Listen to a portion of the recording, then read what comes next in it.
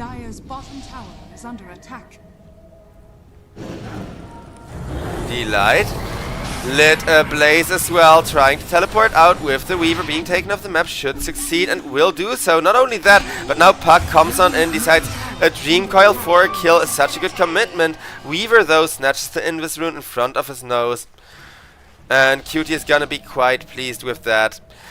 Not that he needs it, right? He's immediately gonna break it, but he denied it from the Puck, which is very, very good. No bottle refill for you, Winter Bears. Enjoy having slower farming speed.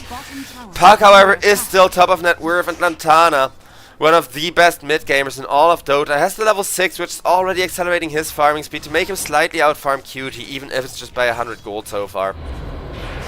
Over on top, we are gonna see Lantana gone on for that. No ultimate available, though he does have something in the way of healing. The Dazzle is making him tick pretty hard, and in comes the Primal Beast, but a snowball save is going to get this Shadow Fiend off the map. Shadow Fiend, however, gets grabbed, gets smashed into the ground. Tusk Walrus punches there, but for what? With 4 people, 5 people sitting under your tower. It's but a drop on a hot plate as the top tier 1 will be obliterated. Puck, he needs to hurry up and finish that Witchblade. Go hunting for kills. It was very, very good whenever we see it against, you know, Primal Beast Dispatch, especially with the Trample. And it will be very good against the Dazzle's targets with the Shadowgrave as well. Because if in response to Shadowgrave you Witchblade right-click somebody, that person is gonna tick out. Centaur also is gonna be forced to teleport back, so at the very least Cutie's high right-click damage is paying off for something. A return mid-tier 1 will be taken though for that top tower.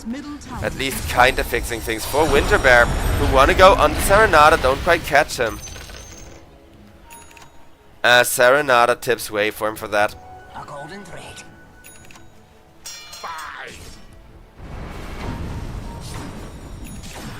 Underlord, of course not really a hero that needs a Helm of the Dominator, because with the Atrophy Aura granting you Cleave, you're already one of the better farmers out there. Even with the Cleave range having been nerfed, I remember when it was hilariously big Cleave range and people would play Underlord 1. I want Underlord to gain permanent damage again, but I want them to change it instead. Because remember when Underlord for getting kills would get permanent damage? Wait, I'll finish my rant in a second. The stack is being contested at a very unfortunate time for the side of VP Prodigy. They do get a beautiful Shadowgrave out on the Dazzle.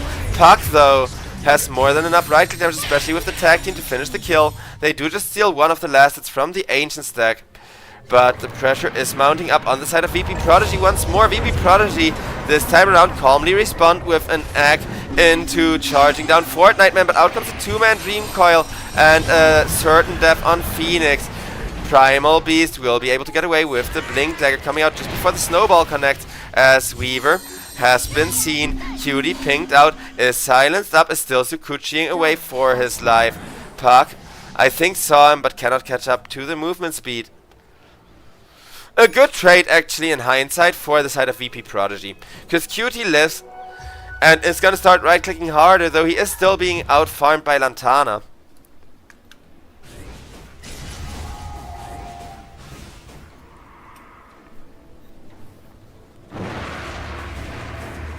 As F, I wonder when he's gonna start joining those team fights. Bless your soul. Bless your soul, says the Shadow Fiend. Shadow Fiend, more like Shadow Friend, am I right?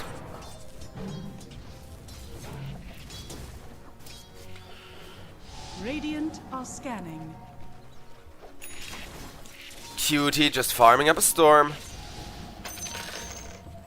He is going for an early Aghanim's shard at least, which I'm a big fan of because it does grant you 2/3 of the farming speed you need. Centaur Warrunner cutting it really close with the Wisdom, waiting for Puck to come in to reinforce and bring that damage, but Puck has to run.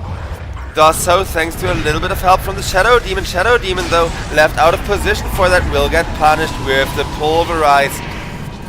Puck committed a Dream Coil, stunning up 2. But do they still want to go? I don't think so. Panda God with the Haste Rune should be fine against the Weaver. Waveform though, forced to use the Snowball very early on to dodge. Nice Ice Shards will keep him alive. 20 charges, 1. The stack in the dire triangle is getting taken, however. Centaur War Runner will teleport in, but Weaver left out of position with a sudden ward into Walrus Punch, and with the tag team puck just barely has enough damage. Will jump himself back as Serenada also dies in the corner. That was such a good fight until they went for that Ancient stack, and for the greed of going for that Ancient stack, you can see the win rate once again drop out of the control of VP Prodigy. VP Prodigy, they have such a good early game, but a good early game against Lantana's mid game is not gonna matter here. They need to be careful, or else this is gonna turn into a 2-0 faster than they expected, just like last game did.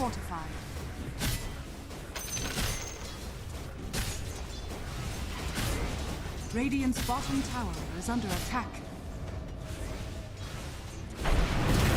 SF gone on by the Weaver now. Weaver, a test of his physical damage, but with a double save.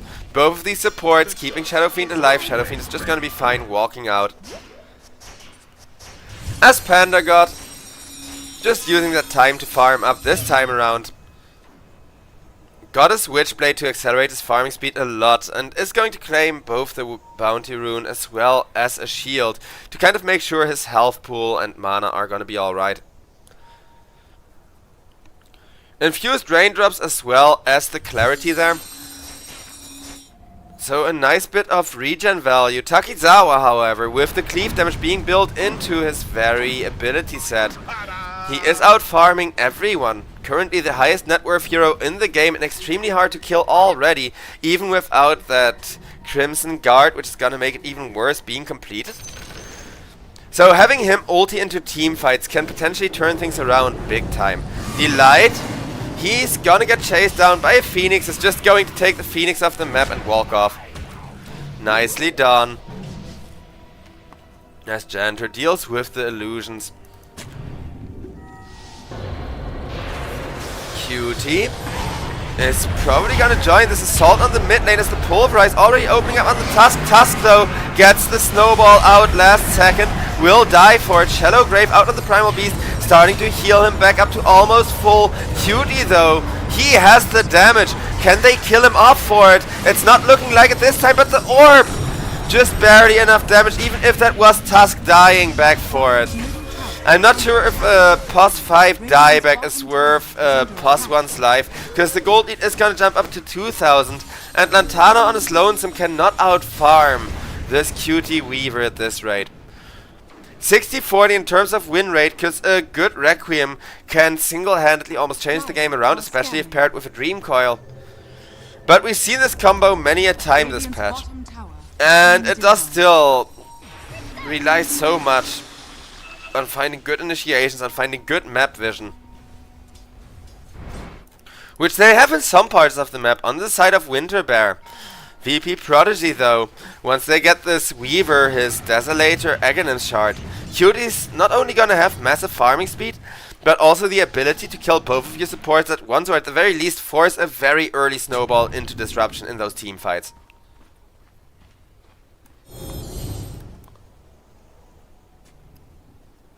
Panda God, however, with the Blink Dagger, an absolute menace.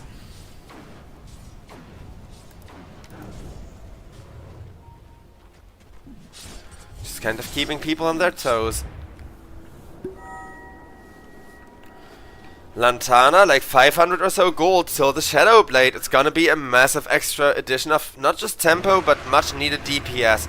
Because Weaver, with the Gemini attack, he's still gonna out damage you so freaking hard.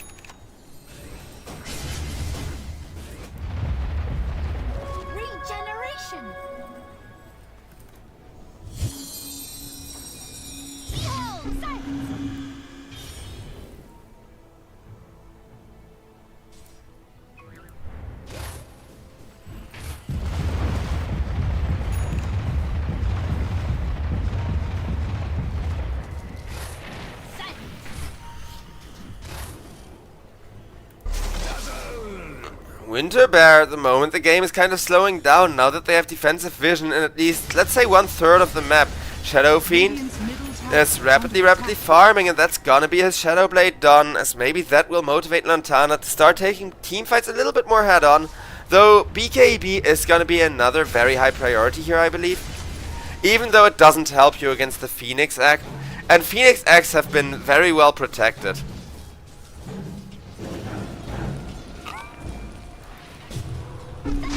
As Phoenix will die to the Puck, and Puck will jump away. As Underlord comes in, gets a setup on the Shadow Demon. They're gonna try to save the Shadow Demon with the Snowball, as F's still alive. Shadow Demon has died though, and now the SF goes down as well. Both the Shadow Fiend and the Shadow Demon going down in rapid succession. While Puck makes sure to teleport out, but the Tormentor is gonna go the way of VP Prodigy. Exactly the kind of cash infusion that they want to make sure that not just the Weaver, but also the supports stay relevant and stay able to make those kills. 4 bonus damage already on the Desolator right after picking it up. And now Weaver is gonna have amazing timing on the Shard to accelerate his farm even further. Because SF is still 500, almost 800 gold ahead of him.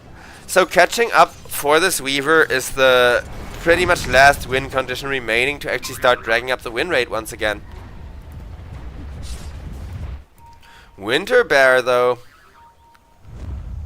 they're not out of it just yet. They're gonna go for a bit of a greedy smoke, trying to potentially enable a Roche play, judging by the fact how warded they keep this Roche pit.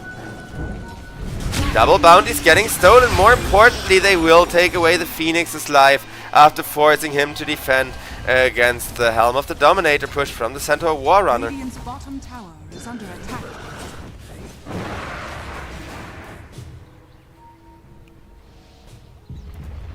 Blink away from the Tusk as well.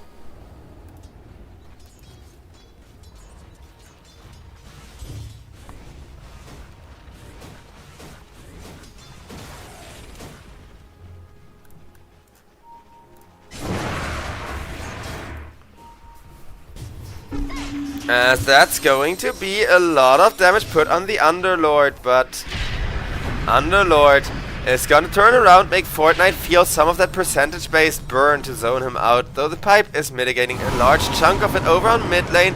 We may see another potential initiation. The egg, however, has been forced pretty early into the fight, but SF silenced up, ticking away. This time around they're gonna prioritize him, but the Shadow Demon is sitting behind him. No save available, however. Snowball comes in as well as the Dream Coil, keeping everybody at bay, getting better positioning for Winter Bear. But the chip damage is real, whereas Dazzle in the backlines of VP Prodigy makes sure to sustain everybody, keep them healing up. Puck caught now, but a Walrus Punch prevents the Pulverize. Serenada, BKB pressed.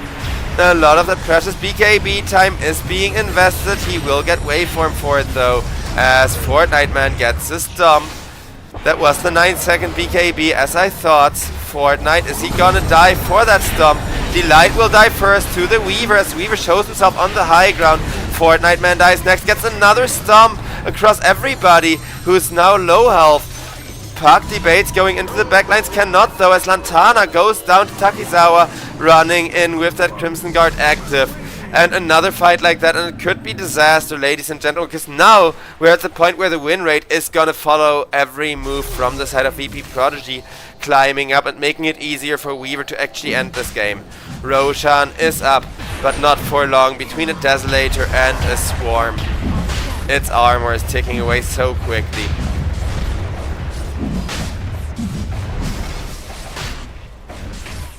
Half of Roshan left. Tusk sitting around the corner gives a taunt, as he's kind of hyping himself up for what's to come. He does have a blink, and blink into the Roche pit. Walrus Punch does not do enough damage. Waveform just perishes. Weaver, 5-minute Aegis. They didn't even panic and give the Aegis to somebody worse carrying it than the Weaver. So I think everything here is working out exactly as intended for the side of VP Prodigy right now. Pushing up the high ground is still going to be a pain in the ass, which is why it's 60 against 40, because those Requiems, they stay being scary, even if your Weaver has the damage to outcarry Shadow Fiend. But we're gonna see, because this Aegis means 4.5 minutes of QT controlling the map. Though it's usually the second Aegis, that's the one that pushes the high ground, right?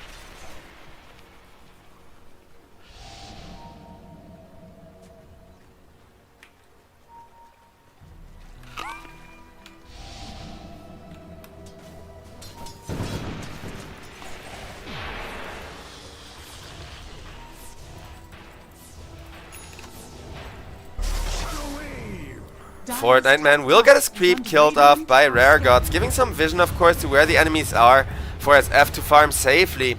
But even the Dazzle is making good money, Rare Gods. He's like over 2,000 gold ahead of this Tusk right now, which is really paying off on a hero like Dazzle, because he's going for the Orchid to make it so much more difficult for Puck to play the game as Puck. Being aggressive, making space where he can with that Aghanim shard of his purchase. But we need a huge Requiem if Winter Bear still wanted to owe this series, and I think they really want to do so.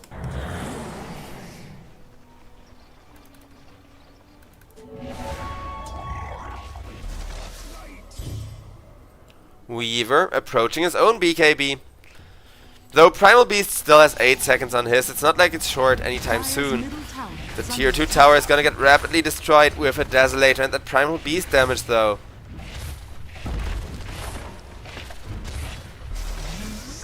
And yoink, no more tier 2 for you.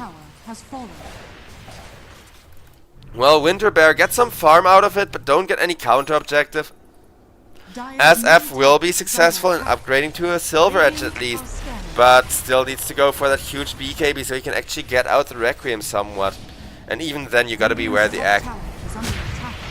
In comes initiation from the Tusk, and with the follow-up there's being there for a squishy hero like Weaver. His Aegis is gonna go. Shadow Demon will save the Tusk for that, but only briefly. The Ice Shards come out, both supports die for just a Weaver Aegis. The egg has been committed at the moment it ends. Puck jumps in, realizing they need to get more. The tower fortified for that little bit of extra damage, getting Serenada low. But Fortnite Man, can he do anything with it?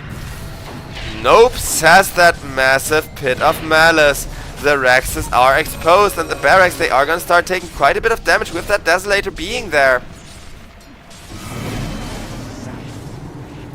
QT starts working on the melee Rex. Half health already. Puck needs to come in and defend.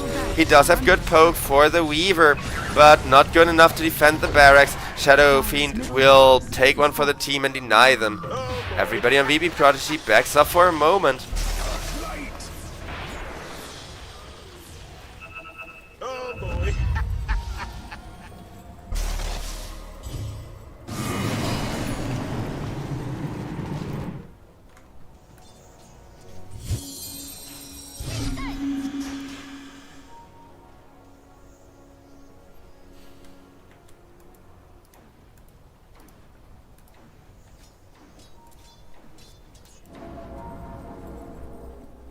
Dire are scanning.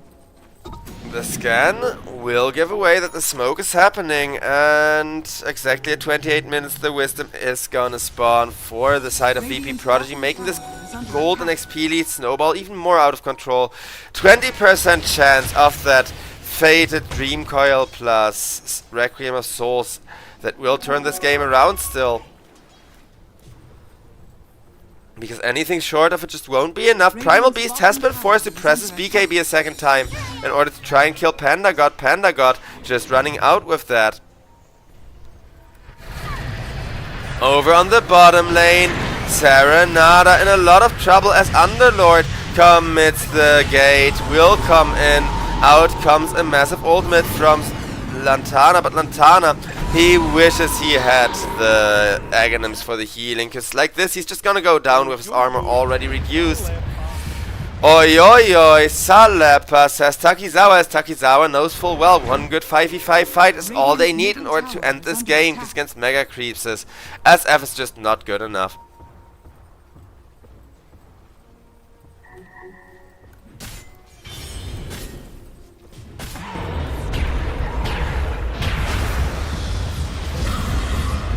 Fortnite Man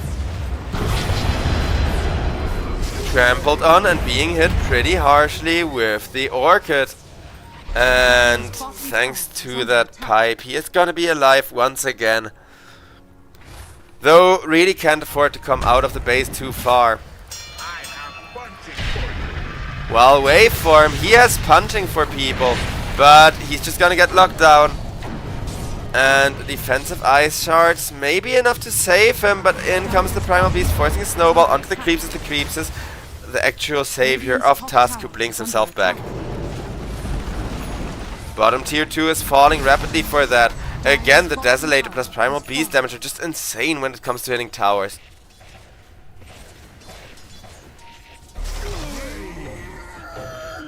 Heal wave! This has been a message from your Dazzle. Oh no! No! Look at the timing, ladies and gentlemen. I think this pause, and it's Winter Bear having the disconnect that forces the pause, may just cost them the game. Oof. We finally got ourselves a, well, kind of beautiful puck initiation, provided that that Stampede is gonna come out, and it is a short disconnect, but this timing is so awkward because they see Panda God. Womp womp.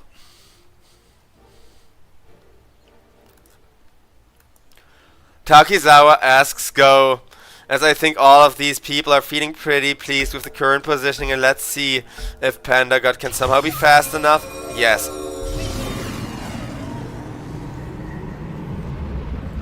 Oh, if he would have died, then it would have been the most frustrating way of this being a GG possible.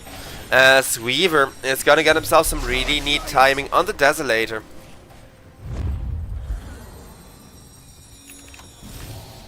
Dire are scanning.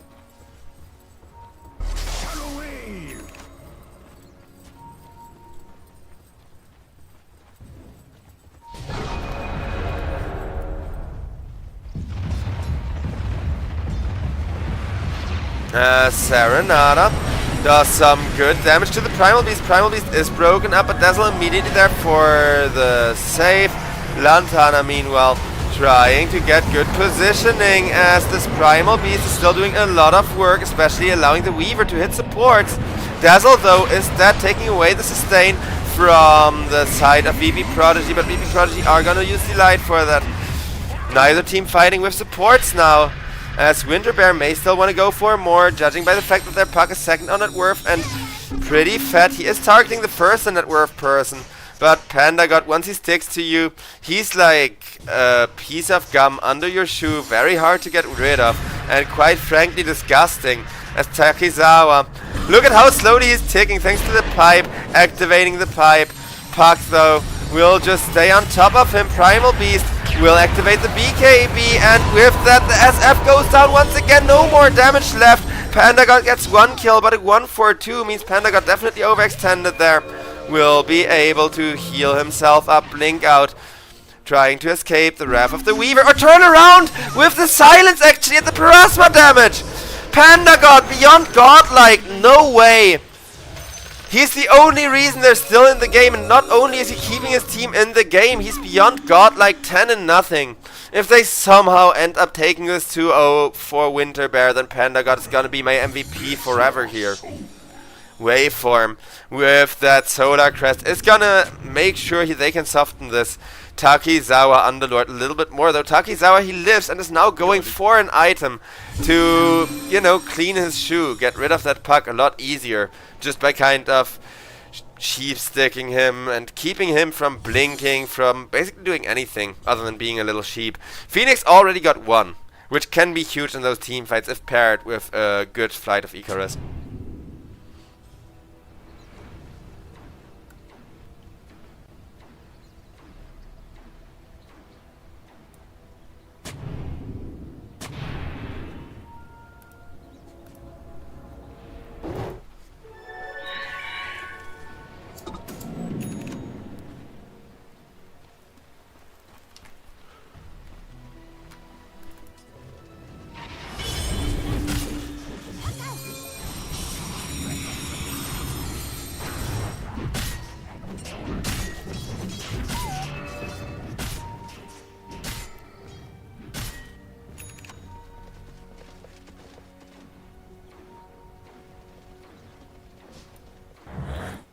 Well, Dire are scanning. it's gonna be a Torment respawning once again. Winter Bear are gonna try to take this one, and they want this win rate to go back down. Fortnite Man Aghanim Shard is certainly gonna help, though it's the Fortnite Man Aghanim Scepter that they kind of need in order to enable the synergy for SF, because SF dies too early. He's 0-6. Lantana is the one suffering, and the main reason why Winter Bear is still so far behind. Are scanning. Roshan, though, taking a lot of damage from the Weaver.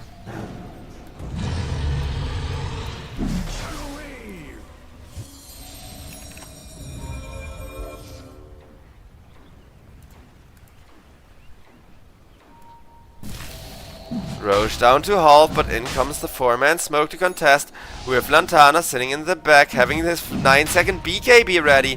Very fortunate timing. The Swarm is giving away Roche info, but not where anybody is. Puck with the orb tries to initiate, but Waveform, the first one to get killed, will accept another dieback if it wins them this fight. But the positioning is not great from Winterbear right now. They need to do something as the Sheep Stick disrupts the Puck.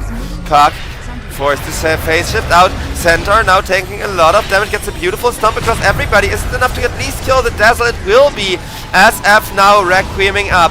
They need more out of this. 2 for 3 so far, which isn't bad.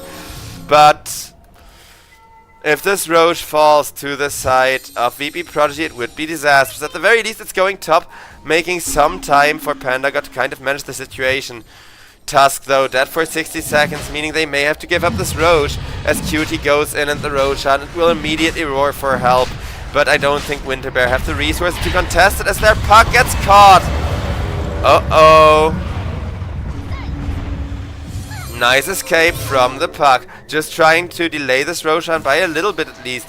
But, well, Puck gets away, Roshan will not, and that is gonna be an Aegis going the way of Weaver once again, who's gonna be very happy about that. PandaGod, he's kind of facing the problem that he's gonna be 6-slotted soonish, but he is opting for the Shiva's Guard for maximum synergy with his Parasma to make sure that they have an even better answer to that pipe. Being able to, you know, reduce the magic resistances in response by pressing that. QT takes the Wisdom. The other Wisdom will go the way of, I think, Fortnite Man, or are they gonna, yeah. Fortnite Man is gonna take it, sending a creep out first.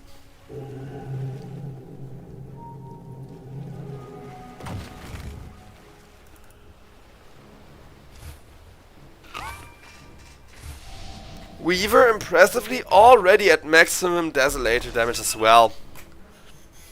QT, he hits for over 300, crits for even more, and has that Gemini attack.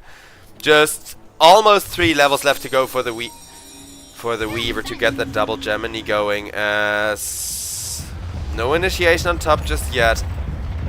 Things are going to be kept quiet for now. VP Prodigy have an egg as well as that like double sheep stick. Everything is available. Though the BKBs on both the Weaver and the Primal Beast are down to 6 seconds, which means at the very least Panda got the real carry right now on the side of Winterbear. Pandas are technically a kind of bear after all. Has to do a lot of work. Though I do think it's fitting that, you know, PandaGod is the like currently MVP for the side of Winterbear. Whether it's gonna be enough though, I wonder. Also, pandas ironically don't go that well in winter. They're actually used to more temperate climates. Tusk though initiates with a beautiful amount of damage on the Phoenix. They really want to keep that egg from coming out. The Shallow Grave will save the Phoenix, will allow the egg to come on out. Shadow Demon dead. More importantly, this Puck with the silence is just gonna perish. PandaGod, he dies the first time, and that is going to take away so much damage as Fortnite Man is hauling ass to get back into the base. He still has a large loads remaining. Lantana goes for an ultimate. Weaver, he will get caught by that ultimate, still has his own ulti to answer as Tusk goes in with the stun, tries to get everybody back, but Primal Beast, he just has 5 people in a corner. Perfect for me. PandaGod still goes in trying to 1v5 this, but 1v5 plus Aegis means he too is probably not gonna do enough. Tier 3 is gonna crumble as, ladies and gentlemen, we're gonna get ourselves a game number 3 for the very first series of the playoffs. GG's in chat. And Winterbears, they did put on a really good show, but the SF carry, it just didn't work. I did tell you guys, whoever has the better early game is probably gonna win this, just judging by the carry versus carry matchup. And Weaver, well, he wasn't farming as well as the SF for a little while. SF died twice. One time even to the Weaver. And when you're a really rich carry and you die to the enemy carry, that means you've just given the enemy carry a ton of tempo back in their pocket, which will be enough tempo for VP Prodigy to close out this series in a beautiful 1-1. Or, well, We're gonna see whether they can actually close it out in the next game, but they still have a chance to do so. So, ladies and gentlemen, let's head to a break and see what the drafts in game number 3 will have in store for us in just a moment, as this Weaver by Cutie very well played. But I do think my MVP is the Dazzle, because Dazzle isn't a hero we see picked every day anymore, and here it goes off so hard. So, ladies and gentlemen, I will see you all around. Thank you for watching, peace out, and have a great one. More Dota 2 action coming up after the break.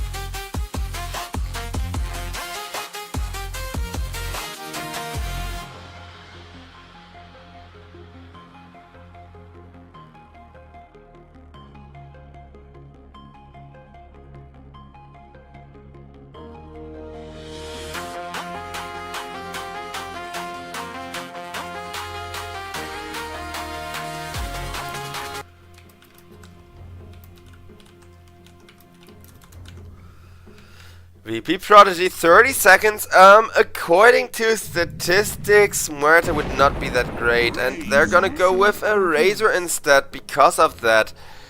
Serenade locks the Queen of Pain, so Cutie is gonna take the Razor into the 1 position.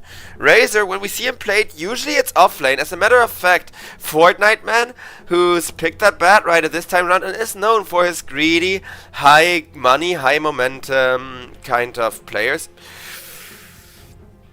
I don't know, like, he likes the Razor for himself. Cutie taking it into the 1 position. It's gonna be exciting though.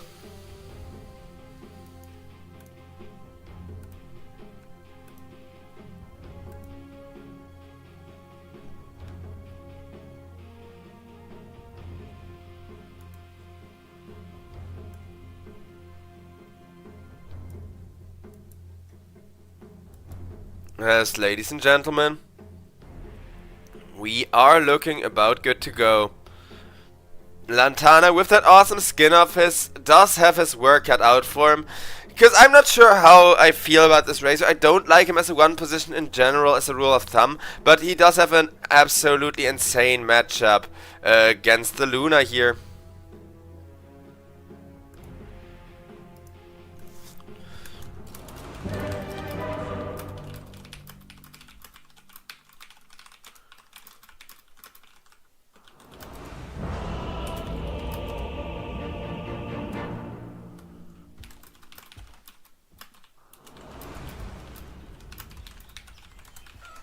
Alright, just let my colleagues know that Base Defender does have time to get some breakfast in her. Because after this series, my good friend and his team colleague, Dudai, will be taking over with none other than the one and only Base Defender.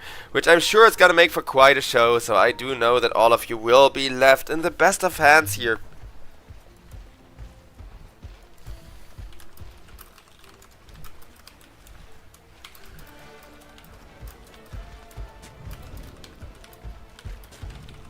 Oh, we may see ourselves a clash though with Fortnite Man, the one to break a 4-man smoke. He's skilling the Firefly instead of the Flame Break, and that means he's certainly dead. Instant first blood from VP Prodigy, but there's the first blood rotation that Winter Bear were trying to set up. Can it get more? Is it just gonna be a follow-up kill onto Waveform, as Waveform already dropping low, being chased after he's running through the trees, trying to get safety. Razor though, Plasma Field is connecting, slowing him up, and with that Queen of Pain blinks in. One more right click will definitely do the trick. Waveform dead. 2 for nothing. Glimpse back onto Panda God. Panda God being blocked in by 2. They will not let this mid lane Beastmaster get to his lane without perishing for it. 3 for nothing.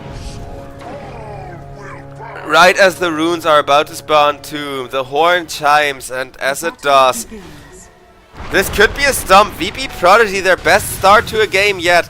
They get not 3 but 4 kills, with Serenada's Queen of Pain having the freest start ever, as well as 3 of those bounty runes, with only the 1 being picked up by Lantana. At least Lantana didn't die, because this Luna now needs to outfarm everybody and basically have a huge free game, but a 1k gold lead going into the laning stage is gonna be rough.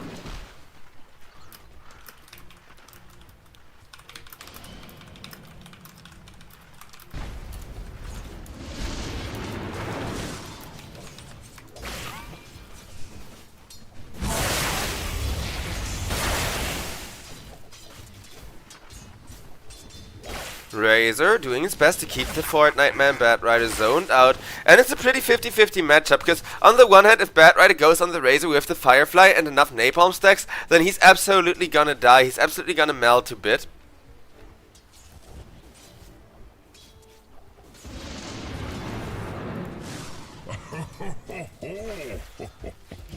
Well, Waveform on the Train Protector, not really winning any harass battles just yet, but his massive damage output is gonna make the lane a lot more bearable against Janter. And against the Cute, who already has 3 assists worth of gold towards his boots.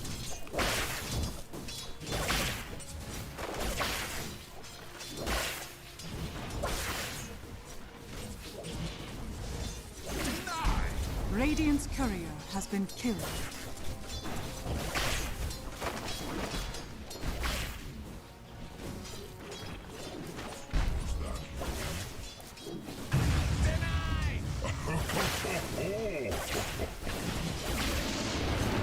As that's gonna be Waveform dragged out of position. Razor making sure to get himself yet another kill. Cutie already snowballing extremely hard. Like, I still don't like Razor as a one position, but this is exactly the kind of lane that both him and the Queen of Pain want to have. So two of the cores on the side of VP Prodigy are already stomping, not just winning, but absolutely stomping their lanes. Just thanks to that really good early game fight, where Queen of Pain now gets herself one of the water runes, Beastmaster will get the other and will be able to regen up somewhat. Panda God still not having that much fun in this lane.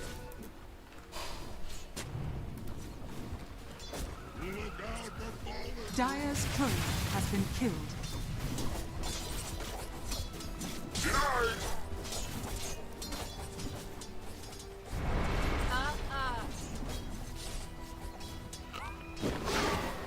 Rare Gods gets a very nice toss back onto the Jakiro. That could be the Light's life, and Luna has a stun, but a singular stun is not gonna keep them at bay. Now all three of the lanes are currently being won already by the side of VP Prodigy.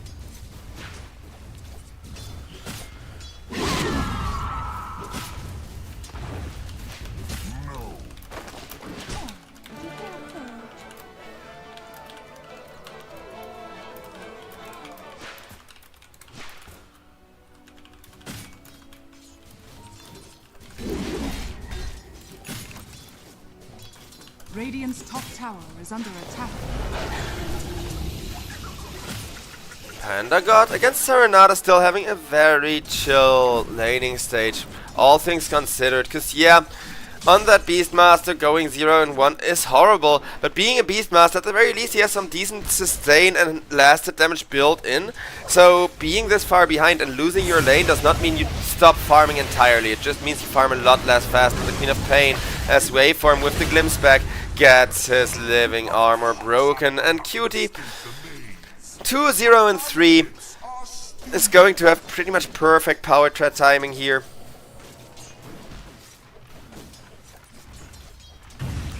Fortnite Man made to suffer.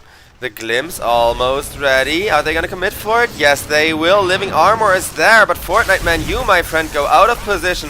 Getting his damage drained. Plasma field is connecting, but Razor decides to back off. Nice flame break back. If this could be a kill on Cutie, it would be huge, but he still has a Fairy Fire and a stick. Using the stick, not the Fairy Fire. He's gonna be fine.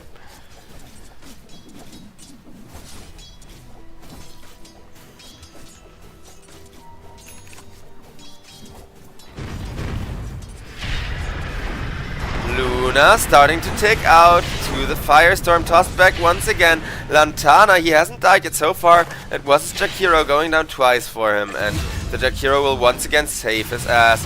As Fortnite Man, meanwhile, dies over to the Razor on bottom lane. Razor looking for a potential follow-up kill onto Waveform, as Waveform with one more Plasma Field and one more right click goes down to Cutie. Cutie just ominously hovers out of the tower, going 4, 0 and 3. 3k gold lead already. Ladies and gentlemen, you can see how this game is escalating.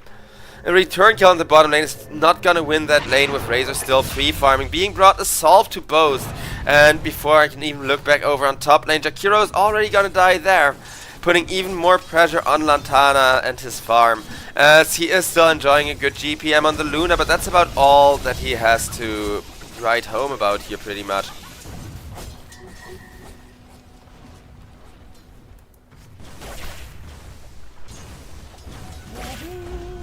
Whoa!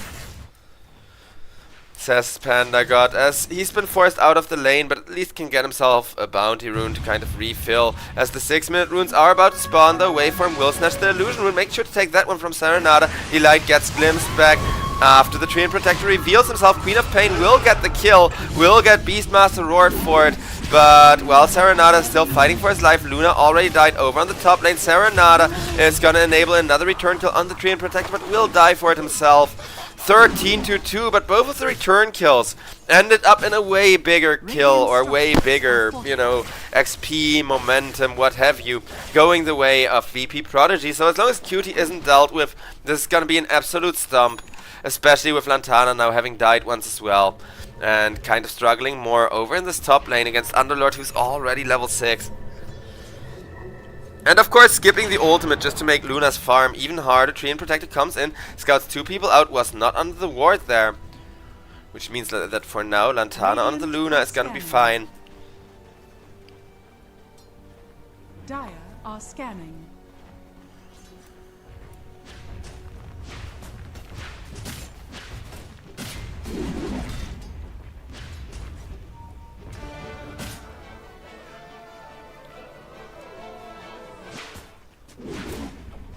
Serenada gives the taunt and a little dance as the Queen of Pain basically just domineering the mid lane, still getting supports to roam in to potentially try for a kill with the Disruptor glimpse as Panda God sitting very vulnerable, will get glimpsed out of position. A nice living armor to keep him alive, but there's the avalanche, there's the toss back, and Panda God will have to commit the roar to even stand a chance at surviving here. Queen of Pain though, awfully low health, nice root from the Treant Protector, but even with the blood grenade, she's just gonna get herself back. Has 2 bottle charges, so Serenada can heal up and try again, I guess. One of them will be cancelled from nice access by Beastmaster, but an equally nice toss back. Sad waveform up for death. Serenada needs to be careful, but with that glimpse is gonna survive the Beastmaster with the access attempt. Blinking away. Delight still fighting, got a nice dual breath. In comes the Luna, getting 1 support kill, getting 2 support kills enabled. With one of them going to Delight, but some very nice return kills as at the very least Lantana now having a game for himself. But so is this insanely fat cutie Razor still, using his ultimate for a little bit of extra lane pressure, for a little bit of extra farm. While Fortnite Man just pulling the wave away. He really loves playing this Bat Rider, has been doing a lot of good work with it, but being up against another one of his main heroes, it's not helping him as much as it should. Razor wants to commit for a Maelstrom, but more importantly, Razor wants to commit for a gang through the Twin Gate. As Lantana is getting himself back, as Scan did reveal that Luna was there and they're gonna try to dive. I do think they saw Luna's courier, so Rare Gods pings out where Lantana is. Lantana zoned back, the courier will reveal Tiny, and there's that just gonna have to deal with the tier 1 tower. Nicely played again. Luna is the one hero that may potentially, hypothetically, still be having a game, because when we switch over to net worth, you can see just how Radiant favored this game is.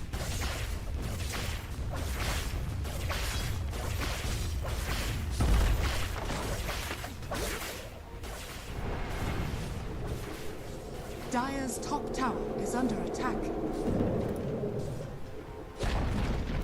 Dire's top tower has fallen.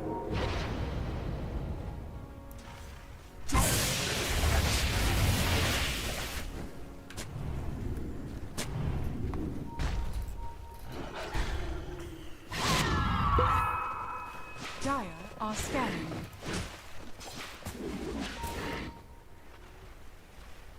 We're gonna see a 3-man smoke catch up to Waveform. Waveform under the ward is fine for now, but out comes a dust of appearance. Razor stealing as much damage as he can away from the Jakiro while making sure his ultimate works down Waveform. That's both of the supports that, but they're not gonna settle for both of the supports. VP Prodigy will get themselves that mid lane Panda God as a bit of a bonus kill.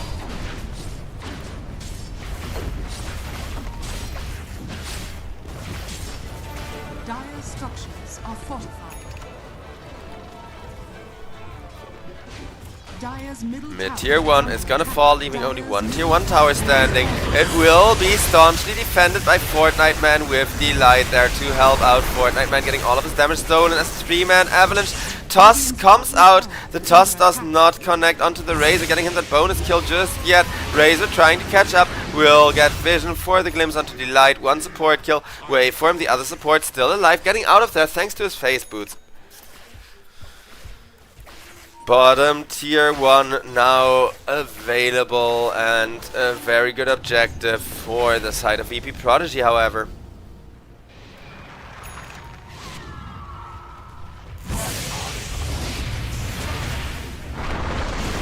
As out comes a glimpse back onto Waveform, and Waveform will die to Serenada as Serenada does a beautiful job while the mid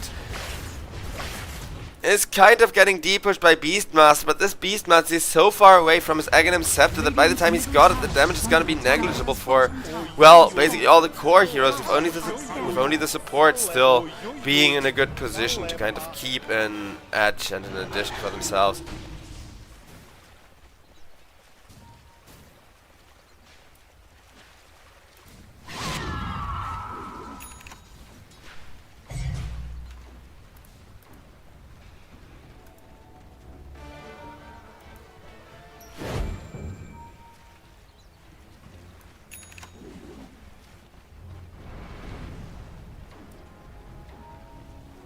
What have we here?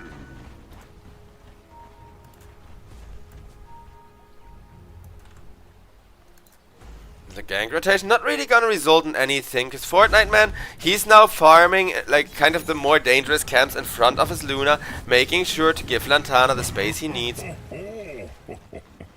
Radiant are scanning.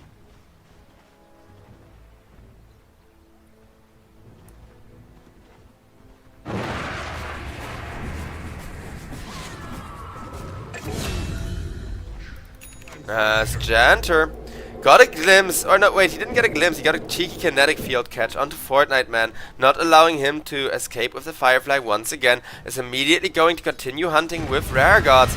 And once again the same combo, except this time around there's Cutie there to make sure the light dies even faster. And Cutie already wicked sick. With that, Maelstrom is looking for a very early Yasha to double down on the aggression.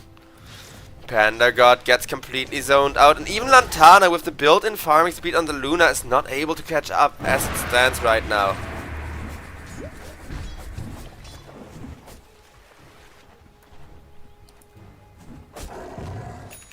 Dire's bottom tower is under attack.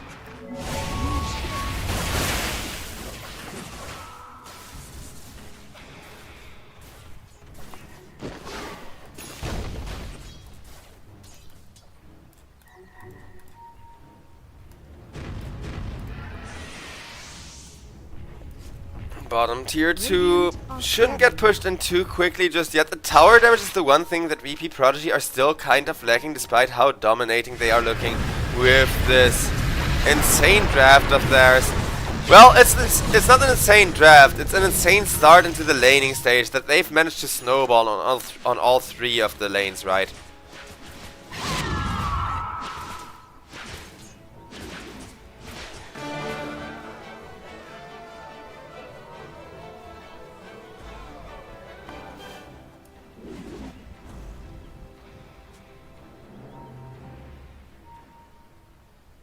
Dire are scanning. Fortnite Man potentially living dangerously, though he does have a lasso, and if they could get the lasso on Serenada, it would be devastating. They will commit the Tree and Protector ultimate for it. Serenada, though, presses the Blade Mail, turns around, ultimate onto 3. Can blink out thanks to Disruptor covering him with the ultimate, as Panda God turning into a one-man Berserker, trying so desperately to at least get a support kill, but they can't even get that as the mid tier 2 is going to melt.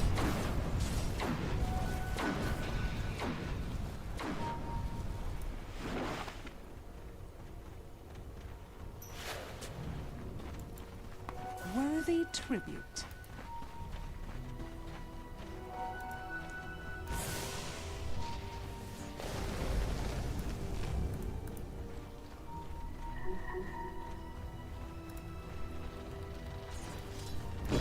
Mid tier 2 getting slow pushed, but the Tree and Protector is actually quite good against the draft with this little push to keep the towers alive with the living armor, actually quite healing them up a bit.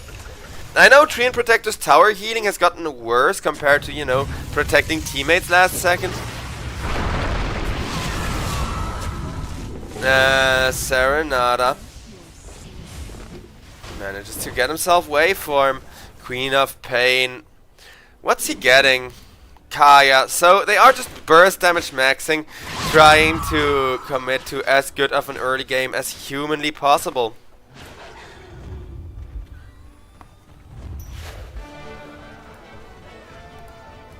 Dire's bottom tower is under attack.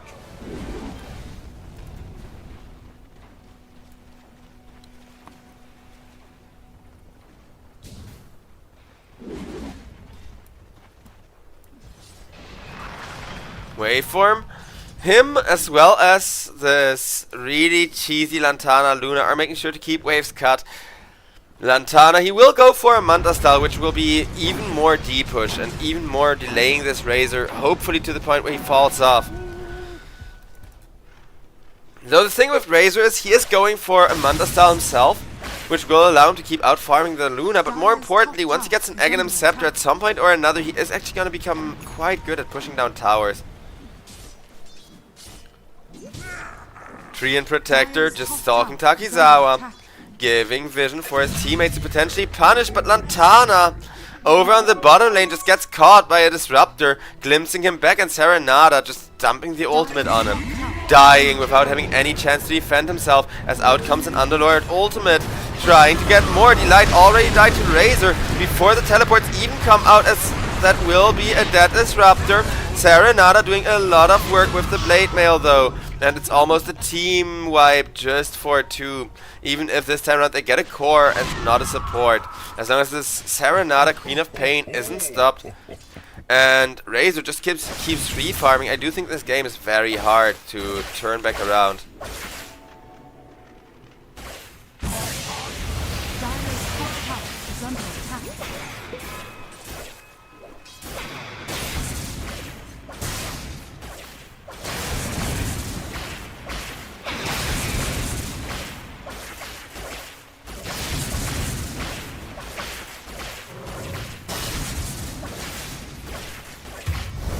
Well, Razor is farming. Jakiro and Batrider just caught the Queen of Pain over on mid lane.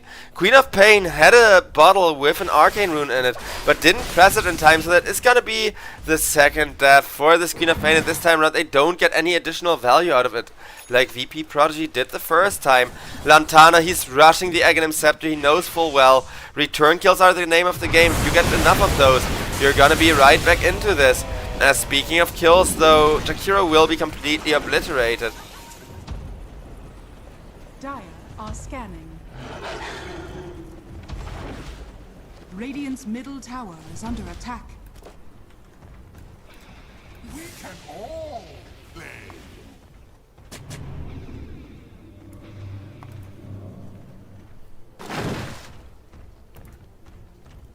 Well, the laning has become very hard for the Dire. They do make sure to at least show one kind of sacrificial pawn, either a Beastmaster Boar or a support in the side lanes to keep them pushed out.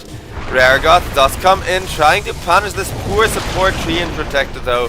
As everybody knows, supports do not deserve human rights. Waveform goes for an ultimate just to create a little bit of space, but he's very much gonna die to Raregoth.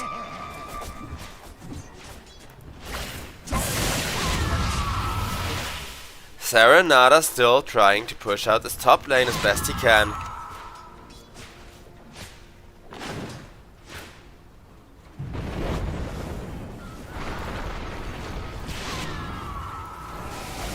As the Tormentor dies freaking rapidly. Queen of Pain actually going for the shard as well. I'm such a fan of the Queen of Pain shard, because in a game where you're winning as the Queen of Pain, the Aghanim shard is not gonna get you punished for jumping on top of people, like it sometimes does and risks it.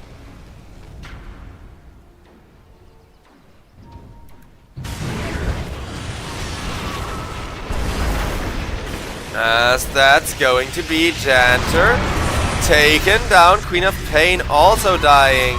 But before she is quite dead, Sonic Wave and 2 bottle charges come out, keeping Serenada in the fight. He will jump away from the Treant Protector, who still wanted to make sure Queen of Pain can go down and isn't protected. Instead though, beautiful pit, beautiful blink, just 1 support for 3, not the kind of trade that VP Prodigy need, and knowing that they're gonna try to make Panda God get another kill and get away with it. Panda God trying to teleport will succeed. Queen of Pain can't really do anything to answer him. Deals with the board at least to make sure that he can't deny runes or anything funky like that.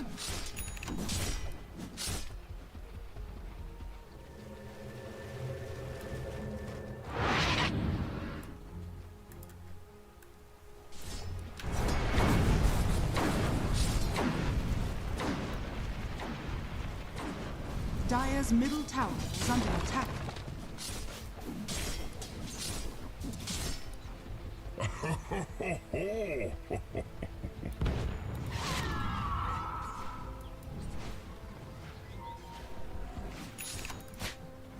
Beastmaster with that Aghanim Scepter at least allowing him to kill off supports. He's going for the BKB rather than a Blink Dagger. So he mostly needs to stay in the fights long enough to kill more than supports, I guess. Makes a lot of sense, definitely good thinking on his part.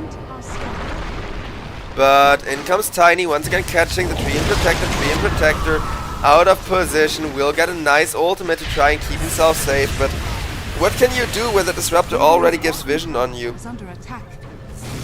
But accept your fate, I guess. As Roshan is gonna get contested, and well, Roshan is still gonna get contested. Fortnite Man, he's just going to get deleted. Jakiro now trying to teleport out, but out comes a beautiful avalanche, out comes a nice toss back, and that's gonna be Delight obliterated by Serenada's Queen of Pain, getting a triple kill. Not one triple kill, more like 3 separate pickoffs in close enough succession that it counts as a triple.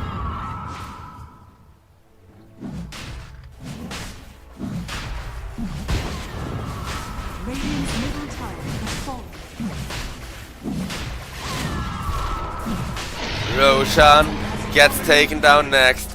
And with that, Razor now having a second life, this game could be over before the 30-minute mark. Tree and Protector once again getting hunted for sport. They will not find him even with that dust, but that means they know where he's gone, and they do have a ward. How long are they going to chase Waveform though? Because Waveform, he is making a lot of space.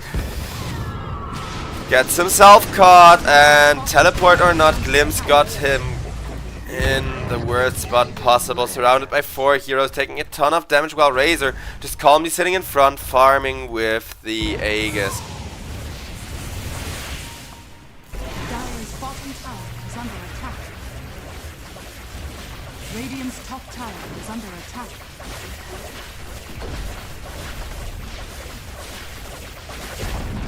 Bottom tier 2 has fallen, and now that the Tree and Protector is down, they do want to go for the tier 3 tower, putting Cutie to do some work.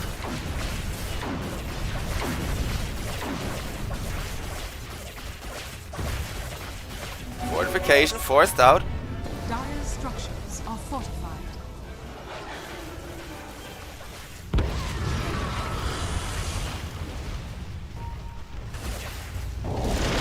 Queen of Pain gets jumped right at the end of her blade mail. BKB from the Beastmaster to make sure they got the damage on Beastmaster.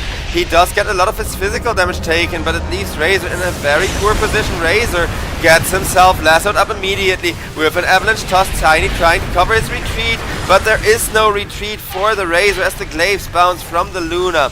With the massive ultimate having set up that fight, it looks like for a while longer VP Prodigy are gonna stay in this game. The win rate is actually gonna go down to 1/4 chance for Winter Bear to still do this. Aegis or no Aegis, maybe you do need to push tier 2s first, or at the very least make sure this Luna is dealt with before you push high ground if you're VP Prodigy. Getting just a little bit cocky gets them punished so hard there.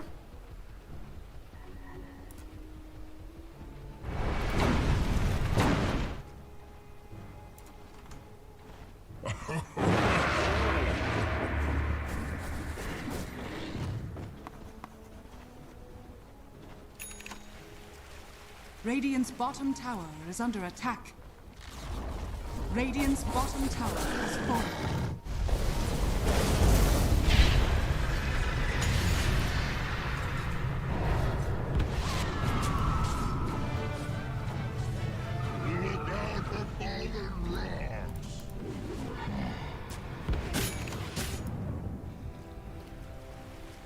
It's gonna be a while till Roshan respawns, and knowing that Winter Bear, although grouped up and in a defensive formation, they do dare venture out of the base again, even though there is that massive Queen of Pain ultimate. Razor, 1,400 gold left to go for the BKB, and he's farming rapidly with another Eye of the Storm committed for it, but Waveform, who, if it wasn't for that Eye of the Storm giving away his location, he probably would have gotten that go on Razor, whereas now Razor is ready for him. Goes for a static link, makes sure to steal as much damage away as possible. Tree and Protector dies, Razor taking a lot of damage himself, will get protected with the Crimson Guard, but Crimson Guard can only save you so long against the double BKB with massive right click from that Luna aura. Winter Bear. They smell blood. They've killed off both of the massive sources of damage as they weren't able to end enough and fast enough. But Tiny with a beautiful avalanche toss and the massive damage from the atrophy aura still trying to turn the fight around, while Lantana, absolute raid boss of a carry. But now has to run for his own life because another tossback would make for a follow-up kill. Tiny still hunting but misses the avalanche. And I think that's that, as Delight will be flying out of there. Lantana though, with that Aghanim Scepter, he is such a beast in the team fights. And the ultimate, it's a 65-second cooldown, so while Luna still doesn't have the best scaling as a carry anymore, at the very least whiffing one ultimate or fighting around her ultimate cooldown are both significantly different from the last couple of patches.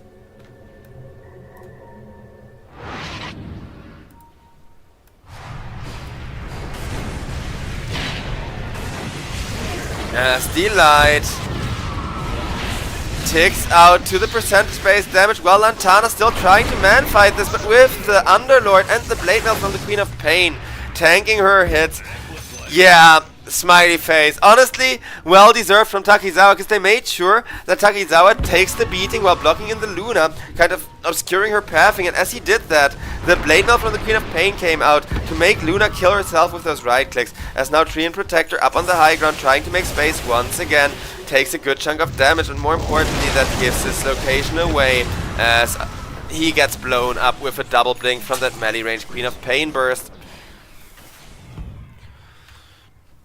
Yeah, VP Prodigy, they may now be at the point where they have to be careful pushing and where they will die if they mess up too much. Worthy tribute.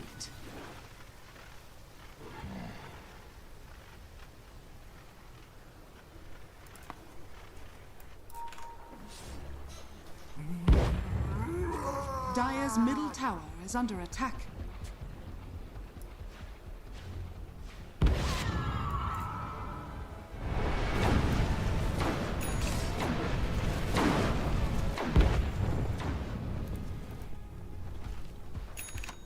$10K lead, but the Luna is back and there's still 8 seconds left to go on her BKB, so she's definitely not without means to defend herself against this QT Razor.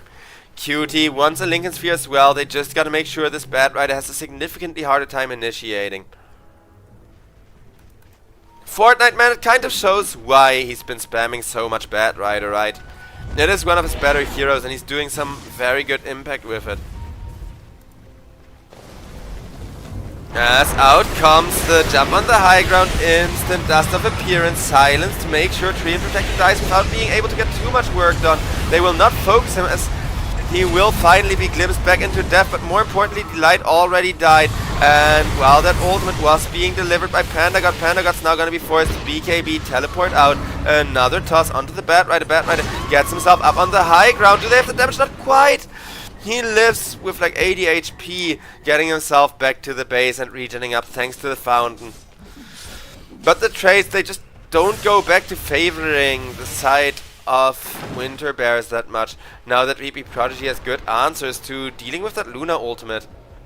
Tormentor is gonna be up, QT and Takizawa.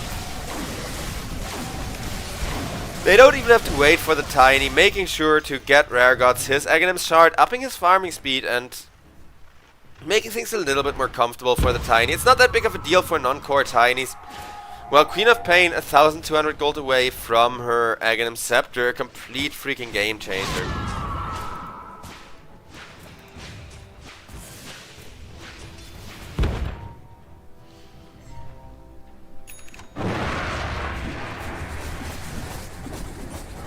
$13K gold lead, but Luna is farming up, has a Crystallis from the looks of it, yep. And is now transitioning into that data list just to make sure that you got as much damage against the Razor as possible.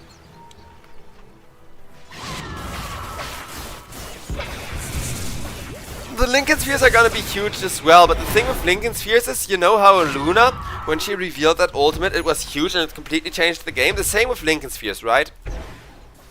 They will completely change the game, especially if Bat Rider tries to initiate on one and fails.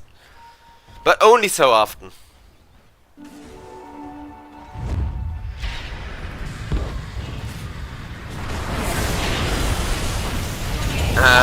That's gonna be a beautiful Queen of Pain ultimate onto two-way form. Manages to get that kill and will...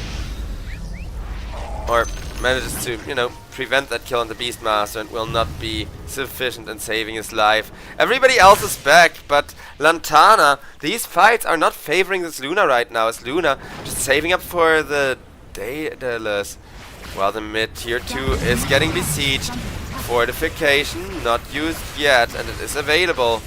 The Vector protection has dropped though, so I don't think they're gonna use it for the tier 2. Tiny jumps in, wants the toss back, but Bat Rider threatens the lasso, forces Tiny to get himself away. Mid tier 2, however, is going to crumble. Dire's middle tower has fallen. Radiant's top tower is under attack. Dire's middle tower is Triangle gets taken over for that. And with the triangle taken over, nothing is stopping VP Prodigy from going for a pretty fast roach kill. It is gonna roar. Dire's middle tower is under attack. But like I said, it's getting a pretty fast kill there. Radiant's top tower is under attack.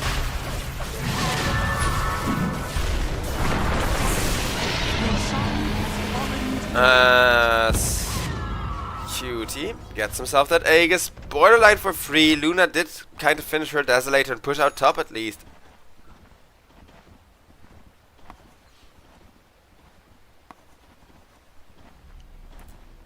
Radiant's top tower is under attack.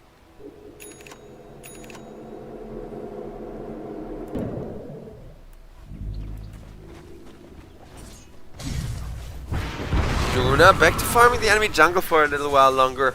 Lantana, he may want to have his buyback to make sure that being out of position or, you know, in a risky spot isn't going to cost him his life.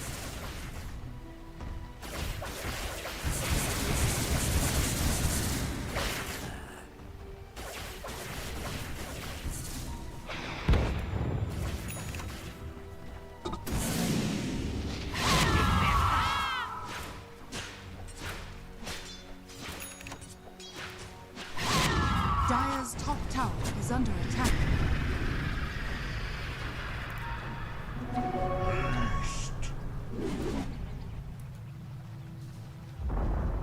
Dire's top tower has fallen.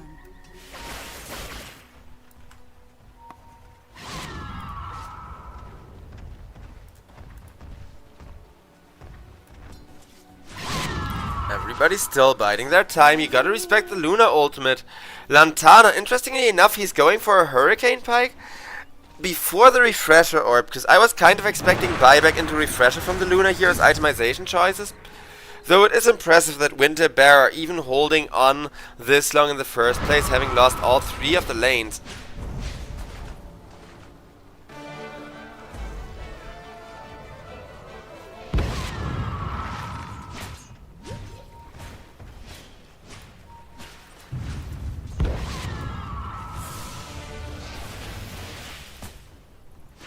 Radiant's bottom tower is under attack.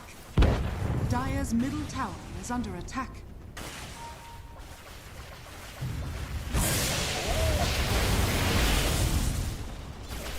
Radiant are scanning.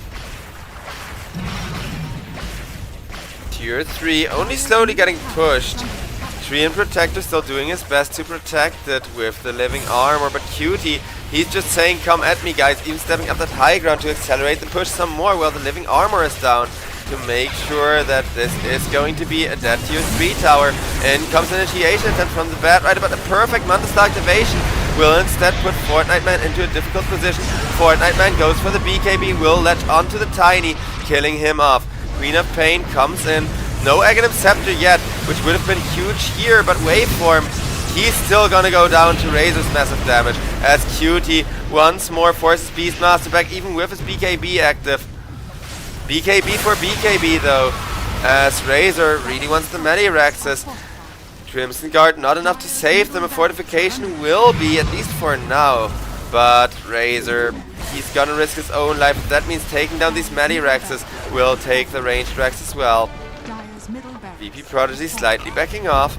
Radiant's bottom They tower know the is Luna under ultimate attack. is down, but it's gonna be only 20 seconds till it's gonna be available again.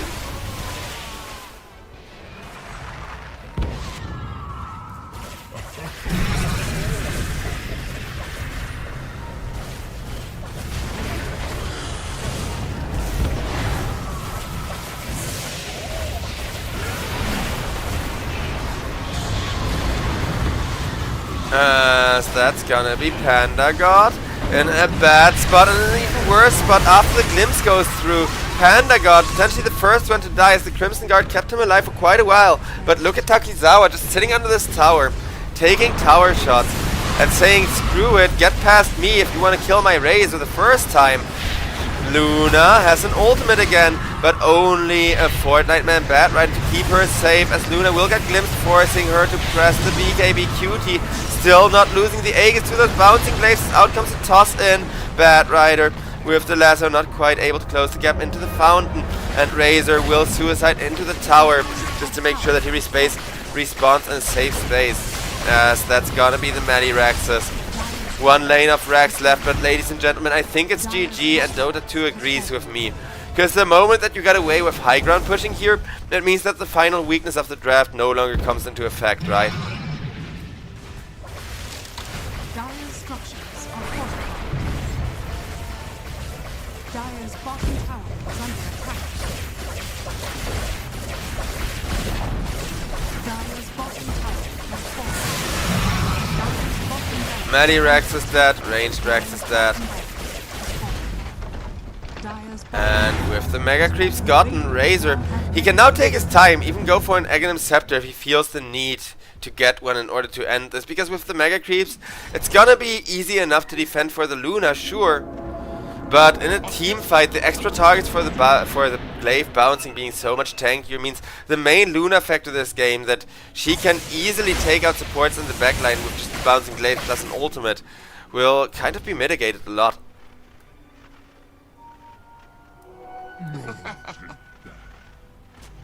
invisible.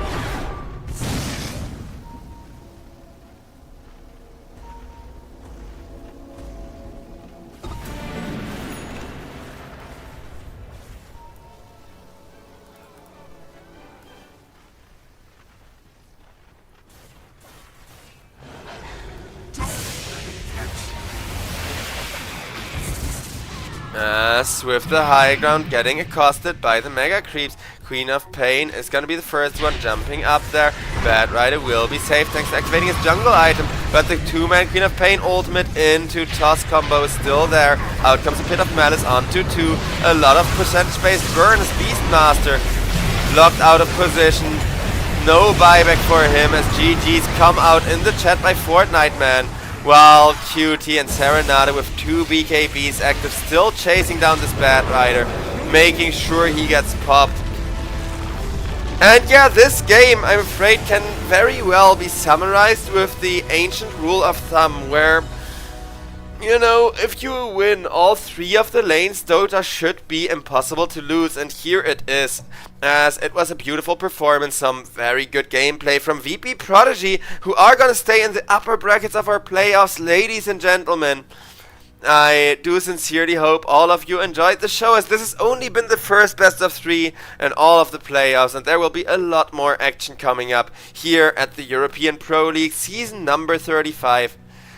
However, I will not be the one presenting it to you, as the next 2 best of 3s will be brought to you by Base Defender as well as Dudai. One hell of a good casting combo. So ladies and gentlemen, I know you're gonna be in good hands. Stay tuned for a good, I don't know, like should be 10 minutes tops, because, you know, we're half an hour behind schedule for getting another really good best of 3 started here. It's gonna be between the sides of Zero Tenacity and Level Up. I will be watching you all from chat, and have a great one. Peace out. More Dota 2 action coming up.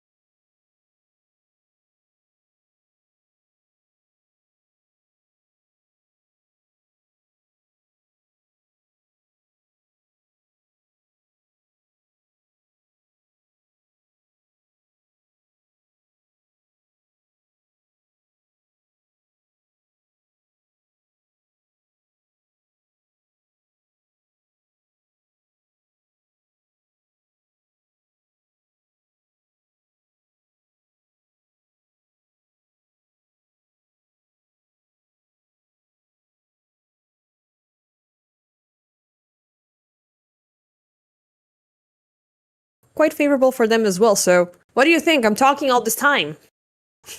Well, I think like in general, ever since Boxy has been picking up this Earth Spirit, this position 4, predominantly position 4, has been pretty legit for both teams. I'm not really sure though if Loopsy is the one who's going to be actually playing the Earth Spirit in general. I would not mind if we would get a little bit of that mid action that Copy used to play, but yeah, when it comes to Mullen, he's a big Spirit fan for sure. So if anyone is to roll with the Earth Spirit mid, it's definitely him. But yeah, no, I think in general, overall, Level Up has been looking for this, whatchamacallit, this team synergy throughout the season. I never really felt that they were super strong when every time we casted them, every time we saw them play. They were always on the up and down trajectory, more or so. So I mean, like, they only won 2 series out of the 5, let's just be honest. And with Ilbers and Docksand just being the punching bags of Group B, which is extremely surprising. You know, every time you look at the Ilbers lineup, like, what is wrong here? Why is this not working? You know, I mean, same could be said for a lot of things. Like, it's a Astini plus 5, same issue. Exactly. You just took it out of my mouth, and we spoke about this sometime during the game 1 because we were, you know, kind of conflicted. Because point-wise, Astini had more points than LiXO, but unfortunately, they forfeit the tournament. So that's a pretty horrendous thing that happened. But overall, their results were insanely shaky, and for such a A-star list. A bunch of names and with a great coach and stuff like that, I'm not really sure what went wrong. So yeah, but also I think Group A and Group B, like by far this has been a very contested season compared to the previous one, because all of these teams are genuinely really good at this point. Dire team pick. Yeah, as the Tide and the Centaur get banned, we do definitely see that Zero Tenacity are missing the Nefrit hero. So I'm definitely fine with this. Still kind of wondering Radiant team pick. what would be good against the Underlord. This Brewmaster keeps on coming up, and I'm just not really happy with it in general. How so? The team push, like the team fights are fine-ish. The tower push has been pretty much lackluster for my liking. Like, I haven't seen it. Seconds remaining. No. From the Brewmaster. Specifically. Like, every time, like, okay, yeah, you still have the Shadow Shaman, and oh, it's a nice little bomb to throw down, but yeah, as we do see, then we stick with the Wind Ranger carry, and we don't get our Spirit mid from Mullen. He goes for the Storm. Yeah. Semi-expected, I would say, but yeah, I'm not gonna lie. I think, in general, Mullen needs, a very nice tempo here. When it comes to Storm versus Ember, it's not that rock paper situation. The better one. Yeah, it's not that rock paper scissors situation anymore as it used to be. So I'd rather say the Storm wins about like 56, 60-ish% of the time versus the Ember. So it used to be that very skill-based matchup, right, when they were the 2 prominent mid laners, but yeah, now it's predominantly about the Storm just having a really good time. And yeah, I don't know what this Warwick Ember was about for Zero Tenacity. It feels like a giveaway pick rather than anything else. And Level Up could just wrap up this draft in a beautiful bow with this Storm Spirit pickup. They don't feel crushed. They don't feel that they need to truly counterpick the Brewmaster. They just go straight for Mullen's comfort. And honestly, yeah, I'm favoring Level Up in this first game for sure. Despite their ups and downs, and despite Zero Tenacity having more points coming into this from Group A. I mean, it's 11 versus 9, so it's not that big of a difference. That's pretty close, but yeah, the one thing that I wanted to add up here, like Zero Tenacity, we haven't seen them in EPL in quite a long time. Like last time they appeared was in December. 2 days later, they picked up Moose, and since then they haven't changed the player draft. So that's already good news, which always equates to stability. So in terms of heroes like Brewmaster, which can be insanely complex and sometimes very difficult to maneuver with, when you have a strong player synergy, you can work things out very nicely. And there's a lot of things that are compensating to this hero, but the level of complexity is something that might be off-putting for a level up to deal with. Even though what I do like in their end is they have opted in for a lot of comfort heroes. Chempik has played the Wind Ranger in the past days. Melon, he got robbed away from the puck, which he really loves. Oh, hold up, monodrama. Are we seeing first blood here? Yes, indeed. Big need at bottom. Yeah, can there be something more? Nope, not really. I don't think Desire and Moose would want to continue this, right? Because they don't have Dream coming in. It's very weird seeing Kami on this SF, as you pointed out. Like, we usually see him on his Lunas, on his, I don't know, from the top of my head, it's just not a Kami hero, as you mentioned. Yeah. But yeah, it's something that Level Up necessarily are playing. Like, they usually go in, and not necessarily that it's always, you know, the good thing, but they go for SF, more sort of combinations, like these double explosive sort of carries. So this is a little bit more withdrawn from their end. But I do like that Melon still has a very fast-paced hero that he can operate with, since he got robbed away from the puck, which it's also something that they additionally synergize with, so you can get the Requiem, so you can get the coil, break it off, get some targets on the lockdown, and then go in for the execution. So a lot of switcheroos is what I'm trying to say between the playstyle of these teams and in terms of the heroes that we're seeing. Yes, I just did. I mean, we'll definitely see some ganking potential, especially from the Earth Spirit. I don't know how much we'll see Desire migrate into the mid lane, if at all, in general, because the Jakiro will require too much of your attention. There's no kill potential on the Wind Ranger, virtually, right? So that should just never happen. So you'd rather want to get like a little bit of compensation on Nefrit by killing Monodrama once or twice more overall. Yeah, for sure. I mean, there's a possibility you can do that if you land in a nice Shackle, but so far Shackle is not your only option because you do need that extra damage. At least at level 3 Shadow Shaman, you might be able to deliver that. And given the fact that this guy can be a heavy right-clicker, and with the Hex enabled, there might be a good chance, given the squishy nature of Jakiro as well. So if he breaks off like 1-2 kills, maybe up to the 5th minute, he might be able to rotate in mid on time, so he can help out Warwick, maybe, you know, see what's happening there. Yeah, we'll generally see, because like, I think it's a little bit of a movement speed issue for both heroes. That is why like Monodrama instantly started off with the brown boots instead of the Wind Waker to just keep his charitable distance. Chempik? Any help? No? It's fine.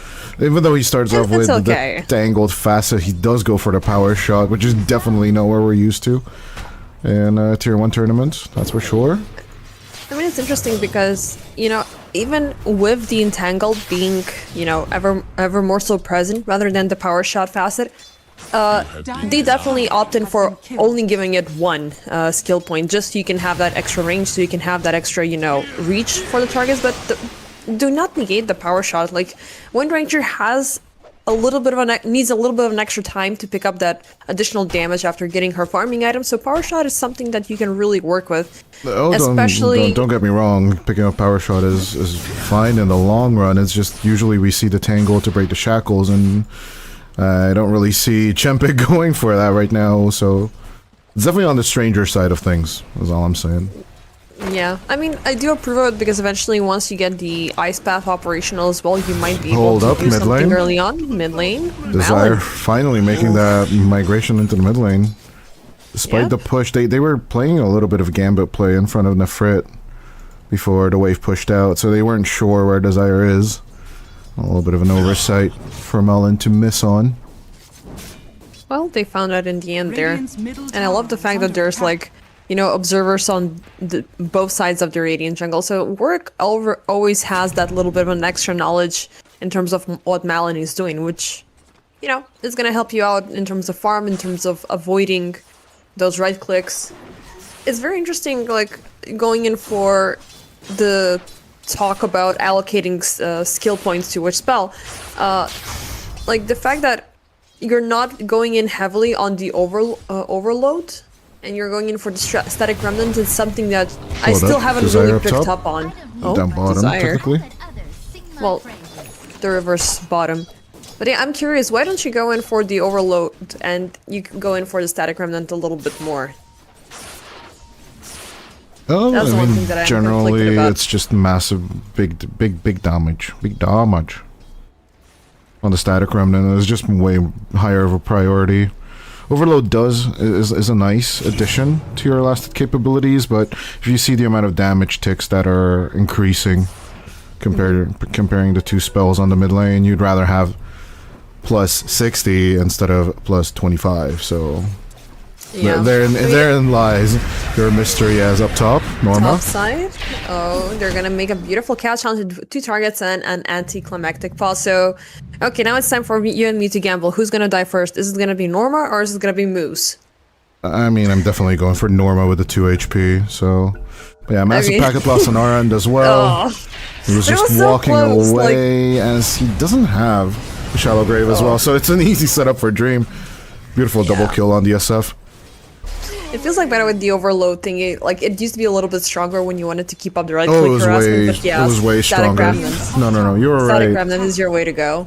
It was way better scaled. I don't remember the stats by heart, but it used to be way better. Structures are fortified. Yeah, and I like that a little. I used to like that a little bit more because it keeps you on the active, harassment line. At the same time, you are able to Desire? farm. And speaking of those mid laners, we already have some extra visitors. Desire is gonna get Malin locked up into the shackles, and he is gonna take him down before he falls himself.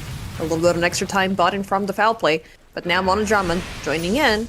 Can they do something to support? They choose not to do anything more. They lost their mid laner, and so far these are a lot of good objectives that Zero Tenacity have been claiming within the first 5 minutes. They've punished top lane, they've punished mid lane twice, which is gonna make Malin's life a little bit more difficult. I mean, it's generally the play, right? Because Storm is hold just up for it, farming yeah. better. Oh, shouldn't he's still burning die. and he's dropping Should- low. oh Even my with lord. the backup. They're gonna get him down. Not level 6 just yet, but it looks like 2 spirits are better than 1 spirit, right? So... a little bit of spirit. I mean, it would have been meta play. better if we had a Void Spirit as a carry. You're gonna have the entire band of brothers fighting No, it's 2v2. horrible. And they would be on opposite lanes as well. 6-minute power rune up top. It's going to be a haste as Loopsy and Monodrama are trying to sit it. While Lin in a little bit of trouble. He does have ball lightning overall, so Monodrama throws in the ball. Desire. Nice foul Additional play. seconds. Yeah, I hate that spell, but eventually they're gonna find that hit, even from low ground. Monodrama will die down in the river within the flames. Oh, Loopsy took the haste rune to join up on the bottom. Yeah. I mean, I they mean, did he save might Malin have at the wanted to end. do something else, but now he's gonna be forced to go down bottom because they should get a control check on Nefrit. Because Brewmaster same could be said. Ooh. Where did Norma die? He just was farming neutrals. You can't really do much against the SF, to be fair, so... Yeah. But yeah, speaking of the Nefrit problem, like, he's been left to his own devices, even though Chempik is utilizing that lane to just go in for the free farm and the free experience. That guy's gonna become a problem, and you need to shut him down as soon as possible. Wisdom Shrine claimed, even though Desire has been forced to watch this from above, but Moose will claim one on the other end. Loopsy's courier will fall, Nefrit locked into the ice path, shackled up onto Chempik, and Loopsy rolling in from the other side. There will be preventing this siege, but the shackle will still connect to the trees in the backline. Still, he's healed up, back to normal. Focus fire up on the target, shallow grave. He's gonna try to TP out. Is it gonna be enough? No, it's not gonna be. Even though Chempik might have fell here in the process, but Malin chooses to join in. Moose will go down next. Getting the Brewmaster of level 6, definitely a good move from level up, and as expected, you do execute it on the bottom, as you mentioned. But Nefrit is actually not my first worry, per se. I would definitely be focusing on Dream, personally, but I do understand that they would, get these free kills, per se, until Nefrit is level 6. Contesting this minute 8 power rune, might go tits up. Yeah, it will be up top again. This time it will be the illusion rune. Yeah. I believe that they're not really super worried about Dream because I think that there is a chance for them to find the reach to him. So you have the Storm Spirit who can jump into the backlines. You have the Earth Spirit as well who can do so, and eventually we're gonna see the Underlord's Scepter, which is your go-to item to have that extra reach and control on the other end. So the only thing which might be difficult for you is once he gets that BKB timing. Never gets you into the team fight, which is currently happening is he pops the Primal Split down bottom. They will attempt to take Champic here, but it's going to be Desire falling by the power shot. Monodrama bursts down to smithereens. Now Loopsy on the run. Is he going to be able to walk away before the Primal Split expires? Is gonna be as so. He's walking across the bridge. His brother is chasing him, but Searing Chains were still on cooldown, so he will need to give up the effort. Radiant are scanning. Kind of interesting he doesn't keep contact on Loopsy. Like, their movement speeds are... Like, there's 10 more on the Ember, so you can definitely keep that reach, but... I'm guessing Warwick is just not interested in chasing the Earth Spirit, who will eventually get those 4 charges, get the Stone Roll, Rolling Boulder out of there, so... Yeah, I mean, it could be a little bit awkward for you because you don't know how far away the Earth Spirit is from the Magnetize, so if you start chasing him, if he gets that additional creep, you might be wasting your time or maybe even potentially sending yourself up for murder, so better give it up because Ember Spirit will need to opt in for a kill that he can execute and fast, because this guy is always on timer. He's still lacking on completing the Spirit Vessel, but he's just around 600 gold for the recipe, which might kick him into further motion for getting into some kills. But level up, they're pretty chill so far. They're just responding to aggressions when they're calling in their own. They're doing a lot of punching power. Meanwhile, Malin, he's gonna be caught up at mid. Oh, this is a problem. Caster scores anyone? Yeah, no, I was paying attention to the schedule changes we had on Discord. I didn't see Malin die. I was like trying to force it out, like if I'm not looking at it, it doesn't happen, but... Good thing for level up though is that they're taking their tier 1 tower pound of flesh per se on the bottom lane. They find their successes on this map, despite the shortcoming on Malin for the 3rd time in a row. Oh my god, the packet loss. Yeah. I felt it as well. Like, I was like, is it just me? Dota? Yep, it's Dota, everybody. Dota? Like, all of us are having packet losses. Skitter was right. Oh, God.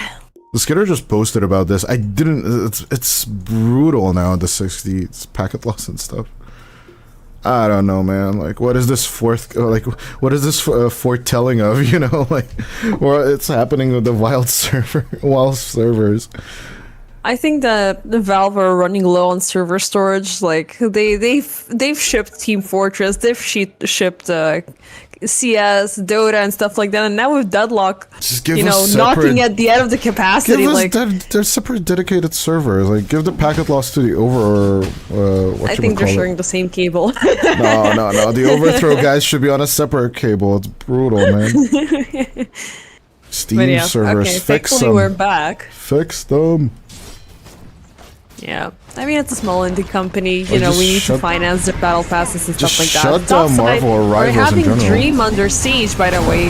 Ice Path shackled into trees. He's not going to be able to pop the Requiem. He's going to be silenced. A beautiful magnetized jump there from Loopsy, but unfortunately, Zero Tenacity, they respond a little bit too fast to this aggression. They call everybody in, realizing that Champic is there to fight things out. Primal Split is going to lock him down, and he is gone. So, a carry for a carry, an eye for an eye, and Desire's Courier is going to follow along with it. Can I get a little bit more, though, on the level up side? It's going to be the question. Well, they're pushing for it. They want Norma, who is going to try to TP out, and it's going to be a great success.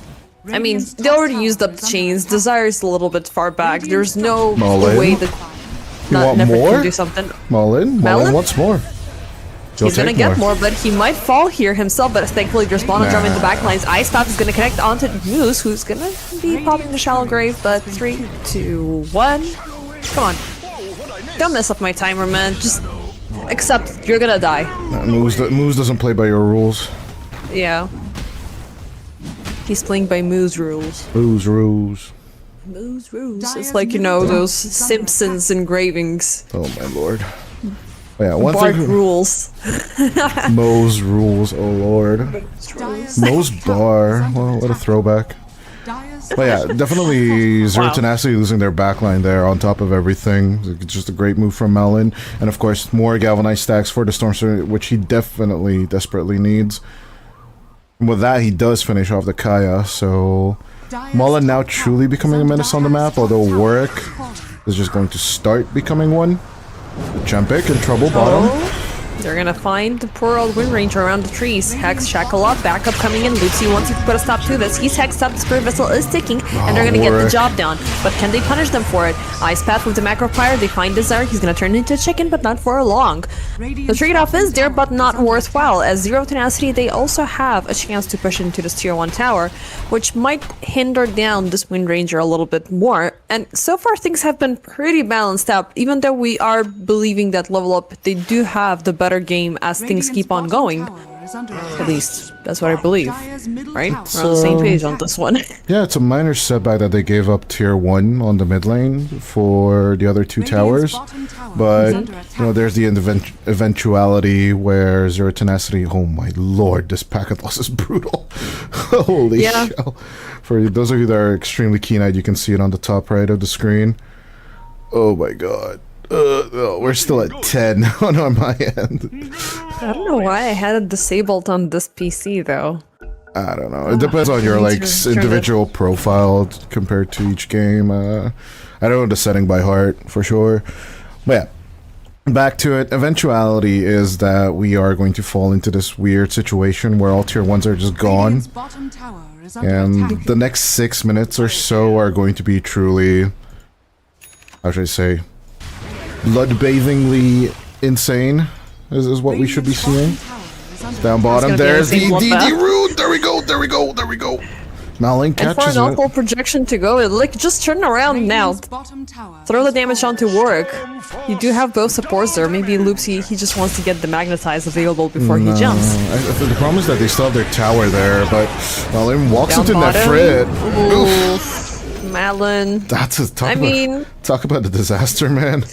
Ouch. Talking about the package loss again. 60. God. Here we go. Can we get 69? Oh, we had 69 for a second there. Nice. Funny number. Okay, I think the top one I saw was 72.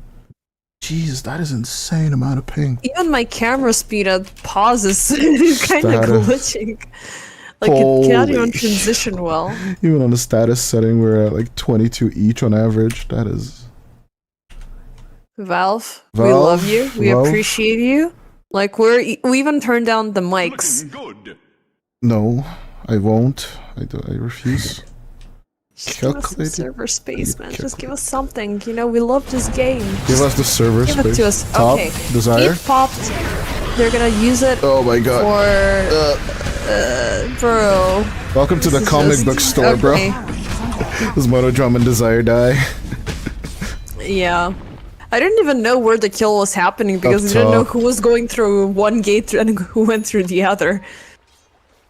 But yeah, a support for a support, just to make sure to keep things even, you know? Like, nobody's getting severely punished. They're actively just doing this very nice active push-in. Oh boy, if this is gonna be the day with, you know, such lags, it's not a good day to cast. Can we just take a new Easter break now and, you know, come back next week. A week? Next week. Normal Easter is next week. Did you just call it normal yes, Easter? It is the normal Easter. Wow. Okay, yours is a derivative Easter. Ours is the... Okay, we're not gonna have this conversation. Not here right now. Not especially when Zero Tenacity are taking up our top. Which one has Rome? Which religion has Rome? Roman Catholic. Done. That's the normal one. Wow. Argument over. I'm not even gonna argue. And you think you won the argument. I'm not even playing your game, sir. We know the argument. Yeah, sure. Top tier 1 under siege as well as Norma on the other side. Modern Drama is trying to slow things down, but it's not gonna scare Dream off away. Dream still keeping with the siege. They might have been looking for some stacks, but they're gonna be happy with the camps they currently get. What do you reckon in terms of this game, aside from the pauses and from the religious banter? It hasn't really tipped off in anybody's favor, but there's this ongoing collective advantage that Level Up are getting as a team, in contrast to Zero Tenacity, who are mainly pumping all of their resources into Dream. So, can this Shadow Fiend defend your game and win it all over? Kind of agree with the graphs and the reads and the situation where we're kind of in like this massive 50-50, because I expected way more of a bloodshed at this time around, like this triangle not being contested by level up, even though they have the teamfight capabilities to do so. One thing level up are doing really well is that they're being patient. So they want Zero Tenacity to be greedy and dive into this Roche bit. They want them to go for Roshan because they are pretty much aware that they will shut them down in those team fights. But the randomness factor, you know, the crazy question mark in these games is going to be in the Frit. But if you can finish this Aghanim Scepter, then Zero Tenacity are once again ready to go on the aggressive. So, well, it's not a matter of if, it's a matter of when, which is Exactly. going to be about 350 gold away, and the timing is really decent. It's really Midas good. included, like, he amped himself up really fast towards getting that item. I'd also say that 1 kill and 3 assists, it seems like nothing, but it's like a big swing towards that net worth. And even if you just check the last hit count, like he has more last hits than Warwick on the Frit, so he's definitely cooked on the Brewmaster so far. As you can see, they're not actively pursuing objectives on the map right now on Zero Tenacity. So, like, both teams are technically just playing chicken right now with the objectives. It's like, you know, the drunk guys at the Irish bar. Come at me, mate. Come at me. And they're just charging up the fist, but they're standing on their side of the bar, you know? Exactly. And they're like on the opposite ends of the bar, and you're just sitting at the stool and being like, I just wanna. You're having a giggle, mate. Oh, you wanna fight? Oh, you wanna Just fight? let me No, have my you don't wanna Guinness in fight. peace. Just let me have my Guinness in peace. Yeah. Let me just be welcome a- to EPL, ladies and gentlemen, when we're delivering horrible Irish accents before we jump into Irish, a smoke gang. Irish accents. Huh? Irish accents. Okay, I think that some Irish guy, if there's even an Irish person watching this, had a stroke. But yeah, long as it's smoke not up top. Jacksepticeye. Finally, there's gonna be a duel. It's gonna be Norma caught up, who was attempting to pop the Pit of Malice, but he's gonna be hexed up, chickened out, shackled up, poured into the back. He will be able to fend away to drop the Pit of Malice, but it's not gonna be enough. Loopsy even pops the Magnetize to try to lower some damage, but the rest of the team is not there. They're gonna let these guys fall. Norma, it's gonna take him a bit. He is trying to hide, but he's not gonna go far. Both level up players are gonna fall. Zero Tenacity, they're acting very nicely as a group. Can they convert us into an early Roche kill, maybe? More than likely. They have more than 45 seconds yeah. to take it. Perfect timing. Take it, and then go to the Tormentor. Easy. Easy. That's just straight up play. And then after Tormentor, you can solidify your presence on the top lane. I do like what Monodrama is trying to do. Just a little bit of pressure on the top tier 2. His work immediately shows himself. I just have to back off for a while now. I just casually farmed this triangle. There's no way they're gonna react to you being here in this situation. No. Put mid pressure? Are you sure about this? Okay. Yeah, I mean, no, what are they gonna do about it? They haven't really have an initiation to jump in. They are still lacking in terms of the damage department. They can be sneaky, they can be jumping around, they can find this decent positioning during the team fight, but they're still falling short on a hardcore delivery. Zero Tenacity, they're packing the damage, they have everything that they currently need, and 2 lives on the Shadow Fiend. You don't really want to mess with that. I was just surprised that Zero Tenacity did not react the same way. I mean, bringing over... Oh, Warwick did not have a TP. There's your explanation. Right, because he used it on the bottom tier 2, and then he didn't buy another one.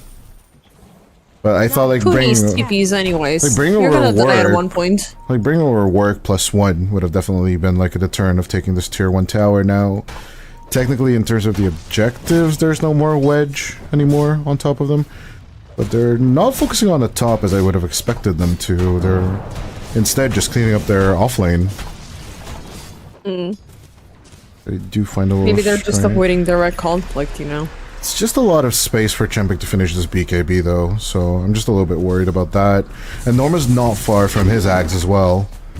As you mentioned, that is going to be like the teamfight control item. I really want to see that because there's nothing aside from, you know, being a pleasant eyesight to see the double Pit of Malice next to each other, one from the gate and one, you know, from the actual cast.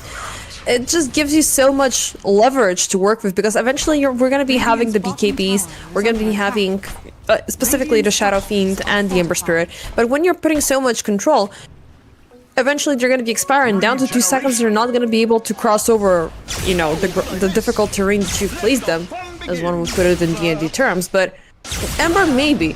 Shadow Fiend, he's going to be mixed up. And Radiant's bottom tower is again, under all of attack. the resources are being poured on him. Once they have the reach, he's dead, but it's about finding that right moment where you can strike him and it's going to hurt. You're not going to receive that for the next 4 minutes. Actually, no 4 minutes, 2.5 minutes. But still the damage will be done from Zero Tenacity. Finally, that tier 2 bottom lane is gonna be claimed. Yeah, it is understandable. Level up do not want to engage. There's an Aegis advantage on the SF. So, nice and slow. Goes a long way as monodrama. Top side. Oh, Dream instantly TPing again into the ice path. It is just gonna be an instant disengage once monodrama falls here. Yeah, I understand level up's tendency to avoid, but yeah, the SF is getting a little bit too strong for my liking. He needs to use this momentum because he's gonna get 6 slotted really soon. And as with a lot of carries that fall down that description, if you don't use up that momentum once you're 6 slotted to destroy, you're gonna be toppled very, very soon enough. And that's the one thing that is beginning to feel like a very big eyesore to me. Zero Tenacity, they gotta use this. They gotta punish, they gotta push in, they at least gotta breach one tier 3 high ground tower, if even possible. Warwick is going in with the pushy, he's gonna punish his brother Bloopsy around the mid lane. Can they find more? Outpost taken away. Monodrama lurking in the trees, you gotta be careful because you are a poor and squishy Jakiro that can be Radiant's top obliterated tower on the is under spot. attack. Oh, and eventually, speaking of, Jakiro is opting in for his scepter, so that's gonna be an additional layer of difficult terrain. Norma, bit of malice popped up, attempting to go in for the run. The ice path is currently withholding the primals, the fire spirits and all the spirits, but it's gonna be fine. So I guess it could be said that Monodrama wants that to had help. been wasted in the backlines. I don't think they're killing these guys. They're gonna But they continue. did drop the gates. Are they willing to commit? I guess not. Loopsy Not did. with- Loopsy went Oh, through. Loopsy got Oh, destroyed. Malin! Oh boy. Nefrit, he's gonna be shackled up. Okay, a good return kill. But is it gonna be enough? We still have the Aegis. 2 lives on the SF for 30 more seconds. Radiant's top tower has fallen. They are closing the gap. I wouldn't say this was a good Fiends Gate usage, per se, but There was a lot of hesitation. on both sides, actually. But yeah, Warwick and Nefrit caused the chaos they wanted to. They reach what they wanted, right? They distract so that Dream can take out the tier 2 with ease. And as the Aegis will expire, they'll just back off and go back to their farming ways. And as you mentioned, the next item is coming up soon, so MKB is not that far off, especially for a Shadow Fiend like this. And do you know what's interesting? During that previous team fight, there was the first usage of the BKB for Storm Spirit. And he still died. So, it's just overwhelming that's not a good damage. sign. Monodrama shackled up. They have Loopsy in the radar as well. Both supports. Oh, One more strike. They're shackle. gonna be down. Oh, I feel so bad for I mean- Chempik. Yeah. That shackle's like Sad. 2 pixels longer, and then he can join in well with this focus fire. But now we just wasted it. So that's just another 40 seconds where you can't really, or shouldn't really join with the Wind Ranger. I mean, it's not much, you know, it's not super punishing. But If you yeah, prevent them from getting into the tier 2, maybe it's gonna be good. Another Pit of Malice. There's the Brigade attempt. dropped into the backlines. They have moves. They have eyes on the Dazzle. They take them down? They're dropping in the Snakies to destroy him. Meanwhile, Warwick, he's gonna be completely healed up. Thanks for the Dazzle. He's gonna be fine and well. Now it's time for Dream to just pretty much right-click everybody he finds on the map. Oh, no. Lucy and Norma are gonna be the first ones who fall on Chempix. oh no. He's gonna be caught up with the searing chains, but he is forced to BKB out of there. Monodrama shackled up next, and he is gonna go down. Radiant's middle tower is It was just this 1-by-1 chase from Zero Tenacity, and oh, you dropped a double pit on us? Oh, we have saves, we have shackles. Keep throwing that's things cute. on us. This is great. Moose is stuck, by the way. Stop, bro. It's like, oh, shower me with compliments. Like, you're using all of these lockdowns? Oh, that's beautiful. Nothing is going through. Moose is just pinging Dream, like, where's your Hurricane Pike? Why aren't you saving me? I'm stuck in the Mass Serpent Wards. I mean, he's fine. He you know, he's got the Holy Locket, he's got the Glimmer Cape, he's got the Essence Ring. So, like, even I'm not sure in which order things went out, if he popped the Glimmer or something of that sort to defend himself, but the fact that the sneakies were completely out there, out of the center of attention, was a little bit too much of a problem for a level up to deal with. Well, No, it's just more damage, and Chempik is about to, like, queue up even more. All he needs, truly, is, yeah, just extra damage, which he's not really going to get once he's dead. We'll see what the save attempt. Chempik who? Yeah, I would have thought that the Ags would go first before the Crystallis, but sometimes I am wrong with these build orders. So he kind of needs to go under the radar right now. Zero Tenacity are not gonna, you know, they do see who has the gem, which is Nefrit. Like, these would be opportunities for the Wind Ranger to actually Nefrit play. decides to jump in here, though. Desire attempts for a lock-in. Ice Path will prevent him from doing anything more, but they still get Loopsy. And they're going to be claiming this tier 3 tower. Second the fortification gets off. Dream got too strong too fast. What can you do? They allowed this to happen. Like, we spoke about this earlier. Like, do you really want to focus Nefrit, or you want to let Dream live? Theoretically, it is a little bit more manageable for you to get to Dream, but now he's a little bit too much of a handful. And Zero Tenacity, the rest of the crew, they're looking super stable. The Brewmaster has been delivering some nice playmates. He's got the Scepter available as well. And we've seen Warwick just with these annoying jumps back and forth. And he got his lane, but then Malin had the better out of it afterwards. But so far, up to this moment, 28 minutes in, we are seeing Zero Tenacity get the better out of their efforts. Let's see now, Roche number 2. I don't think it's going to be contested that much by Zero Tenacity. They'll wait for them to start, and then they just come in and roll all over them. Oopsie, They finds found nothing. the reveal in the middle of the Fire Remnant jump. Like, they have the vision, now they know exactly what's going on. Of course they do. But I think Are they it was gonna a commit to this? It was a predictable move, and yeah, it would be a mistake for Level Up to actually go for this. Yeah, Zero Tenacity, they're just rolling up their sleeves, realizing that there's already danger around their potential second life. But let's see, now it's the time where you don't jump into the pit first. You gotta find, you gotta scout out, but you gotta be careful where you venture forth. Warwick, still smoked up, dancing around. He is right behind Malin's back. He realizes this, my smoke is gone, guys. Like, where's everybody? He's gonna pop the BKB, turn around on Warwick. They're gonna Ice Path, throw everything on him, but there's the Shallow Grade. Everything will be neglected. Now it's time for Mon and Drama, Loopsy, all of them to fall. Is there anybody else? Hello, we're seeing Malin tossed into air jail, and we set this up for yet another kill, boys. Fire Remnant for the setup, up the route. He is ticking, he is gonna die in just a bit. Easiest backline wrap from Zero Tenacity ever in the history of Dota, I'm not gonna lie. Yeah, I mean, there was a lot of back and forth, but the second, like, that smoke dissipated and Malin is just looking down the river. It's like, I don't have a smoke and I'm not seeing anybody. Guys, Meanwhile, I think Dream we're finds strong. Norma in a Oh solo. my lord. Yeah. Truly outplayed. Outplayed? Outdrafted, I would even say. But most of all, outperformed. Still, I mean, even though we're looking at a GG straight in the face, what do you reckon Level Up should consider in game number 2? In general, I think the physical aspects of these two drafts were totally ignored on their side.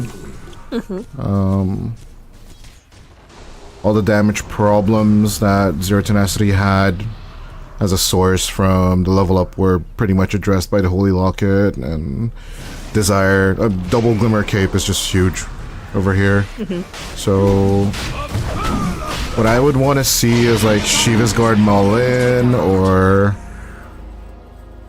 that's just a good question. Do you even GG boots on Mullen over here for the extra heal on the fights? Because you're not really addressing what the SF is causing as a problem, is what I'm seeing right now.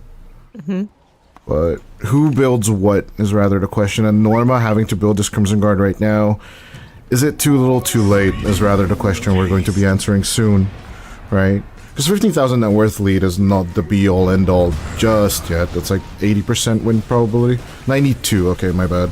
But... Loopsy. Just what is he doing gold over here? Like, either he's stalling or buying time or just creating space at this point. But yeah, I do agree with the Crimson being a little bit too late. But it comes down to the decision to make the Scepter first. So you already have the pipe, you went in for the Scepter, which means you want to keep up with the fight.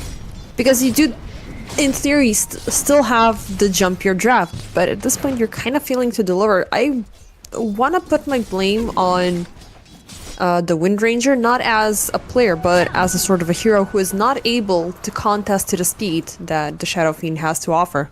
And he walked away with every single you know, kill participation that he could have. Unscathed, completely fine. Just because he had that farming output really fast, he's got the items that he needs and he's able to punish everything on the map. Wind Ranger cannot do so. Yeah, Chipper just never got the great approach. Didn't he? Is Nefrit? No. He just ran into the air on monodrama.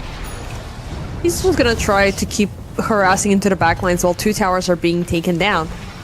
With the Storm Spirit? Well, the Storm Spirit against the Storm Spirit currently. They're dropping macropires, they're dropping everything to hinder this siege, but it's not seeming like anything is happening of that sort's work. Eventually, they will find the targets to latch onto, but is it the right idea? Warwick is still gonna keep up with the push when he has the BKB. Returns back.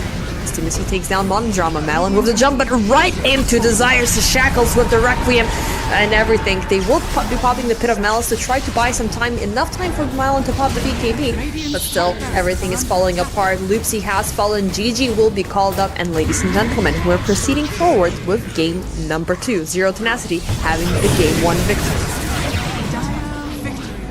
I kind of agree. Chimpik never really got out the ground, as you mentioned. Z10 just basically having better control. I didn't expect, to be honest though, that into the circular team fights of the Underlord you can just basically walk in with this much confidence, but it just goes to show you Zero Tenacity just truly outplay level up. Despite them having like the more decent control draft, the itemization order is just a little bit weird. We might... I'm still pointing the finger at Malin, personally. Because I think they had just some mana and fight issues. And, yeah, if they would have solved that, maybe we would be talking about something different. Yeah. Also, same play. Like, I think Malin should have played the Earth Spirit himself. Maybe he chickened out at the last pick. And they didn't no, I think this was something that was dropped down at the very start, because I think this is the third time that I'm looking at Loopsy playing the Earth Spirit. The Earth Spirit. So yes, it's something that, you know, he's got a little bit of a Darth Boxy synergy around this hero.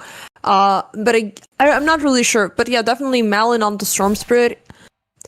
He can very well execute on these types of heroes. Like I was watching his puck plays yesterday. When he's in the zone and when his aggressions pay off with the general synergy of the entire draft, that's when it's paying off. But when he's the only person who can keep up with the push and the rest of the team are stalling behind, then he's the one who's looking bad. Right? And that's what I think was happening here, because I've seen good puck games, I've seen bad puck games from him, which have the same behavior, but a completely different contrast just because the drafting is completely different. So for level up, they should have either considered something to counteract the tempo from Zero Tenacity, or they should have struck them down a little bit sooner where it really hurts, so they can live up to see their draft into fruition. Yeah, there's definitely like 2 or 3 fights they should have taken and they didn't take, and yeah, we'll see. Maybe in game number 2 they can make a little bit of a turnaround. See you then.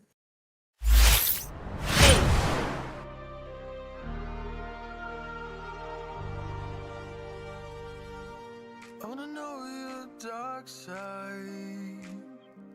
I wanna know your secrets. I wanna be your lifeline. So I wait for you, wait for me. Wait for you, wait for me. Tell me you're more than just a highlight.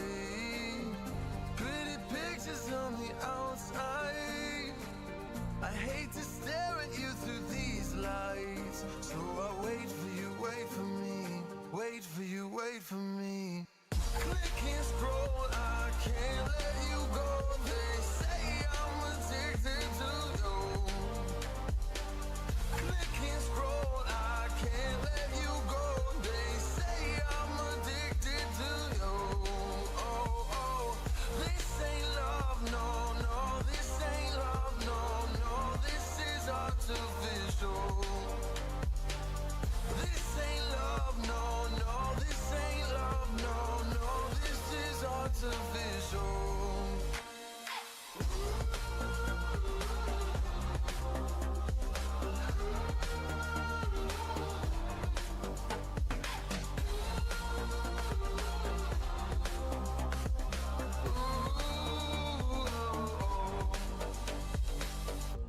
I wanna know you inside and out. Wanna know what's behind the light. Wanna feel that real love from within. Let me in. I want real love, real hearts. You're just enough to get me through, get me through. 'Cause you're officially perfect for me. So I'll wait for you, wait for you. Up all night thinking, passing the time, anxiously waiting. You're mine, losing and winning. You can't get it right. Hoping you see me for more than just nights. Up all night thinking, am I on your mind? Will you come meet me and change my life? This love could be deeper. Just thinking, will you love me? Click and scroll, I can't let you go. They say I'm addicted to you. Addicted to you. Click and scroll, I can't let you go. They say I'm addicted to you. Oh, oh, this ain't love, no, no. This ain't love, no, no.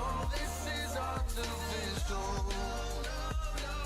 This ain't love, no, no. This ain't love, no, no. This is artificial.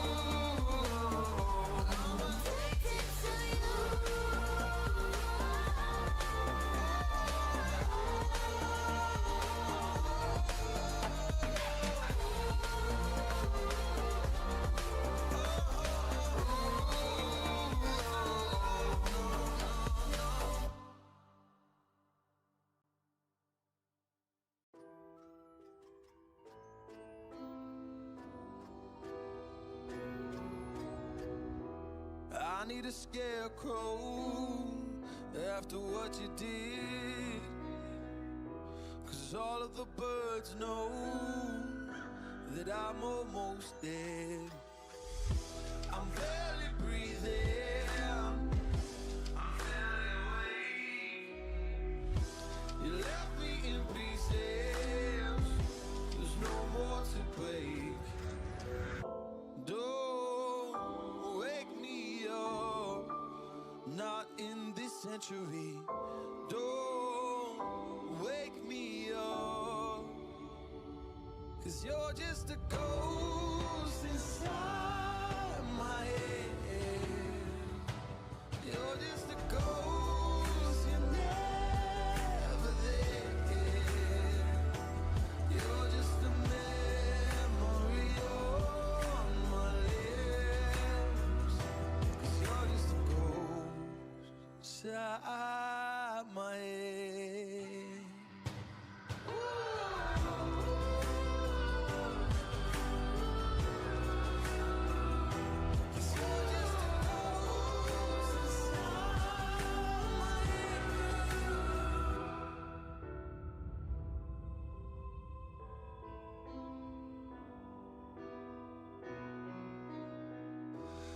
I need an angel after what you did. 'Cause you were the devil. You messed with my head. You lied to my mother. You lied to my friends. You said that you'd be there, but this never ends. Don't wake me up, not in this century. Don't wake me up, 'cause you're just a ghost inside my head. You're just a ghost, you're never there. You're just a memory on my lips. 'Cause you're just a ghost inside my head. You're just a ghost.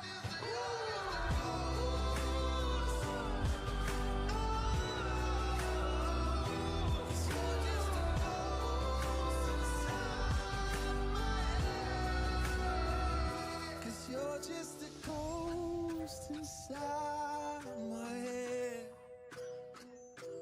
You're just a ghost, you're never there.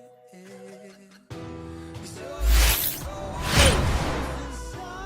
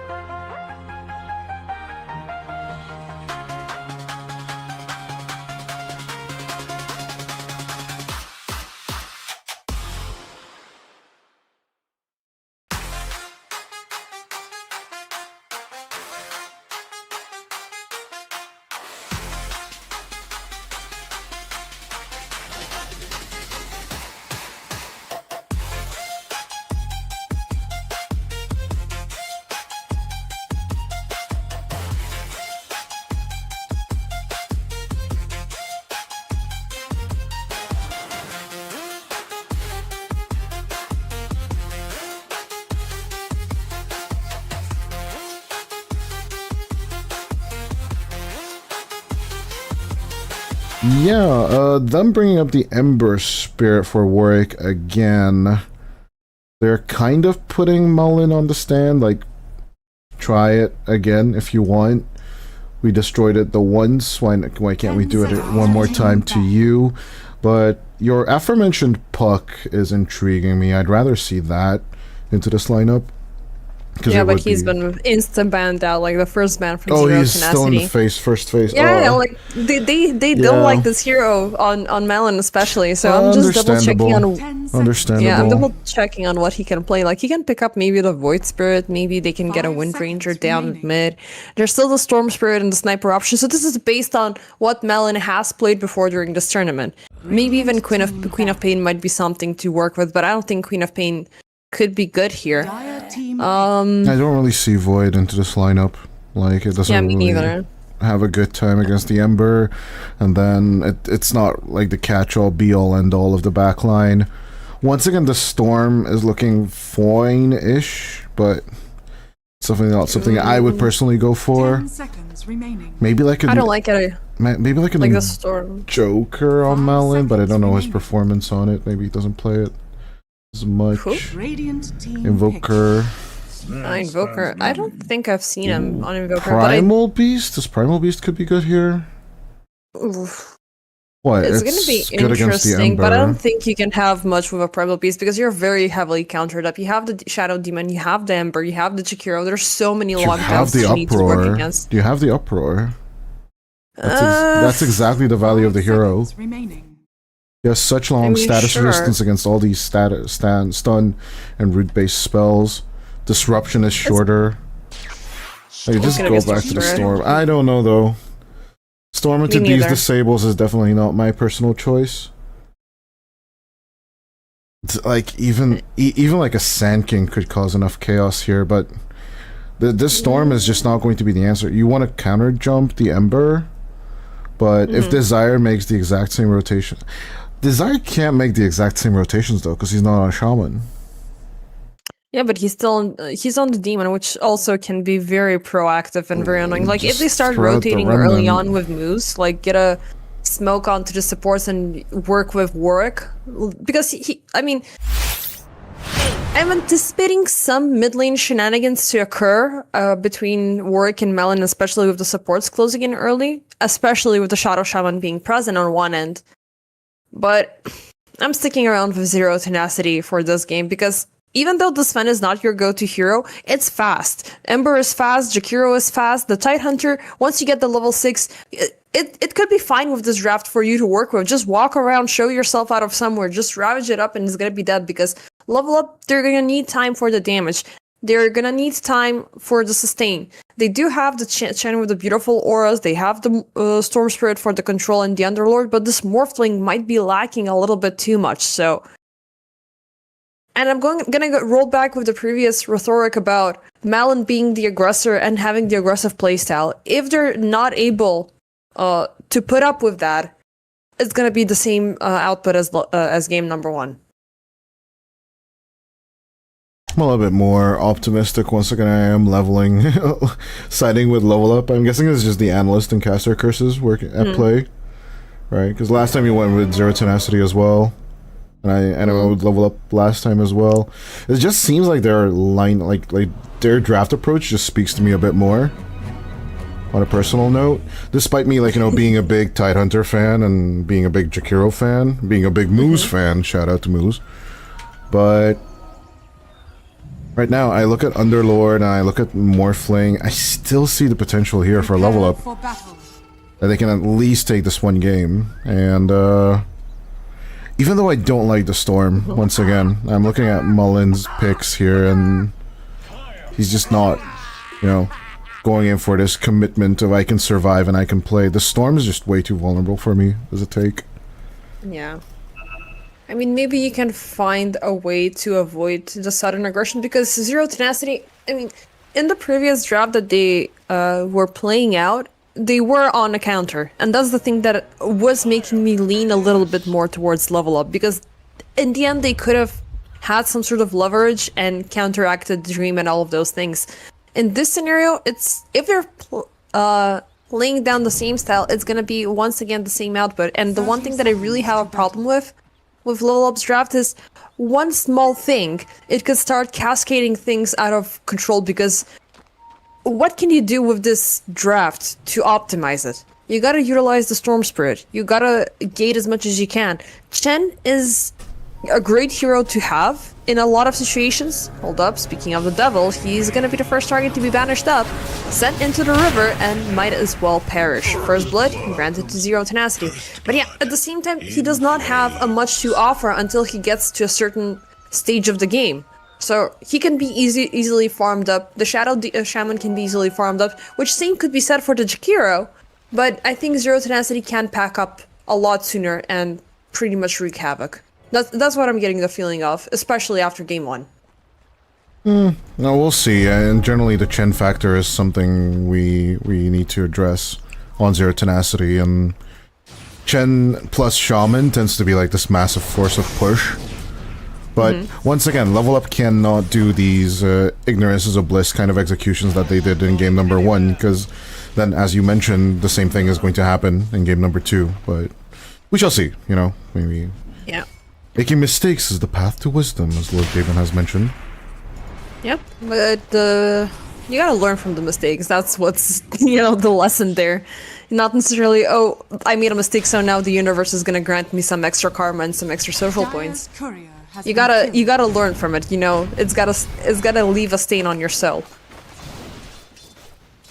Well, let's see. We already have the laning stage upon us already for an entire minute. So, top side, let's give it a little bit of a check. Dream and Moose versus Norma and Loopsy once again. It might be a shaky kickoff for 0 tenacity here, but I am a firm believer once Jakiro gets to level 3.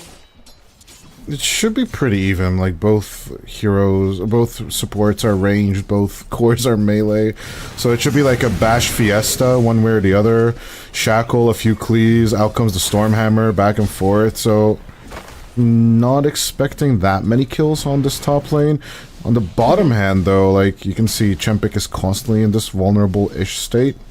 So Monodrama has to put in at least 1 point into Divine Favor. He did put 1 into Penitence to just drive Nefrit crazy a little, but he's holding on to his 2nd level for some reason.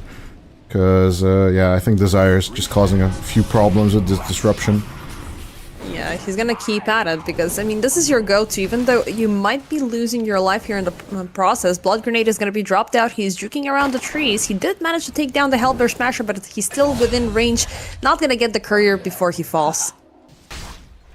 Yeah, in general, the creep and your right click is really strong. He got the Blood Grenade on there as well, so... Chen is just... If you know how to control it, if you know the reaches of the hero, it's pretty much unkillable by the other support. Like, 8 times out of 10. I mean, being a good Chen, it's already... Makes you a tier 1 player, I'm not gonna lie. Yeah, pretty much. I mean, being able to master that much of a macro control, being able to know a lot of the things, it's like, it's between Chen and Rubik, but Rubik nowadays, he's not that present, so I'm just gonna omit that. But if you're able to play Chen good, yeah, you've already maxed out the support role. That's what I was going for. Yeah, I've had this argument numerous times. A lot of people would say, when you ask the most complicated hero in the game, which one is it? A lot of people would say Rubik or Invoker, right? But I would make the argument that Chen by far outcomplicates all heroes on the map, because you gotta know which creeps to use, when to use them, at which timing you want to engage, how you want to engage, when to tip in the Hand of God so that it can turn the fights around for the team. All of these factors are just insane. How can you have a presence in the game without necessarily leaning onto the go-to hero spells and stuff like that? Because with Invoker and Rubik, you eventually learn the amount of spells, the spells from everything, because you're seeing them actively across the map. For a lot of people, neutral creeps and stuff like that can be completely neglected. Okay, there's just some additional units on the map that I'm farming off of. For Chen, everything is a resource from that POV. And look at that, like, he's giving Nefrit such an annoying time with just a freaking ghost and utilizing, the frost attack and stuff like that. He's gonna get the courier, he's gonna keep up with the pressure. Meanwhile, Desire is just gonna get the bounty rune. I was hoping to see him rotate down mid. Oh, Nefrit. 3 seconds Oh. until trouble is brewing, but Desire coming over. Promulgate? Doesn't even need it. Yeah, they know that they can shake them off. No, I mean Kill that's up fine top. as long as Nefert is alive. And kill up top for Norma onto Moose. The back and forth eventually does lead to that 1 kill, but as we can see, like, peace is once again achieved between the Sun and the Underlord. They just separate the lane. You have your farm, I have my farm, everything is dandy. It's like when in in the cartoons when they would throw the leg and draw a line with the back of their heel. It's like until here. Until here, yeah, Tom just pulls up the line in front of the dog. Exactly. Yeah. Even though we only saw the takedown of Moose, Loopsy still had to take the long way back, so no supports topside for a little while. Warwick? Meanwhile, mid lane, Nice. I guess the fire remnants appeared a second before the ball lightning. So, and Good looking read. at the net worth too, with the kills, 700, actually 600 net worth difference between the mid laners who are currently at the top of things, and it might be plus some extra for Warwick as they catch up to Loopsy, who is gonna try his best to shackle Warwick and prolong the inevitable, but he is Gets the dead and kill. gone. Yeah, well, that can be explained by just the kills that Warwick just Bottom, got. return on Nefrit. Radiant's middle tower is under attack. But overall, yeah, these kills, they do matter in the long run. It's just that, the team that tends to gank the mid too much eventually tends to fall off. Look at this again onto Malin. Send him home. I mean, he Send did him manage to home. get that extra creep so he can get the ball lightning before he dies, but Yay. Middle tower is he under died. attack. You're not happy with Twice this. already. You're definitely not happy with this. But moving back into the mid lane after the enemy has clear control of the Banner Rune, I don't know, how much Scrubs did you watch back in the day? Radiant's middle tower Oof. is Now under that I mean, the I new watched it season to is coming remember out. characters and stuff, but not necessarily situations. And now that There- you mention it, I have the song stuck in the back of my head. You can't do this all on your own because you're no Superman. No, I'm no super meow. what I wanted to reference to is when the opera singer is just constantly singing "mistake" every time you make a life mistake. That's what Malin should be listening to all the time. Like he's made these horrible missteps, and for us it's easier, right? Because we're spectating the game. But Yeah, I mean, we have the omnipresent POV, and we can bash things because this is just it's just so satisfactory easy. What are they maneuvers. doing? Like he should have expected this, but all of these just come with game experience and the amount of games you watch. Like, oh, it's 6 minutes in. Is anyone coming to help me contest 6 minute or whatever they got for 6 minute? Can we do something here? When you just TP, like people would say, "Oh sure, yeah, we're coming," and then you're TPing in, like then you just question mark team. No team? Okay, I'm dead. And then, yeah. You just TP in and you're dead. But... I mean, that's a little bit of a pug behavior because you think you can solo carry the game at one point. Yeah, and I'll just need one more creep and I have ball lightning. And all of these, these confidences that you get in pubs, then just bite you in the ass when you get to captain's mode or Yep. like team games. Or like captain's mode indeed. games. I mean, there have been more devastating situations. Not sure which game it was, but I do recall it was season 34 for sure, where one of the teams, they sent out the carry to farm at the same spot 3 times within 6 minutes, and he fell at the same place 3 times. Yeah. And it was, the worst part is, like, he was on the dire side walking all the way to the Radiant. Meanwhile, Loopsy, he's gonna go for an oopsie, because he shows himself and he shall fall. No, Zertanassi definitely just doing these ball ups to counter the possibility of Monodrama just moving on a free objective. But right now they're not leaving anything for chance.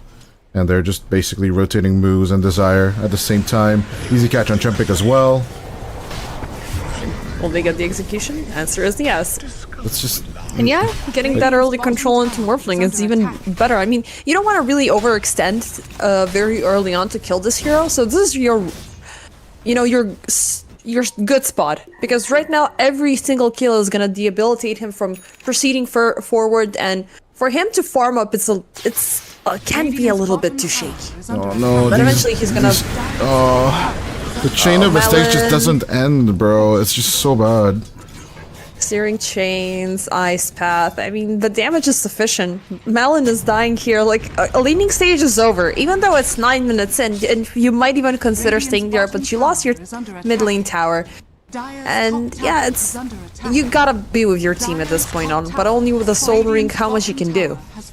Yeah, certainly tier 1 for the exchange, which is nice. If I'm Monodrama, I'm immediately starting to commit creeps into the mid lane tier 1.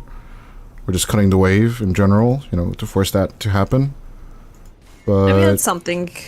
anything, at this point, anything is what you're looking at, because you're 3,000 gold behind at 10.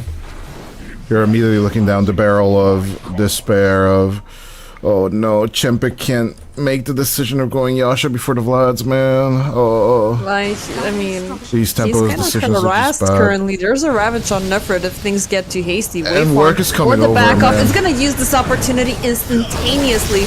Warwick Just doesn't shut even it hesitate. down. They're gonna just throw that Ravage as an, you know, a crescendo to the opera. They're see diving Chempik die. tier 2s at 10 minutes in, so it's just it feels bad, man. Do you remember my face when Navi Jr. picked up Huskar and they obliterated Yandex in Malta? Yeah, I'm having the same expression. it's the exact same thing. Just, it's not as devastating, but you already lost all, you know, most of your tier 1s below the 10-minute mark. And it's already, you know, it's feeling concerning. That's Sven is gonna Navi start Jr. getting out of control soon enough because he's gonna be proactive sooner compared to the Morphling. Morphling, he's got the Yasha, but when he gets the Manta, is gonna be a little bit far too late. Easiest Meanwhile, vessel Norma kill. gets farmed up. Easiest vessel kill for work. Nah, he's just giving a masterclass on the Ember Spear right now. And hello, Monodrama. Can they see the Chen? They do see the creeps for sure. They just gotta locate the hero, but screw that. We want Chempik instead. He's gonna be rooted up. He's staying in place, trying to pull up the Warwick? execution to the best of his ability. They're gonna pop the Hand of God. Now it's Warwick on the run, even though he still has the amplified damage rune, but it's a little bit of an outnumbered situation. The Sven army is kind of devastating. The Macropyre is gonna be dropped out with the Ice Path. Loopsy's locked down. Chempik is fighting off Moose, is trying to fend off the Jakiro, who is a very squishy target, but doesn't seem to be dying just yet. Still, the focus is on to Monodrama. They want this Chen dead. Nefrid, he might be regretting using up that Ravage earlier, but still they'll get a kill on Monodrama. Even with backup arriving from level up, they're just not gonna be willing to fight without Chen. And you shouldn't, no. I think overall level up did try. They fall into this ring around the Rosie play with the Jakiro, and in general, we are falling into this. Oh no, we're falling into the consequences of our own actions again. When will you learn? When will you learn that your actions have consequences? A very old meme and a very niche meme, which always pops up when something like that happens. Rick? Radiant structures are Where is he? fortified. Where is He he? was dancing around Norma for a second there, but if it's about to have good old Ravage again, and yeah, level up. You're not taking that mid-tier one Radiant's once bottom more. tower is under It attack. is just a sight for sore eyes on this map. And your tier 2 is just being pressured while you have Chen on your team. Oopsie. The Zark, he's gonna find the Shadow Shaman. Warwick instantly takes Bye-bye. this as an opportunity. Even with the shackles and everything, it's gonna be cancelled up from the Bye-bye. Flame Guard into the Hex. And that's where I hate the foul play. Meanwhile, bottom side, Dire's middle tower is under Nefrid is attack. going to be sticking around a little bit too long here, which might be a little bit of a concern. Zero Tenacity used this as an opportunity. The positioning is great, and they're going to do so exactly. Ravage into 3, instant Ice Path into the Macropyre. Norma shall burn. Malin keeping up the pressure. He's going to get Moose's return kill, but he's kind of low, does not have any resources for the Ball Lightning, and he's going to be put out. Next up, Anchor Monodrama just at the edge of that wall. Woo! Anchor So freaking close.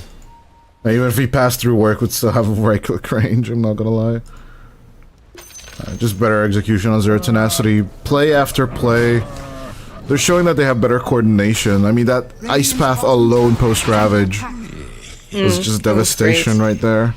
And Zero Tenacity now on the 1 kill per minute path, right?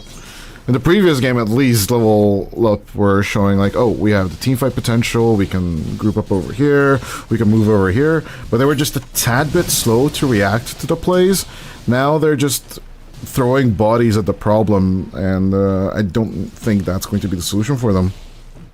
No, I don't think so. I mean, I was already, even from the drafting stage, I was feeling a little bit too uncertain about how Level Up are gonna execute this, because it takes, well, it takes a lot to execute this, given what we've seen from Zero Tenacity. And again, the consistency is showing, the dedication is there, the drafting is on point, and I am really looking at these guys reaching at least quarterfinals.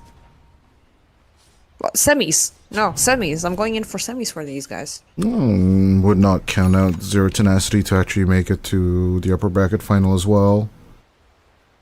I mean, yeah, they will be playing off against VP Prodigy if they win here. And seeing the amount of experience on Zero Tenacity, right? They're just the more experienced team. Desire. An attempt is It's gonna be made. a little bit of a support face reveal a little bit there. They're gonna pop the snakes and pop the shackle, pop everything to try to take down Desire. He's gonna walk away from the snakes, but he's not gonna walk away from the Wrath of Malin. Gates will be popped into the backlines. They're calling in for reinforcements, but Zero Tenacity instantly respond, knowing that the gate is not seeing any passengers coming in from the other side.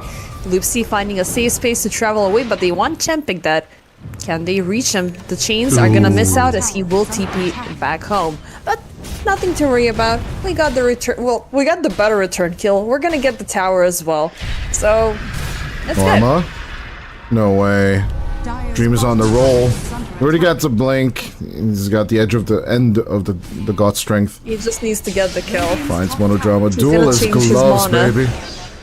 He's gonna change his mind from monodrama to moves, which might be a little bit, well, The chin it's gonna be a falls. little bit all over the place, but they will be getting monodrama either way thanks to Warwick.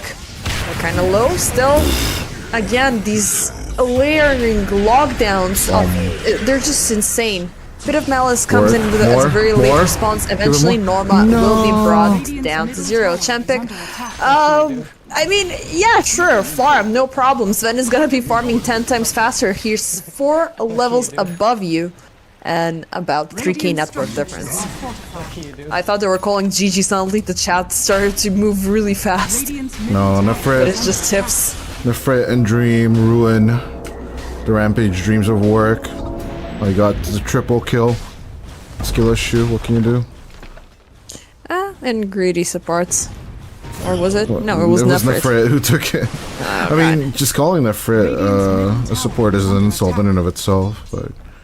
I didn't mean it like that. I thought it was a support. you Usually did. it's us, you know, You it's like, did. oh yes, we're gonna get our vengeance because we've been helping you out throughout the entire game. You get the did farm, mean you it. get the stuffs, we sacrifice, and do you know what? We're gonna sabotage your rampage. Why? Because screw you, we can. You meant it. You meant it. Admit Yes. it. Yes, because when I have the range and when you don't, it's your freaking problem. I set up like an ultra kill for you once when you were Jakiro or something. Wasn't that the thing? Maybe. I don't remember. What do you mean? But still, I was deserved it. I deserved it. You on the Jakiro, me on the Warlock, and we have a Darkseer on our team. He vacuumed like perfectly, and then Oh yeah, he I just remember pressed that one. Macropire into the middle of that.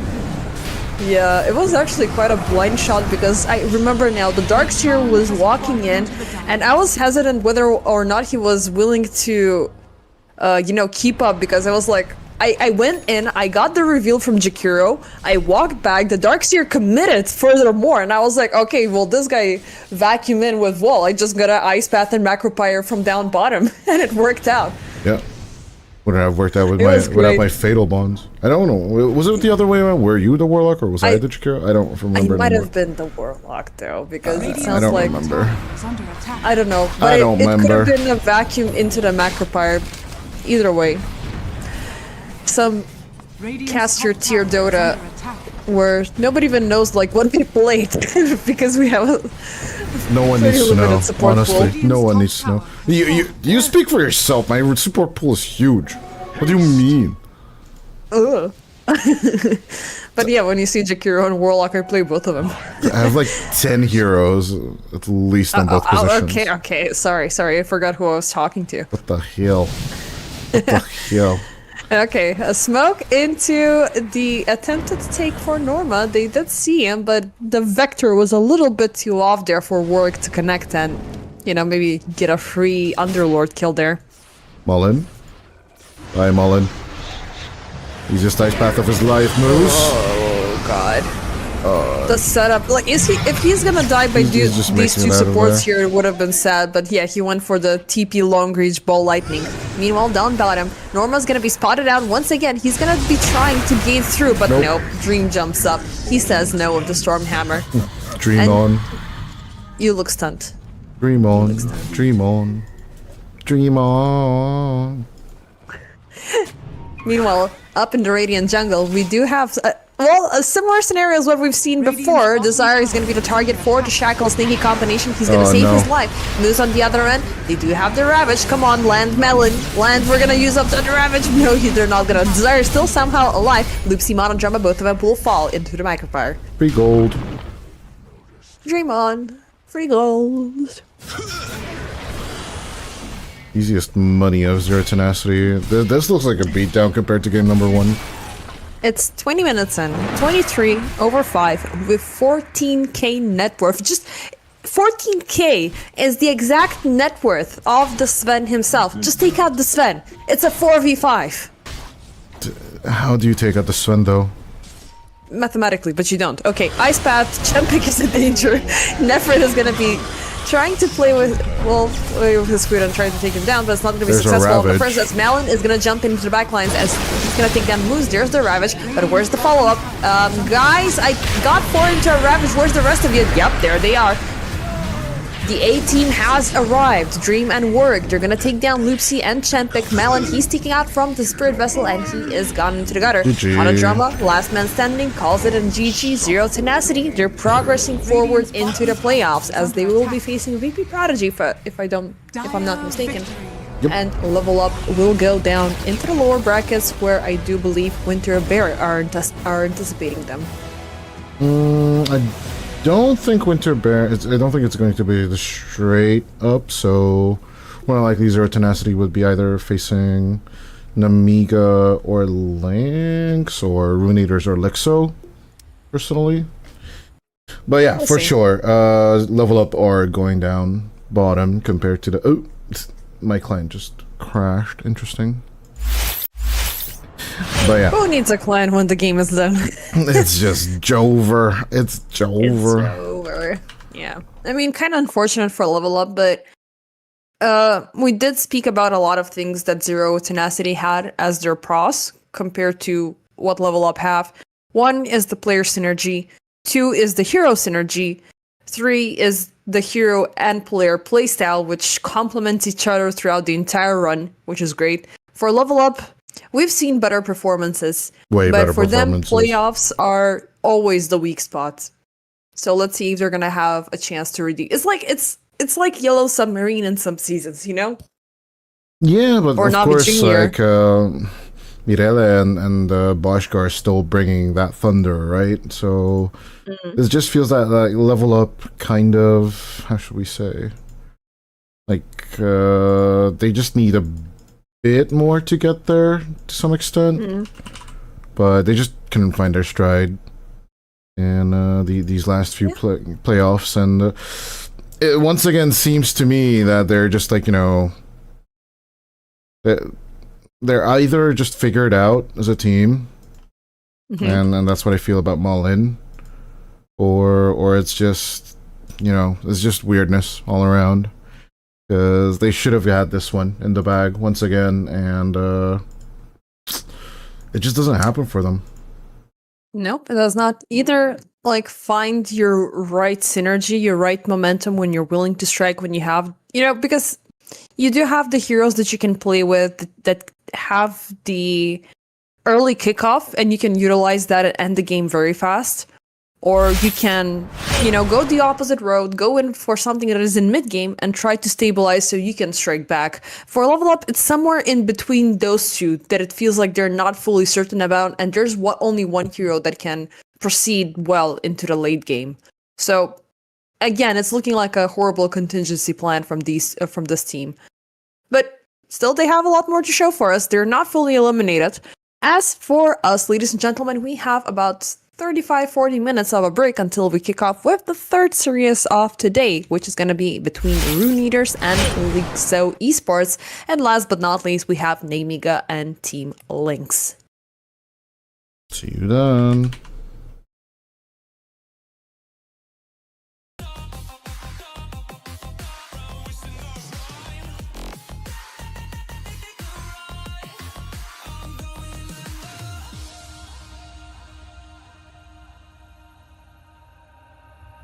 Everyone's seen death in their dreams, but we still wake up and go to sleep. Everyone's seen death in their dreams, but we still wake up from our sleep. I'll be home soon. You don't gotta fight it alone.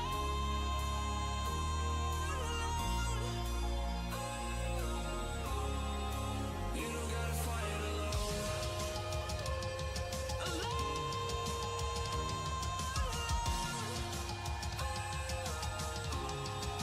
You don't gotta fight it alone.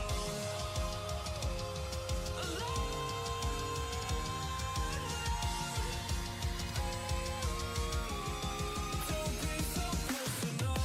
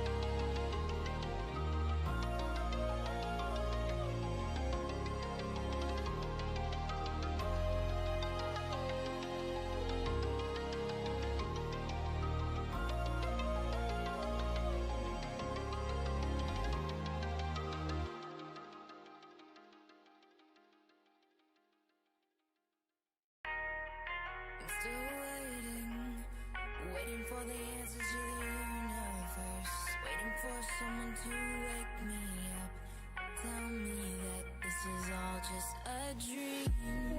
I'm still waiting for a different sign, waiting for someone to take me away, get these thoughts off my mind.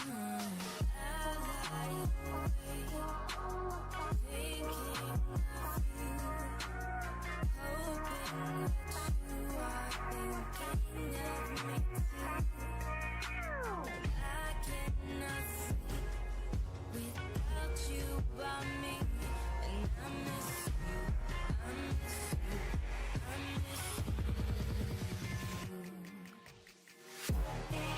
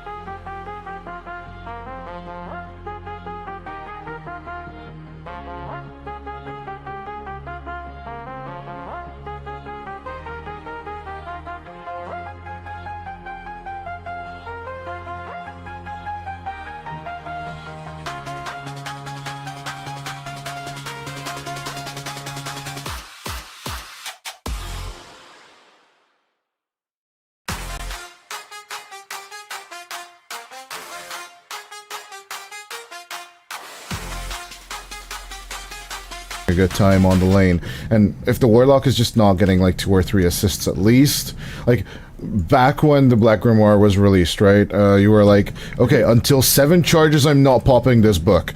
I'm gonna keep it until I have that. But then like, oh, now we need the 7-minute rotation. Now we need the 6-minute rotation. Now we need to rotate at minute 5. Can you jump in with the Warlock, and even if it has 1 charges on the Black Grimoire, can you just use it for us? And they're like, God damn it, like I'm using my special item. The whole reason. Makes me feel good. That kind of makes me feel good because I'm a Warlock who still like withholds the Grimoire. If I have 8 charges, I'm gonna use them. You just don't have the time. You're not getting the charges. I have 8 charges by 10 minutes, and then I'm gonna get like three spells. If you can get it off, good luck. But most of the time, it's just, I'm seeing people with 3 charges having to use it at like minute 7 once the Shrine of Wisdom is picked up and you don't have enough XP. You make that level 6 jump, and then you immediately push it on the tier 1 tower. That's the only way you can vie it. But yeah, it's going to be an interesting question. So like, if they can get a few kills on X with Kidaro and good old Yowai, then there is that possibility. But yeah, like the former Passion UA carry coming in here and showing what's what. Be more than curious to see. Yeah, I'll be more than curious to see if he can definitely deliver. Yeah, it's interesting to see though, as Rune Eater's evolvement, you know, comes through. It's also very good, like, I recall that you mentioned the Ancient Seal. Nowadays, like, Invoker with the Exort pickoff, it does give you that little bit of an extra lane control, so you can definitely use that up to proactively punish Kidaro, given that they're on opposing sides of with the Skywrath. So pop the Ancient Seal, get him down to a little bit, and then use up the Sunstrike. But it might be something that is actively anticipated, because we keep on talking about Warlock, and for a very good reason. His big ultimate is absolutely disgusting to deal with. It does put the entire team on a very high counter, but without it you're absolutely nothing. So the more you can prolong it, the better, and again, the more you stall away charges from his Black Grimoire, the better it is. Yeah, we'll be definitely curious to see if Uragi's replacement, Yowai, has a bit more to offer, right? So far so good. I mean, we've seen Yowai among various teams throughout many seasons, and he's been outstanding when games have been good. But so can be said for many carries, but let's see. Shadow Fiend is still good. Early Smoke is gonna detect Kidaro, who has been attempting to maybe see who's first and where, but he's gonna be first target within the shards for the Sunstrike, but he's not gonna fall. Instantly pops the Fatal Bond and is getting Garbotli that falls by the hands of Yowai. It could be a little bit of a problem that you don't have the Shadow Word to kick in, but, you know, with a Shadow Fiend, it doesn't matter. He's got damage, you're amplifying his damage. You may get even a second Skywrath kill soon enough. Yeah, definitely immediately 2 charges. Oh, the relief is palpable on the Warlock. Robert Downey Jr. breathing out meme. Yeah, you're just, you know, holding your chest and you're just leaning back, relieved. I mean, you got 380 seconds to use it, so it better be more than 2 by the time you're able. I mean, even 2 is just a relief, I'm not gonna lie. It's just some of the laning stages I've seen with the Warlock. More! Yeah, you definitely want more, that's for sure. But more. We'll see if it'll happen. So on the mid lane, Ethereal with the earlier pressure on Rayx has to be expected. Poor Rayx still at 0 last hits, man. It's been a minute. Where are your last hits, bro? Where are your last hits? What? Last hits? Where? Oh, Who? What? no. Where? Ethereal Why? is being cheeky. Look at this. Look at this. I mean, we've seen this guy on Puck before, and we did speak about Malin during the previous season and his good relationship with the Puck, but this one is a little bit of a stronger bond. Like, this is, I wouldn't say niche level of play, but goddamn good play of Puck. I mean, it's not even in his top 4. If I'm not mistaken. It's not even in his top 4, but yeah, that is a Grandmaster Puck. You are seeing that correctly. Yeah. So, again, we said earlier about if you're able to play Chen, even at a good level, you've already maxed out the support level role. For mid lane, I would say it's the Puck. Yeah, it used to be the Pango, now it is the Puck. Thank God it's not the Pangolier anymore. Remember the patch like 2 years ago? It's just Remember Pango, man. Pango Oh my Puck, God. Pango Puck, Pango Puck. Every freaking game we just had Pango Puck. Or like Yeah, I or remember like that. Ember Pango or Ember Pangos. So many Ember Pangos we've casted in 2024. Holy hell! And watched as well. Like now that you said those combinations, especially the Pungo and Puck combination, like we've watched that on TI. Yeah, exactly. Like I remember like even names stamped to it, like Quinn and Nisha and stuff like that. Like it was freaking insane. But yeah, I completely forgot about Puck Pango as a hero. Like he's completely absent. Oh yeah, Since, some well, heroes. definitely since 740, but even 739. So some heroes were definitely butchered in the past 2 patches for sure. A little bit of an incentive for players to learn new heroes to not just be a one-trick pony. On the other hand, Yeah. obviously, due to its versatility nature of the lane, yeah, some heroes are just inherently associated with some people, and Yeah. as we are evolving, we had this discussion off stream, but yeah, mid lane is definitely not as impactful as it used to be. So, in and of itself, there are still going to be rulers of the lane, and there's just going to be heroes that are going to be phased out, but then phased back in. Yeah. I mean, also, like, just to summarize what we spoke of, because there were some very good points made there. But the objectives around Hold up. mid lane Hold up. are Good points falling off. bottom. What we're seeing, good points bottom. Garbotny, he's falling pretty low, but he shall not fall, even with 3 quill. I can never say this. Quill spray stacks. Just Being say at 3. quill stacks, it's done. Yeah. 3 quills, 3 stacks, 3 quill stacks. That's when I get exposed that I don't speak English as my native language, because the Bristle R and the L... stacks, bristle stacks. Bristle stacks, yeah. Bristle back stacks. What was that Tortellini song? Come on. Spray, goo, hairball, bristleback. Spray, goo, hairball, bristleback. So kids, you just build Bloodstone, cue your hand into a ball, and just smash the keyboard. Say it with me. Spray, goo, hairball, bristleback. Spray, goo, hairball, bristleback. Monkey neuron activation right there, Oh, ladies and that's so good. gentlemen. He doesn't build the Bloodstone anymore though, but holy hell, when it was meta, it was such easy MMR. Yeah. I mean, also, like, speaking of falling off, like, Lesh has fallen off, Bloodstone has fallen off, like, all of those heroes related to that concept have fallen off, which is kind of sad. Yeah, where's your Leshrax and where's your Timber Saws that used to be mid lane with Bloodstone? Oh my god, Timber Saws mid lane Bloodstone throws you back to like the no-tail mid days. Oh, yeah. That is insanity. That's ancient history for some people. Oh yeah, that just adds to our age, Bottom bro. side, we have Ava in a very bad position because now Oh, he has one 5 more. stacks. Alco doesn't One see him more. though. Alco doesn't He's see out of him. range. He's He not doesn't gonna get see him. They're him. still dancing around the fountain. The Impalement Axe will miss out, but Tame the Beast will not. They even called up the Fatal Bonds from the side. So, it took some effort, but Ava is finally dead. And this Gyrocopter has finally, you know, started to kick off his curve. Like, already at level 4, the Rocket Barrage and the Flat Cannon at level 2 means that things can start to kick off in the farm, but him being dead might hinder things down. Because, you know, Bristleback getting free farmed, getting those extra pages off the book as well. They even called in, you know, as we saw, Kidoro, so 3 stacks already. It's not Good as news. bad as you can see. The Flat Cannon will definitely help out, along with the Rocket Barrage. Ava has the opportunities to compensate, and Flat Cannon can never be underestimated as the power rune goes to Ethereal, as to be expected. Nice. Very few on the kills so Top far. side. Tower is under You know attack. why? They were trying to siege down the Shadow Fiend, which is gonna provoke the presence of Ethereal, who drops the coil onto Axe. The Skyrath is forced to fight out in this one, and guess what? It's another page in the book. Oh, just let It's a Kidara good day get the for this assist. Warlock. Just let Kidara get the assist. That's all you need. 4 charges. Already a godsend. What is this? What is this beautiful game? Well, Kidara is almost ready to just drop the first rock for sure.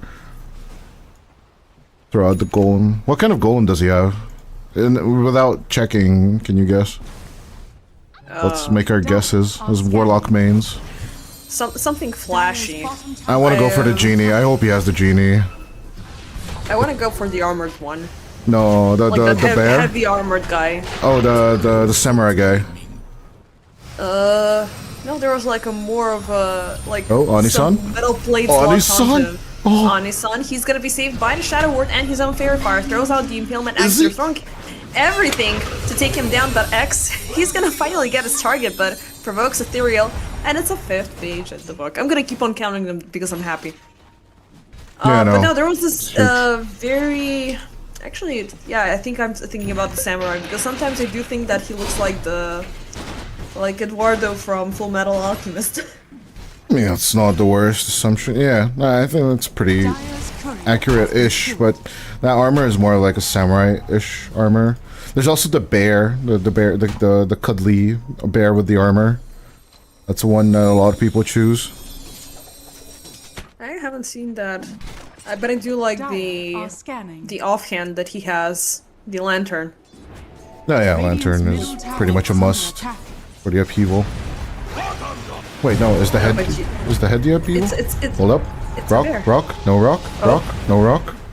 He's got the rock. Is he gonna drop it? I mean, there's a He primal split, wanted so to. He wanted to he drop can't it. avoid it. Maybe he can drop it on something else. I think the They best might idea is see to X drop here. it on the primal split, honestly, right? You'd rather Oh, wait. Anisan. There's the Skyrep once again. They're Okay. gonna drop it onto Anisan. It's the teddy Well, bear! onto X. It's and now the they provoke teddy bear. Kaneki. Kaneki, there's the primal split. He keeps up the chase onto Kitaro. And Escape act? actually, it is the bear, No escape act. by the way. Hold up. Oh! Radiant's It's just gonna be a Sunstrike, but who Look at cares? the It's teddy bear. fine. Kitaro already The won his teddy game. bear. And yeah, you were right, by the way. It's the teddy bear. So cute. I don't care about the game anymore, teddy bear. Look at it.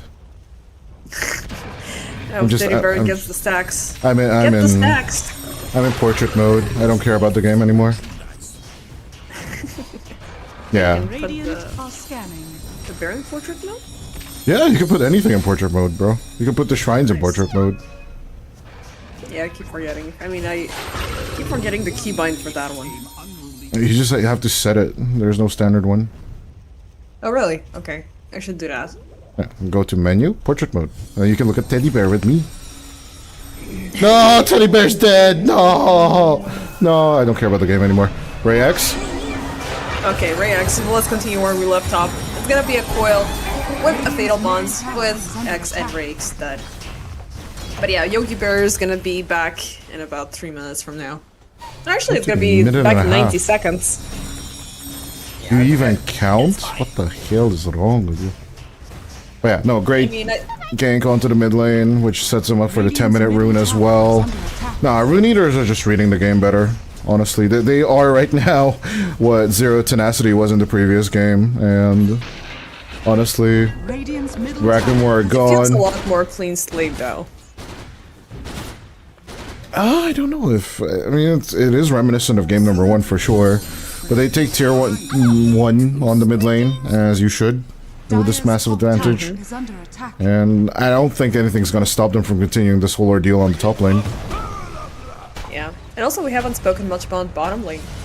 Because so far it's been the action brought onto UI, Anku? but they will kick things off onto Anku. Correct. And down he goes.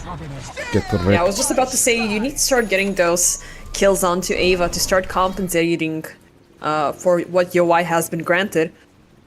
Because UI hits the curve a little bit sooner, and he's closing in on that Manta, and that's gonna bring him close to fighting. And guess what? Then we have the BKB for the Requiem, for the setups, and we've already seen what can happen when you bring in Dream Coil and Fatal Bonds into the concoction.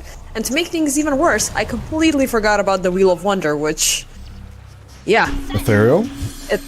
Radiant's top tower he is finds under Kadeki, attack. silence is up. Radiant's Well, he's not gonna structures are push him that fortified. far to force out the primal split, but it's gonna be enough to raise the fortification for the tower defense. They see X in the sidelines, but Radiant's let's top just get the tower, has fallen. open up the map even further. This Shadow Fiend, he needs more farm, and more farm. Same could be said for Anku after his little loss, but look at what he's getting from the jungle. Dire's Fat middle stacks. tower is under attack. Stealing the enemy Massive stacks and stacks. getting the stacks yourselves. This is just textbook Dota right now, where LiXO I mean, they were definitely a hold up. Anisan should die. Surely he can die. No way! He's just gonna Tumblr out of there. That is disgusting gameplay. No, that's illegal.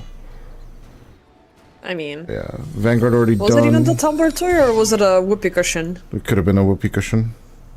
Yeah, yeah, he has the polywalk charm. I never know these, honestly. Yeah, tier 1 items, I Strongman just Sonic. completely ignore them sometimes. I mean, No, if they're very late, you know. Generally the Ringmaster toys. I ignore a lot of the Carnival toys. What do you mean? I just do. What do you mean? I just do. What do you mean? And I You don't do even not know the other the ones. Funhouse mirror I of don't the even. Strongman tonic. I don't even know Okay, the other let's see ones what on the other happens. side. Dream Coil onto Garbotley. They're gonna miss out with the Impalement Axe, but Tame the Beast will connect, and good night, Tusk. Man, Next the up, ancient seal does Rakes. nothing. Oh, he reveals himself a little bit too soon there, but Ava will try to push things out. Still, the amplifier damage rune on Ethereal is very great for this Bye-bye. occasion. Tame the Beast and make that 3. He even ignores the observer word. He's like, just screw it. I don't care. Oh no, it's not even. Yes. It's not even a sentry. Okay, yeah, that color mistaken No. this time. This one. It's alright. But yeah, one step closer towards the Blink Dagger to make this puck even more so toxic, so... What can LiXO do here? I mean, it's not that like they're still super heavily damaged, but they're still lacking on a couple of big points. 1, they're missing out on the Mystic Flare. 2, they're missing out on a bigger item. I mean, Falcon Blade, I'm not considering it on Gyrocopter. They need something even stronger. I do agree with picking up the Aghanim Scepter, which I don't know why a lot of players are avoiding it when the item is so freaking good for you to kick off in the game. It's timing issues. So, depending on what kind of late game you want to get into and at what time, that's when you go Falcon Blade Crystallis BKB. But you can also go for the Falcon Blade Aghanim Scepter BKB build. And in this case, they want to buy Ava more time, right? So they're expecting to go into these 4v5 fights with Rune Eaters while they still don't have BKB on the Gyro, as we do have a mid lane death on Garbotley more than likely. No, he's gonna be fine. Oh, they don't. They popped the coil. And they popped Tame the Beast as well. No. Oh well.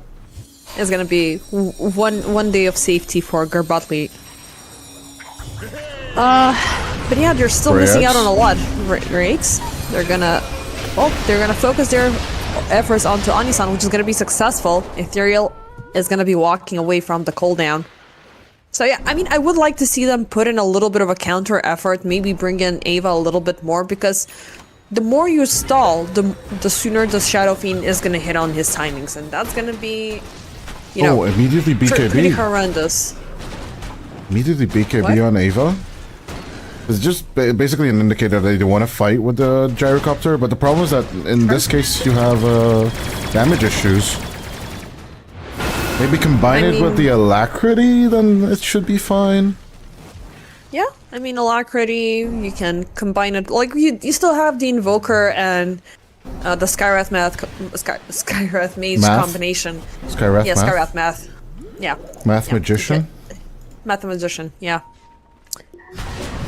What up? Anyhow, Sana Sakadaro? you can amplify the damage to kill somebody at Sword the very Strike. least. Yeah, I mean, Warlock is fine. Shadow Word at level 4, it's gonna heal you up completely. Now X is the one in danger, and he's gonna die by the hands of Ethereal. Illusory Orb is gonna go forward, not gonna connect, same as Wheel of Wander, still the force Kaneki out of the team fight.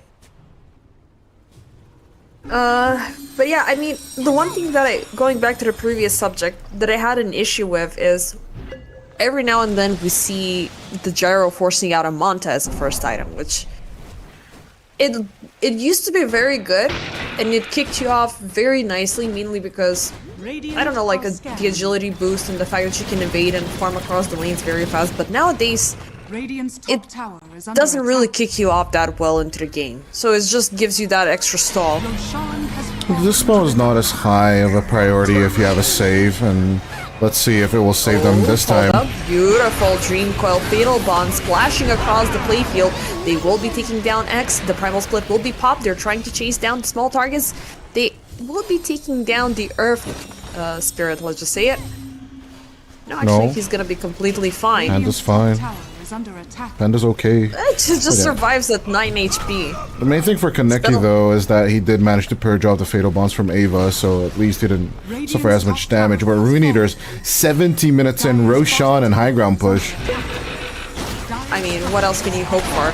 Ava is trying his best to defend this. The golem is gone, which makes things a little bit easier, but look at the Fatal Bonds damage. They're just gonna pop off super fast, given the fact that they're enabled by the Quill Spray, by the Shadow Raises, so it's a very heavy push for you to defend it. But thankfully, you do have both the Gyro and the Invoker who can deliver. Oof. But maybe you can do in a kamikaze jump with the Shadow Fiend. Unfortunately, it's not a Blink Dagger Shadow Fiend that we're seeing here. Every time I see Cataclysm Invoker, I don't really see these massive roots. Like, I don't see a Gleipnir, I don't see a Rod of Atos on this team. That is gonna keep people in place until that Cataclysm comes down from the sky. Radiant's courier has been killed. I mean, maybe the Skywrath Mage? No, I mean, unfortunately, X is insanely robbed away from having a solid game.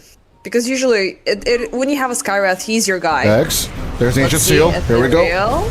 They're gonna pop it with the Mystic Flare. It's gonna be enough. A huge streak. Okay, finally, X is gonna see some money. Oh, look at that. Look at But all mid that lane, gold. oh, they have a lock on to 2. It's gonna be the Tusk alongside with Ava, and it was a big trade, but the Fatal Bonds are still ticking. Keep hitting our bot lane, maybe you can kill them. No, it's just gonna be bad. Still, X appears once again. He's gonna stick in the fountain with his big bag of gold, Garbatli. Garbatli, On keep the other hitting him. side, they Keep find hitting him him. once again. Snowball onto the bristleback. He is gonna dispel himself, which is gonna be pretty nice, but Anku, he's determined. He wants him dead. Drinking buddies, flashing him forward, closer to Ava. Anku, he's onto high ground all by himself with Anisan escape Anisan. back as well as Resort before he Get falls. him. And it's just gonna be him and an Anku. Get him. Once again, the snowball just accepted, man. You overstepped into enemy territory. Radiant's middle tower has Rune fallen. Eater's a little bit overzealous, but they are cleaning up tier 2s in exchange for this. As up top, Offside, Kaneki. Dyer's top He tower is should under be attack. popping the primal split here. So Doesn't far, he's want gonna be to. running away with the brood up. run. He has Yeah, to. you gotta run. Oh, no. He's still on stop. He did raise his hands though, like the animation sequence began. He should have used it as soon as the first Waning Rift was over, but Dyer's top tower I got a is little bit under overconfident with the Cinder Brew. But there's the chance that you're a little bit slower. Whoops! Mistakes for me. Whoopsies. I mean, it's a big whoopsie because this Shadow Fiend still has the Aegis, can still push in towers, and without an offlaner for 15 seconds, if they're feeling lucky, maybe they can go in for the tier 3. Radiant's Maybe. top tower is No, I under just attack. ignore this They and go don't know Gyro is Tormentor. outside. Nah, Tormentor. Torment time? Oh, Just have an easy time. it's time for Tormentor now? Yeah, We're talking about tier 3s and the first Tormentor off the game in the same sentence. What the hell? this is just normal in a rapid game like this. Rune Eaters got a really good start on. Oh, thanks for the help, though. charges. Like, they throw in the Sunstrike, and now they're gonna throw in the Cool Spray stacks. Yeah, I said it right for the first time. Those spray stacks and Whiskus Nasal Goo. Now, Viscous Nasal Glue is easy because, like, as a non-native English speaker, our R and our L are a lot stronger, so I need to completely twist the way I speak to pronounce those, you know. I actually forgot which Thanks. old-time caster used to call it VNG all the time. They were just refused to call it Viscous Nasal Goo. It's just viscous know. is such a disgusting word. I do forget who said that back in the day, though. I mean, thankfully it's not moist nasal goo. Moist nasal goo. That could have been 10 times Moist worse. critical nasal goo. No. Ava? Okay, speaking of Moist Critical, Ava, he's under siege. He's gonna pop the Cold Man to try to force Anku away, but there's the Golem with the Fatal Bombs. They lock him on the spot. Oh Mystic my Flare for God. Ethereal. There's the Requiem as well. They're gonna be able to avoid it onto at least the Brewmaster, but everybody else is suffering the consequences. Garbatli forcing out a buyback. The last Earth Spirit is on the map, and he's trying to run away, drinking buddies for the save. Still, that's a horrendous amount of damage. We're pandalings. How do you call them, by the way? Pandas. Earth panda. Pandas? Okay. I call them pandas. I thought they were like... And I mean, they're little bears in general, aren't They're they? Brewlings. Brewlings, so yeah. Yeah, I was looking for that word because I always forget it. Pandas. Because he's got the he's a brewmaster that has the drunken bowler. Especially that when can you have spawn the brewlings. okay, but when you have Brewmaster, Beastmaster, and Brood Mother in the game, it's just so bad. Panda, done. You play World of Warcraft. They're just Pandalins. This is not even from World of Warcraft. This is like back from Warcraft 3. The original was from Warcraft. Okay. Exactly. I mean, I did play Warcraft 3 back in the day. And that's why we hate Blizzard, because they never made Warcraft 4, so screw them. Just be happy it hasn't happened, okay? The best we can do is Warcraft Reforged and we're already sad about it. That's bad too. Horrible. I'm sorry, but Arthur's looking like a Final Fantasy character and burning my PC at the same time is not a good That was the dream of combination. some people, and that's why they played Dota 1 on that piece of, and let's move on to the high ground being pushed in. Radiant's top tower. I mean, what can we say here? Because LiXO, they're hesitating on how they can defend this. They should either let Rune Eaters run away with this one. Attempts are being made by X with the Mystic Coil combination, but it doesn't yield to any results. Dream Coil is also gonna fail, but that doesn't put a stop to Rune Eaters. Only thing that is standing between them and victory is this fortification, as it seems. There's nothing I don't know what stopping response them, they can get. honestly. Like, there's the Primal Split finally Huh? available. Age expired, at least. I mean, Radiant's middle tower. were they even close to the Shadow Fiend? Oh, no. They're close to Kaneki. Oh, Oh, the no. Drinking Buddies right into the Wheel of Wonder. Ooh, that's gonna be a... You tried to pull him out just of it, killed actually. your own buddy. No, I mean, no, it he was tried, before. but... It was before he was It was hypnotized bad. that he was trying to pull it out, but he just sets him up and able to fail as well. Rough one. Same. Middle barracks. Ethereal? Ethereal diving a little bit too deep, but... He just doesn't care about Ancient Seal. Oh, this is so mean now. Middle barracks has fallen. He even has a Lincoln, so like you can't even put Ancient Seal on him straight up. And Kidaro just dropping down the golem immediately into the tier 4s, man. Radiant's middle They don't tower care. I mean, we're just going in for the push. Like, End it. they're not gonna respond. Like, 24 minutes. No they're not seeing mercy.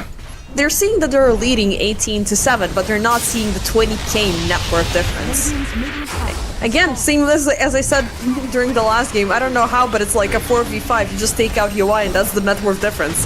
Kaneki, oh boy, he's gonna pop the Primal Split to just walk away. But actually, did he? Nope. Or he He got canceled Dream it? Coiled before. Oh, did he cancel it? I don't think he canceled it.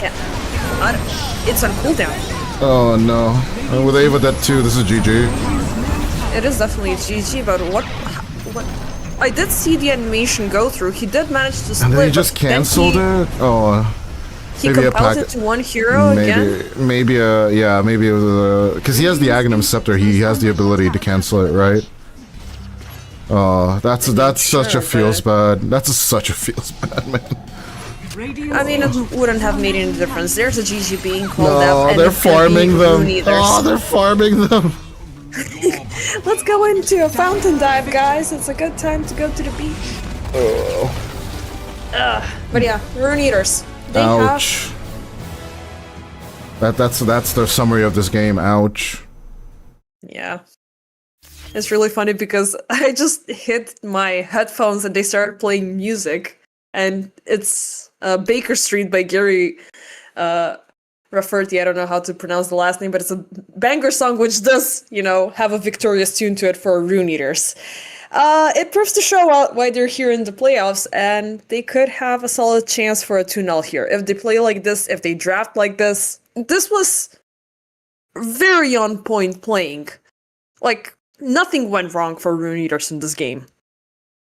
Yeah, I don't think either of their heroes were addressed. So what it feels like to me that LiXO, they had a plan that they wanted to stick with, and they followed through on their draft that they were dreaming about. But in terms of execution, once again, just question marks all over the board. And yeah, one by one, Rune Eaters were just taking out tier 1 towers post minute 7. And the game just literally snowballed away from the Tusk, who actually has snowballs, so irony continues. Yeah. X was completely deprived of seeing any solid game. Like, he got taken down 10 times, which is pretty much half of the kills that Rune Eaters got across the entire game. The Gorbatli and Ava combination did not kick off at all, even though Ava had a solid start down the bottom lane. But topside was suffering. Rakes was decent, but at one point he was also suffering the consequences, so it was pretty much set in stone at one point. So let's see if for game 2, we're gonna be seeing a redeeming chance from LiXO, who had in previous seasons a lot more success compared to this one. But yeah, there's that. Going on a break.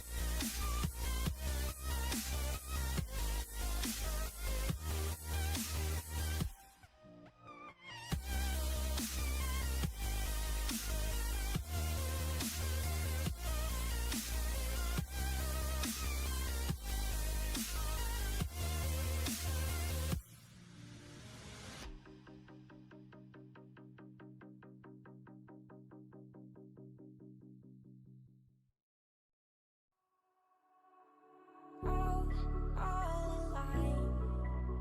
The devil's in the detail, lingered inside. Oh, a holy crime.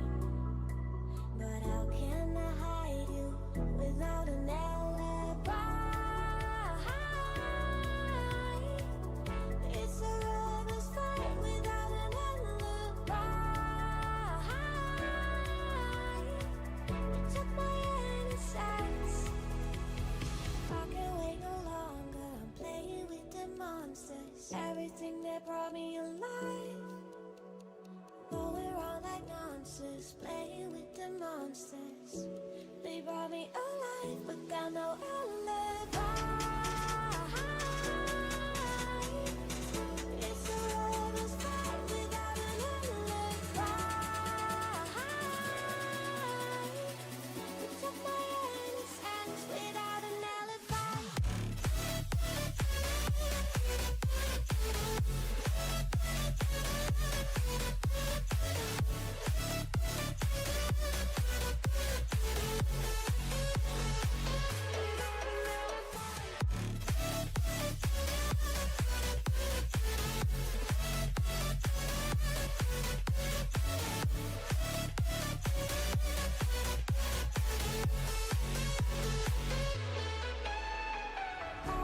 Smoking gun, you got me on the run. We know there will come. We're out up till dawn. But how can I hide you without an alibi? It's a lover's fight without an alibi. Took my innocence. I can't wait no longer. I'm playing with the monsters. Everything that brought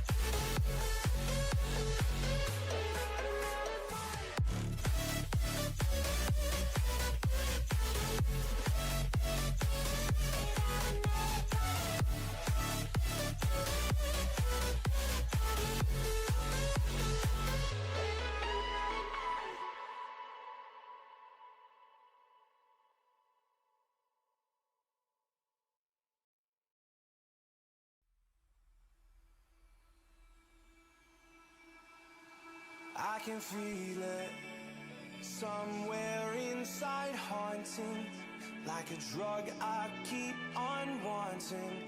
There's a love that fits so perfect, it's hard to believe. There's a reason I can feel my heart stop beating, and the air gets tough just breathing. I'm alone, but I'm still feeling like someone's with me. It's strange, I know, but I feel like you're here with me, like chasing ghosts. I know you're out there.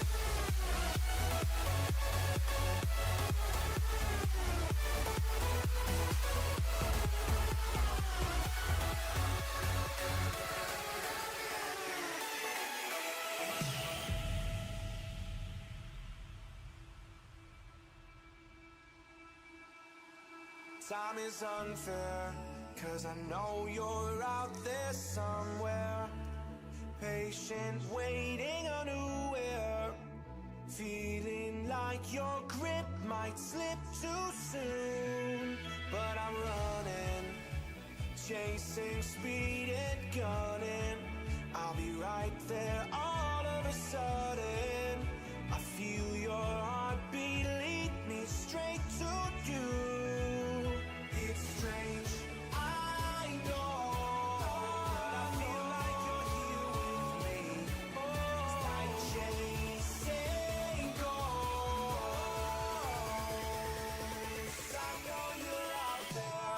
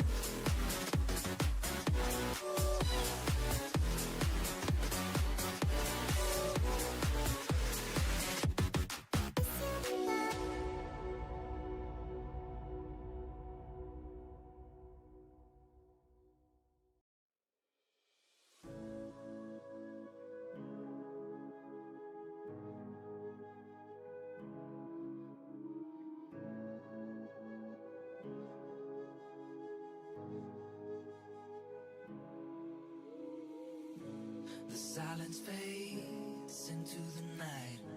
Coyotes sing at the moonlight. These open highways are calling our name, and now it's time for us to escape. Feel the wind touch our face. Let's take a spin to a foreign place. And we are back, ladies and gentlemen, with the second match of the third series of today, which is between Rune Eaters and LiXO Esports.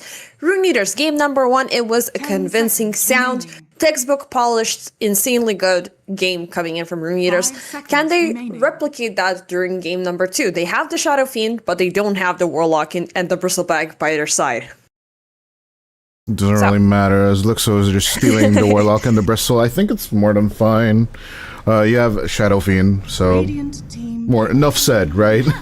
Ooh, they're scalping their entire draft. What else can you get here? No.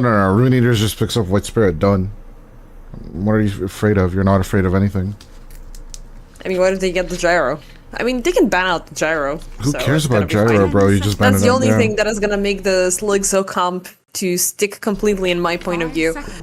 Because they could have worked it out, previously. I think it's that Warlock that makes that a huge change compared to the Tusk that he had the previous time. I am very happy that we're not seeing an insanely squishy hero such as the Skywrath Mage, which was free food. Tuskar!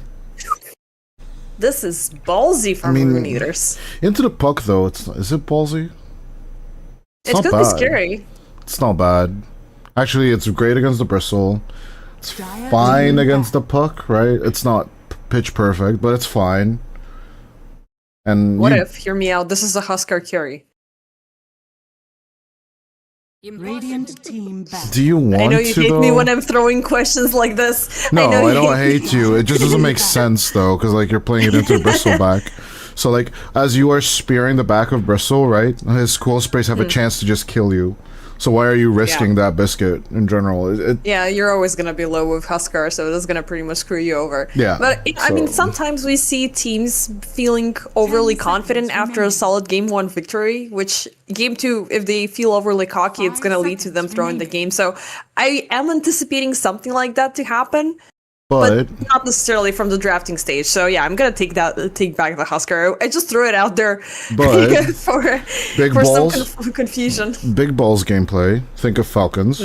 What if it's offlane Huskar? Ooh. Now that would be ballsy. Mid lane Huskar, carry Huskar is just standard, right?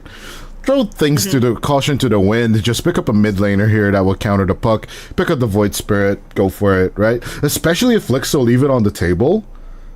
That's the more ballsy move that Rune Eaters can definitely do. Let's see. I mean, LiXO have the last pick, so they're the ones closing down this equation. Centaur. So they took out a bunch of offlaners. I'm curious about this Dawnbreaker ban. We don't see this hero that much nowadays. So it's a good follow-up to the Shadow Fiend being jumped. It's the budget Underlord, right? So a lot of teams I've seen on tier 2. Instead, if the Underlord is banned, they picked up the Dawn. It's not out of the blue. There's a pickup, and we have seen, of course, Nightfall just recently pick up the carry Dawnbreaker, if I'm not mistaken, as well. So it's not out of the question that teams will pick it up for the global presence and just flex it on the offlane, mid lane, or the carry position and the offlane. But let's see. It's Omni-Knight. Omni-Knight. Okay. So what the hell? Is the dream real? Is this gonna be it's gonna be a Huskar mid. It's gonna be a Huskar mid with Omni-Knight going in as an offlaner. I wouldn't see it any other way. Should be. And Klink's last pick. I mean, Klink's into Huskar though is not super bad now that I think about it, because you can go through Cauterize easily with the damage.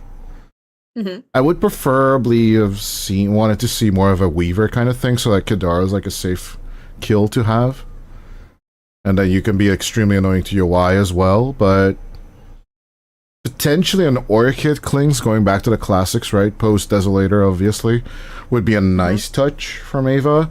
But more than likely, we're going to get this Desolator, Dragonlance, Hurricane Pike, BKB, Aghanim Scepter, BS. That was like I mean, pretty you'll much need standard. to counteract the incoming fast damage from Shadow Fiend, so I do like the sentiment from 10 those seconds types of remaining. that type of a build output, and I do like because you have the Warlock on the side, and I keep on emphasizing it because when you have the Fatal Bonds, things are 10 times more devastating. So LiXO, they did steal a lot of things from Rune Eaters compared to the last game.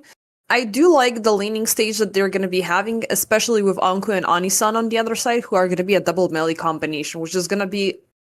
It can give you a decent, kickoff potential, but if the Omni Knights gets the levels fast with the purification levels coming in, it could be far more manageable. Yeah, the double melee is a little bit concerning, for sure, against Garbati and Ava, but a nice, good old-fashioned lane skip is all I'm looking for, because you can just pull the creeps all the way from the tier 2 and just bring them over to your tier 1 behind your own tier 1, and that should be plenty of farm for Anisan and Anku, because the Tusk in general would be more than happy to fight the Warlock, because you're a slow little bugger when you're trying to contest this, and Anisan is going to be having more than enough movement speed. Just basically give the poor Warlock a little bit of a hard time, if you know what I mean. Yeah, I mean, that should be the motive here. We saw what happens when Warlock is having a good time.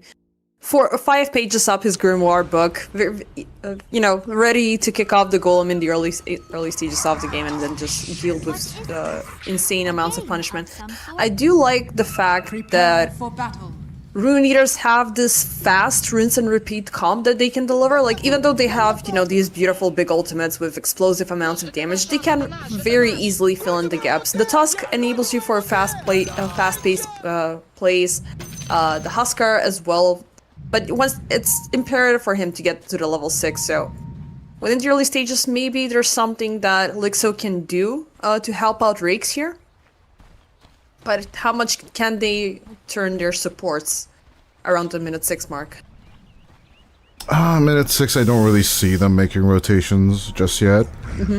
I'd rather say that Rune Eaters have a better chance with the Tusk and the Jakiro, but we'll see down later on down the line, because if I think about it, I think the tiny Warlock combination is just a little bit slower than what the Tusk and Jakiro can offer you. So it's again going to be about these towers and the snowball they provide. But definitely team fights, I would say, favor LiXO in the earlier stages of the game. Because, yeah, it's all about that Grimoire, right? We talked about it. If you don't have enough pages in that, Kidaro's just not having a game. This time around, it's going to be Garbati that will have to face this problem. But we shall see if it will happen as Ava. No, immediately the tag team. The tag team is real. Look at the tag team being real. Anku. Insane. Immediately Swift and dancing. easily. Just make it you got look the so slow. easy. You have a double slow in this lane, and you're kicking things up with the Hammer of Purity, and like there's nothing the spoiled Clinks can do. Our good old friend Lyrical would be like screaming, why not Darkseer in this combination, but obviously Anku is just basically showing why CIS region still favors the soft lane Omni Knight. And the good old package loss. Incredibly enough, we haven't seen it in such a ridiculous amount as game number 1 in the previous series, but it's still lingering there. So But it just came to me why we have so much packet loss, by the way. Hello PL, my old friend, right?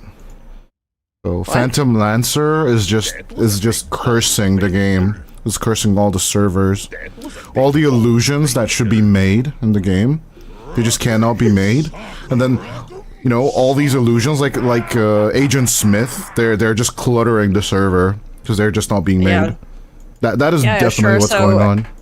Every single time you make an illusion copy with PL, it's permanently stored onto the server and it's able to jump from one room to the other and compromise the deadlock servers. Yeah, okay, sure. Exactly, that's what's happening. Oh boy. But yeah, a good kickoff already for Rune Eaters, and this is the lane that we've been feeling mostly shaky about. But yeah, if you're onto a good kickoff, it's going to be a lot more easier. And it's already a lot more easier for you to manage Clinks nowadays, because ever since they did the switcheroo between the Death Pack and the Skeleton Walk, you're not going to have an invis target, so you can pour in Sentry, Wards, Dust, and stuff at the very start, so you can focus your supports onto more important items that you require. For bottom side, I mean, it feels like it's a little bit of a mirror situation, because on this end, we do have the Tiny and Bristleback, or the double melee combination, versus Kidoro and Yawai, which are respectively the double range combination, and these guys can pack an insane amount of damage. And given how spammy both Bristleback and Tiny are, you know, a good old magic wand is gonna make your life 10 times easier. But maybe not for Jakiro, because if he gets caught up by the Tiny, he could be very dead. It's definitely not out of question that we are going to go into like a yin-yang situation on the map. So more than likely both offlane tier 1s are going to fall first due to the, you know, vulnerability of the towers and the vulnerability of the lanes. So that pulls all our focus onto the mid lane, right? So ganking heroes potentially, in my opinion, are the Tusk and the Tiny. But them securing the kills on either the Puck or the Huskar is less and less likely, as we can see. So I do believe that Ethereal might have the better chance to execute Rakes at the very start, because look at this active harassment that he's, you know, dealing. Yeah, that's what we talked about. So as soon as Rayex gets level 2, things are going to be on the up and up. Upper and upper. I guess. Look, what is this tauntage with the Radiant's Courier? Or X's Courier. Actually, what is he doing? He committed the Courier onto... what? What is X doing, honestly? I mean, he pulled maybe? He pulled one range creep away from Ethereal. From the Ethereal stack. What? It's just bonkers. Okay. I mean, cancel something. Pressure relief. Yawai is just having the wave on the bottom. We're having some issues with Ava falling for a second time. Even though they're gonna trade it off for Onklitz, he was sticking out from the Shadow Ward. Still a second takedown on the carry from LiXO, and Garbotli still in danger. They're keeping up the pressure, but thank you Fairy Fire for the save. Anisan is not gonna be overstepping now that the carry has returned. Yeah, as soon as you see Ava coming in, you just gotta keep your distance. Ethereal being even bigger in the menace, already leveling up inner fire so that if Rayex jumps him, immediately has an answer. Yeah, I was gonna say something that we spoke about earlier about the bottle usage down in mid lane. Oh, wait, this is a little bit... They're dropping very low here, but it seems Ethereal is fine. But yeah, about the bottle usage and the fact that we have brought in a bunch of unconventional mid laners. I mean, Huskar has been a mid laner before, but he does not require a bottle. He does not have mana. A lot of other heroes, Invoker, we don't see him buy a bottle as well. He just gets, you know, Fairy Fires and stuff like that, so... Yeah, DK... The fact that that item, is not that super present makes mid lane a little bit more staler and not as competitive as it used to be. There are some heroes that naturally outplay or out aggro certain heroes. Reg's definitely doing the right tactics over here, right? Just avoiding Huskar as much as possible as Anisan immediately. Coming in for that aforementioned gank. Oh, find the courier, kill the courier, kill the courier, no, don't kill the courier then. But he's only level 4, why are you scared? Aw. I mean, he's all by himself, you don't... Still, get the courier. Here.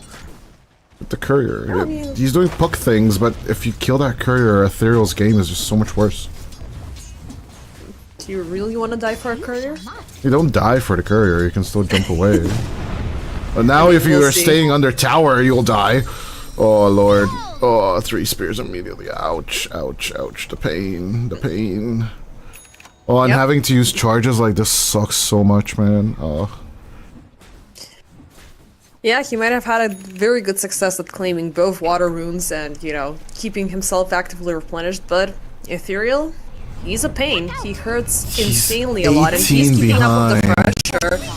Breaks, he's gonna roll back right into the tower, which means that Ethereal is still within range. He already used up the phase shift. There's the orb once again with the Fairy Fire. Oh, he's gonna find the safe angle for a TP out. Ooh, that was so close to the tower range, though. He's been spending so much time on the Radiant side, I actually went to the Radiant Fountain first to check if he made it home. That's how much he had to skip. Talk about a feels bad lane immediately for LiXO. I mean, the fact that this guy had to TP back, now he's walking back home. He's at a level and a half under Ethereal. Oh, that's not gonna change for a Still while. needs to- Oh no. Yeah, he needs Oh to no, clean up Anku. this entire lane. Anku. That's bad. Anku. Anku, Ooh. no. Finally, vengeance will be served from Ava and Garbotli. I mean, I was about to say that Angu is at the top of things, which should be considered by LiXO, but they found their answer. Eventually, the damage will begin popping up here. It's still the double range, so you gotta respect that Radiant's fatal middle bonds tower is along under with attack. the strafe and the burning arrow as Kaneki. Actually, getting the Kidaro kill. Hold up. Hold up. Hold up. I mean, the Avatar's combo is something you shouldn't underestimate. Okay, but we have backup coming in. Anisan. He is gonna walk right behind Hello. X. He's gonna put him to stop the shards. X, he's locked into them. UI, tossed on top. This stun is gonna connect with the avalanche instantaneously, and it's gonna prevent them from getting the kill. It is gonna be enough of a filler until Kidaro comes back. But he Look at- still needs... Look at the Clown Need a little Fiesta up bit more. top. Look at this creep skip Clown Fiesta up top. I love these plays. He double stacks the waves and pulls it all the way behind his tier 2, man. What the else can you do? Beautiful. You're double melee. Nothing. Okay, 6 mean, minute nothing runes coming really. in. Just keeping it safe. God, Well, Butley. around the rivers. Anisan. No, they're just sitting it. It's ethereals no matter what it is. Oh, Fatal Bones and Ethereal, he's so scared.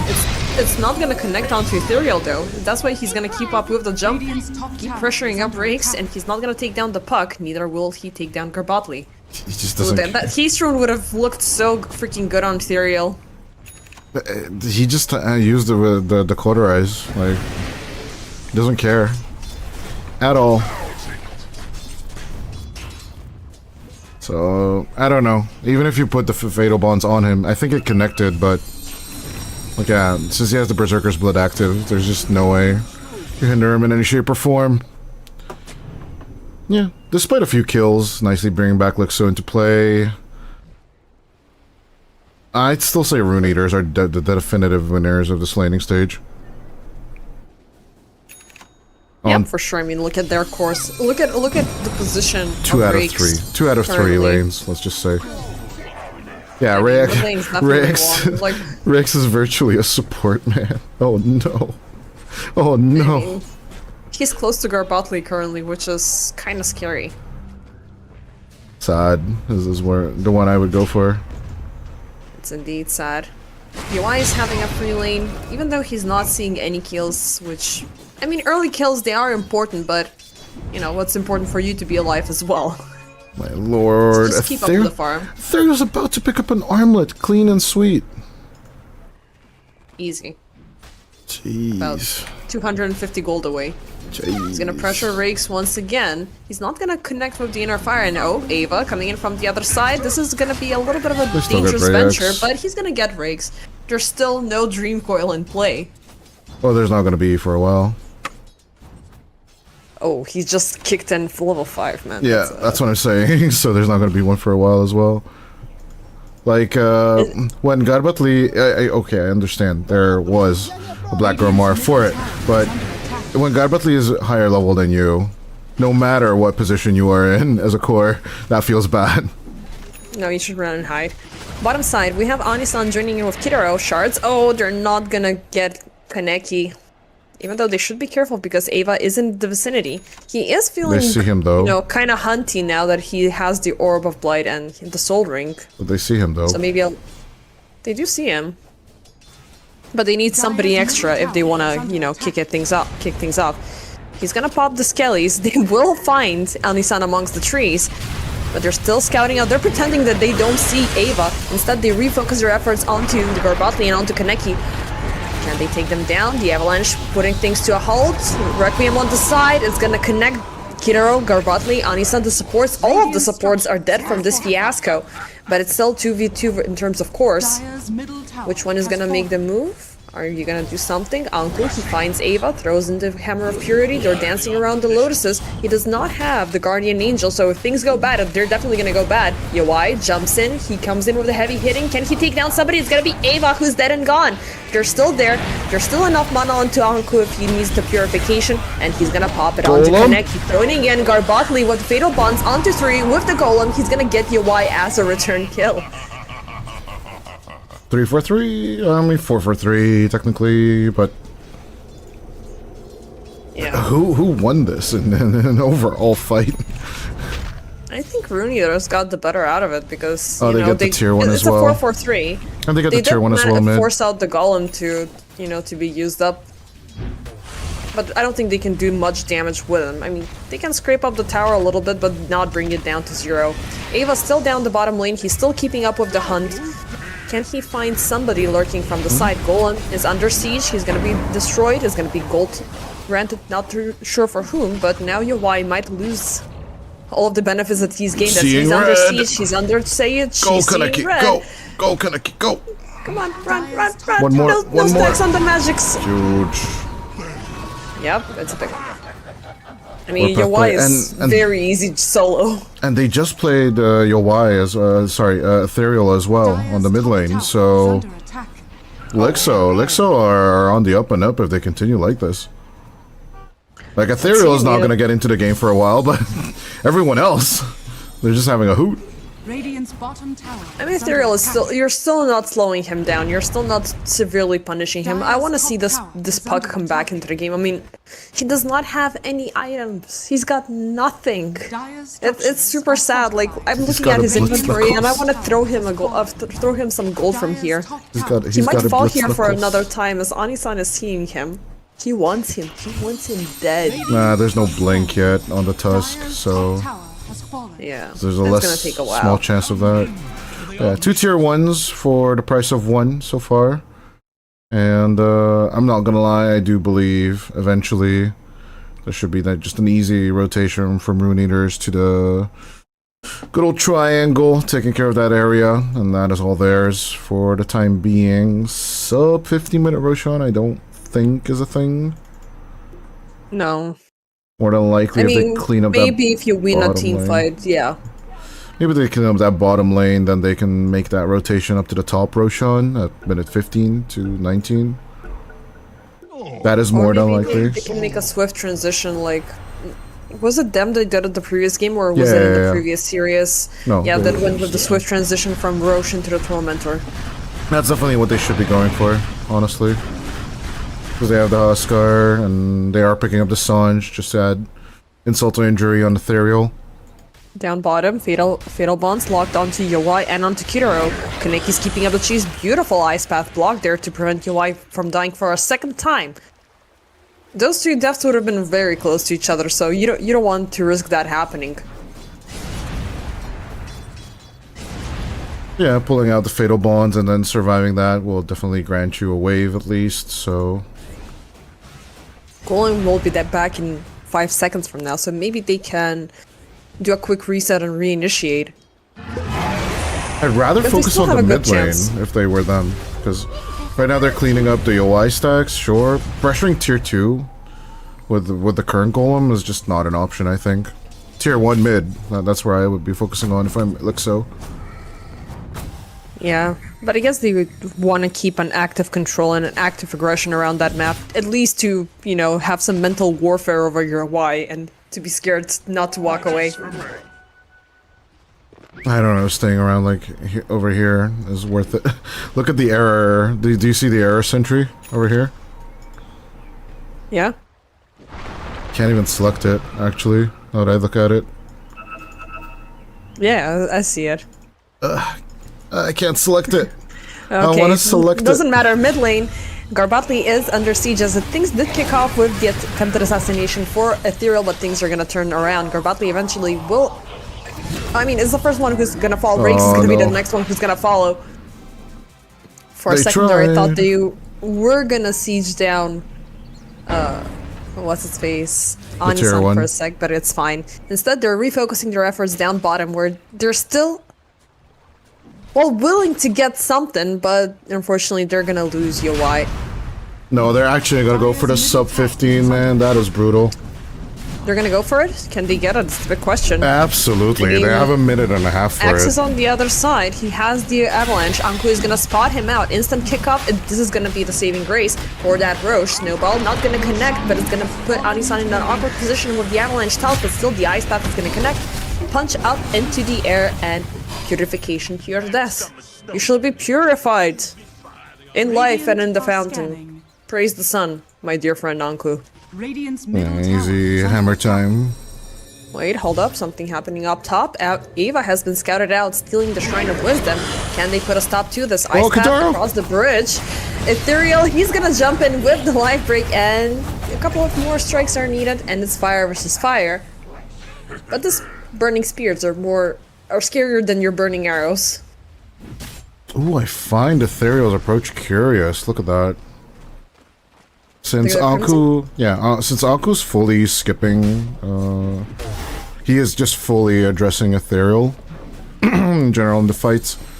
He's going for this Blink Orchid build. Radiant's middle Ethereal tower putting it is on under himself to attack. build the auras for the team. I like this approach a lot. And I like that you can use it, in a solo situation, because with Huskar why? sometimes you can overextend. Hold up, Yoi. Why?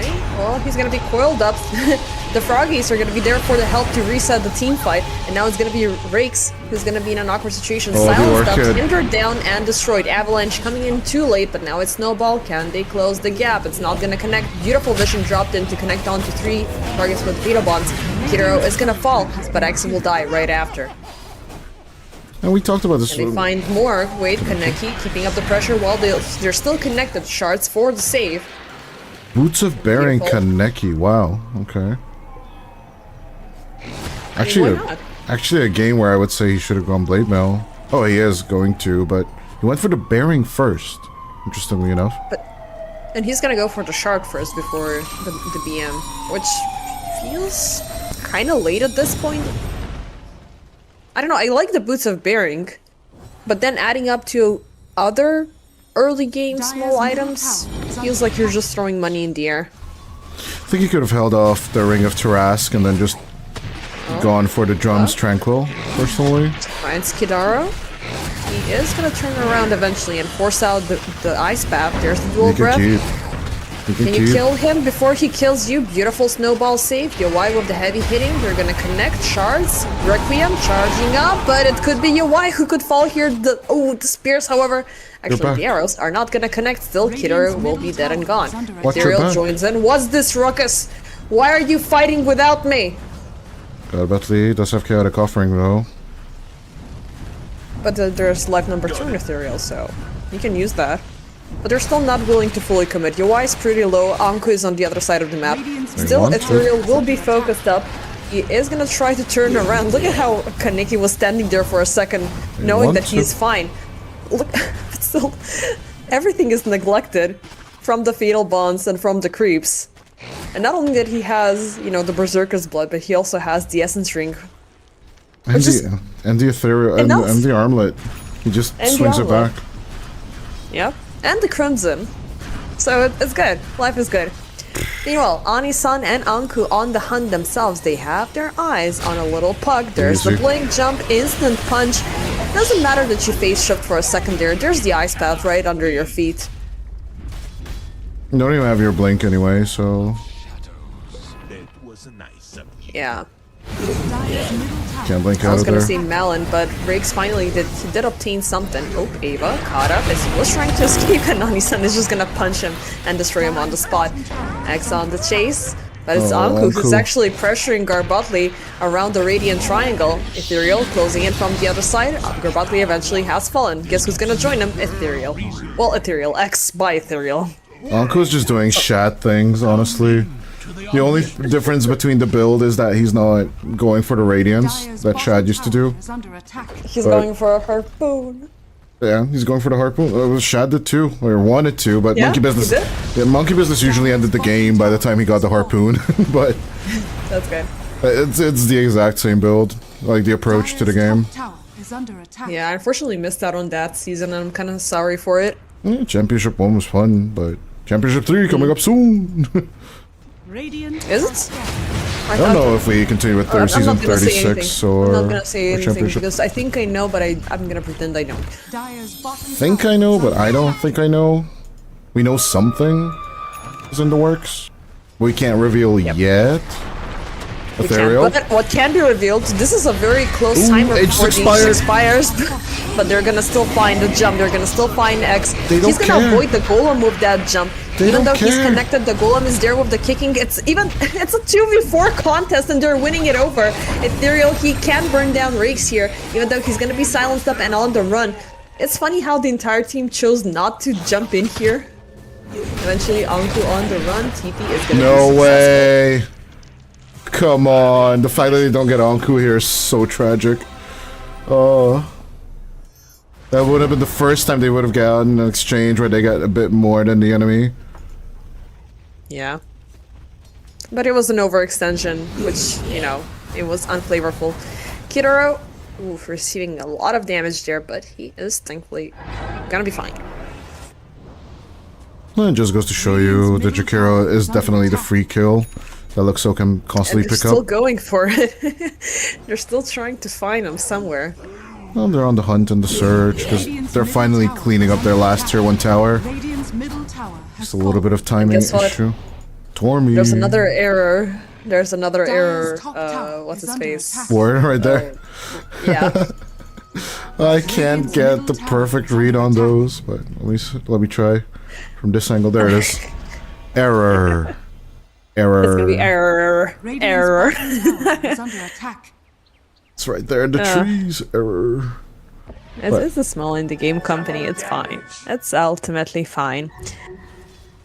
Bottom side under siege. It's not gonna be a full team dedication from LiXO. Rune Eaters, in the meanwhile, they're dedicated for finding some kills, which is gonna be reciprocated, so double smoke on both ends. Let's see who's gonna find who first.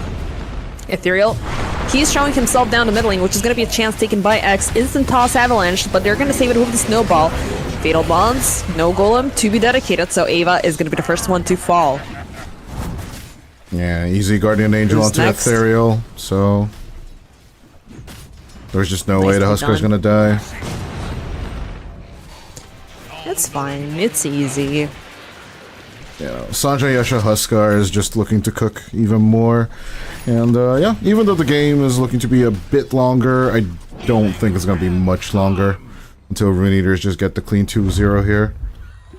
Yeah, I mean, not to just throw all the shade onto LiXO, hypothetically, if they can't pull this game off, what would be their saving grace? How could they potentially pull it off? And they definitely need Parasma and Ray X. They need their Blink on the puck.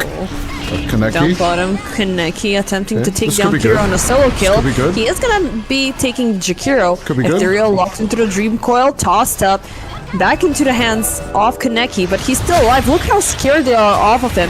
Anisan good, in the back not lanes good. finds the kick and the punch, takes down Rakes. They see now Anku. It's not good They're anymore. bringing the light and fire. Anku is still there with the chase. He wants to close in the gap to the first target he finds, but unfortunately Harpoon doesn't cancel TP.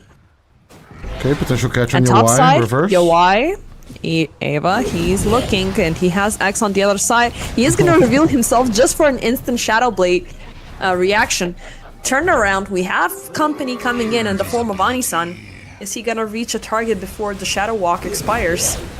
He's going to give it up. Maybe he's going to keep up with the farm. Tragedy. No, it was looking really good for LiXO, but approaches, they're kind of rough, aren't they? The Huskar just basically having the Sanjay Yasha, all these status resistance, and plus the cauterize. There's just too much to deal with. This is one of the Yeah, bigger but- reasons why I wanted the Orchid to come out. Because then, yeah, you just don't give him the opportunity to dispel things. But yeah, I'm still looking for the answer of how can hypothetically LiXO survive this game. No, What should they do? They need time. They need time. They need time and auras. I'm finding it really troubling that Kaneki is just not building a pipe or a crimson. They just finished their GG boots on Garbati, which is nice, but Where's your counter silence? Where's your orchid? Where's your blink? You know, like these movement items as a hold up. Roche. Roche, Ava Oh, is in the Ava. pit. Oh No. boy, he can't burn here. One more tick is gonna be enough. X jumping in, he finds Anku, tosses him back right into Rake's hands, but this could be a setup just for Rakes to die as the Necropire goes off with the Ice Path. It's a 3 for the price of null. I don't know, man. Like, Dual I scepter, would've- bro. what you said earlier about, you know, the good thing that you have the GG, but you're missing out on the remainder of yours. How are you gonna fix that when you have a Bristleback queuing up a Heart of Tarrasque? I don't like that item. Like, why are don't you know. building up? Kaneki with these pub builds sometimes just ticks me in to the game. It was the reason why they were successful in Championship Season 2, right? But at the very same time, LiXO, it's time to man up. It's time to play Dota, man. And playing Yules into Jakiro is just the perfect invitation of, oh, I understand you want to purge off your spears. Good. How about an Ice Path, you know, for your trouble? Radiant's top tower. Like, is you want to under cool it attack. off a bit? No problem. Dire's middle Let me tower help you is with under that. attack. It was like immediately looking like who Yulesed him, but then, oh, he's the only one that Yules in the game. The consequences of your actions, right, Garbati? He will be immediately shut down on the bottom lane. Are scanning. And also, I love the fact that this Anku Omni Knight turned out to be the best thing. Like, if you're okay, let's just say we're looking at a pug-styled tournament game. You're bringing out the pug guns with your Bristleback on a Heart of Tarrasque. We're bringing out our Omni Knight with a harpoon. What, like, we can do the same shenanigans, and in our defense, it actually works. Yeah, Guardian Angel is just basically the massive savior for anyone that the Bristleback and the Clinks targets. It's not even a question. This is just massive physical damage mitigation, and obviously if you want to try hard and with this lineup you can tide. I don't know if it was banned. Way under siege, instant toss and avalanche, just but gone. it's gonna be X regretting his decisions. Kadaro? Like, he didn't even have a chance to blink. Jesus, The backlines, Garbati going. Garbotley is gonna be deleted on the spot, forces out a buyback hand because he doesn't use up that golem. And he will need to use it as soon as possible, even though they're not giving away the second buyback that is on the tiny. Still, bottom racks, they're cleaned up, they're completely gone. Let's move out to mid, shall we? We still have... Oh, the Aegis did expire, right? Dire's Oh, middle no. tower is under attack. Oh no. No, actually, no, the Aegis is on UI. Oh no, Ray X, no. Radiant's top tower is under attack. At least this time he didn't use Yeah. himself, he was used. But, yeah, no. He's still Imagine if that was a blink. Oh, Eva. Yes, what? This is a tragedy. The GG. Just call it, just end your misery right here, because Dire's I mean, middle we spoke about Riggs being at the support level of net worth, Dire's He's still there. middle right? has He's fallen. still there. He's like, Ani's-san is like, what? You bought 2 sentries and that's the difference. This lane shouldn't have been this bad, but it does definitely show that poor old Ray X was just never really in this game. Dire's middle tower Now he's got his blink, there's a chance, there's a... No, I can't. I can't I even... mean, you have a golem, so maybe, just maybe. You It has to can be work like the something out. biggest, most massive team fight you've ever seen in the history of Dota to actually work out. Kaneki? You need to kill your white twice with a Satanic. He gets instantly destroyed the second he shows his face. No buyback on the bristle. The golem is completely gone. X commits for a toss? jump, throws back your Y, but it's just gonna set things up for Ava to die. GG. And there's the GG. Rune Eaters, a strong, serious victory for them. 2-0. 2 insanely good drafted games, insanely well executed, and they deserve to spot further. LiXO, on the other hand, I think they're getting their wake-up call now that they're in the lower brackets, where things need to be a little bit more serious. So let's see if they're gonna be walking away from these puck strats and puck combinations and going for a little bit more tournament worthy, because they're not a bad team. We've seen them shine. We've seen them have amazing results, and I'm gonna be very sad to see them fall off like that.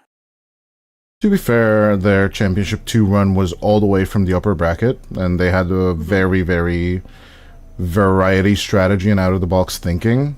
right now, once they see real Dota, if their wonky strategies don't tend to work out, they're going to be eaten alive down on that lower bracket. And I'm very, very curious to see if they can bounce back from that. If they have like the best lower bracket run here at season 35, that would be a joy and a hoot to watch. As their next enemy is either going to be Namiga or Team Lynx from our next rosters, because you were actually right, Winter Bear and Level Up are going to be facing off in the lower bracket, so it's going to be either be Namiga or Team Lynx. And Rune Eater's also looking at the match that we will be playing at 8 o'clock, but that does mean we're going to be sitting for an hour and a half of a break. Any last words about this series? This was just, it went by quick and dirty, I'm not gonna lie. I mean, I don't know what else we can say other than the things that have already been dropped during the game. It was fast, it was explosive, like, it's an obvious difference between teams who draft well, who play well, and, you know, teams who don't. I don't want to shade any, you know, hate onto LiXO, but they went a little bit too individually on this one. Their individual performances were a little bit something more that they were leaning in for, and then they were hoping to transfer that into a bigger team fight, because the draft ultimately was not that horrendous, but it was just finding that right time, the right time to balance things out and deliver. Room Eaters never gave them that advantage, never gave them that opportunity. They didn't make a single mistake. So, outskilled, outsmarted, outplayed, outdrafted. That's what I have to say. Yeah, ladies and gents, that was just a clean Omnionite Stalker, I guess, coming out from Anku. And yeah, Rune just passed through to the upper bracket. We'll be back in an hour and a half for our last series of the day, which will be Team Lynx versus Namiga Gaming. See you then.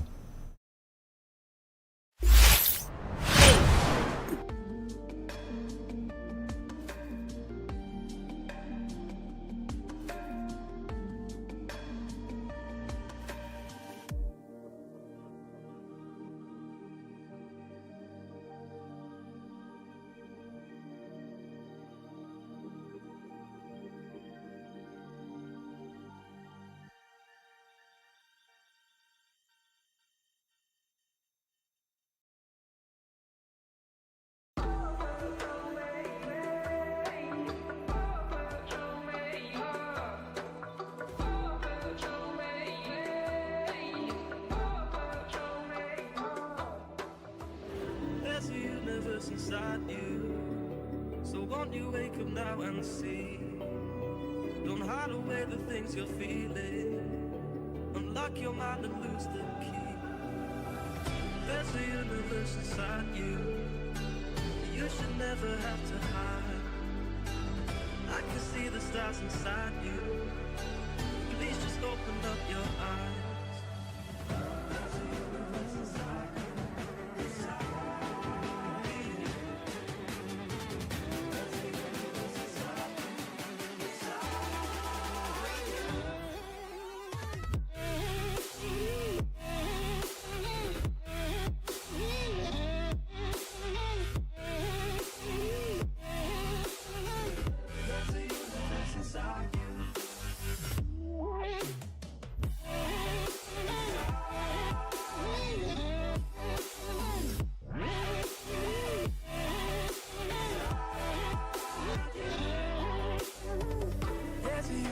Inside you, so much more than people know. I've seen you fighting your emotion, I hope you stay and won't let go. There's a universe inside you, so much love to leave behind. Stop the path of devastation, you should live for all the hype.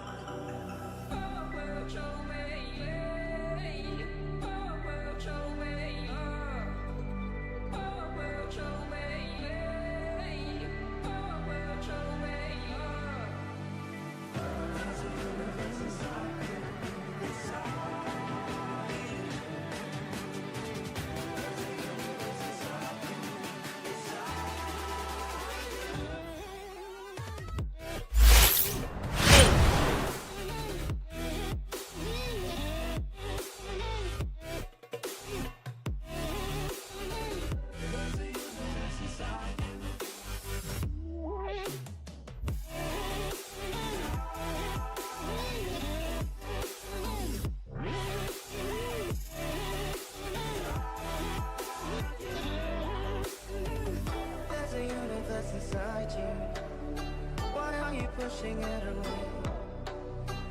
Leave behind your own deception and learn to live another day. There's a universe inside you, your galaxy of happiness. I just wanna help you find it. We'll explore in baby steps. There's a universe inside you, you've gotta give it room to breathe. So let the universe excite you, 'cause that's the way it's meant to be.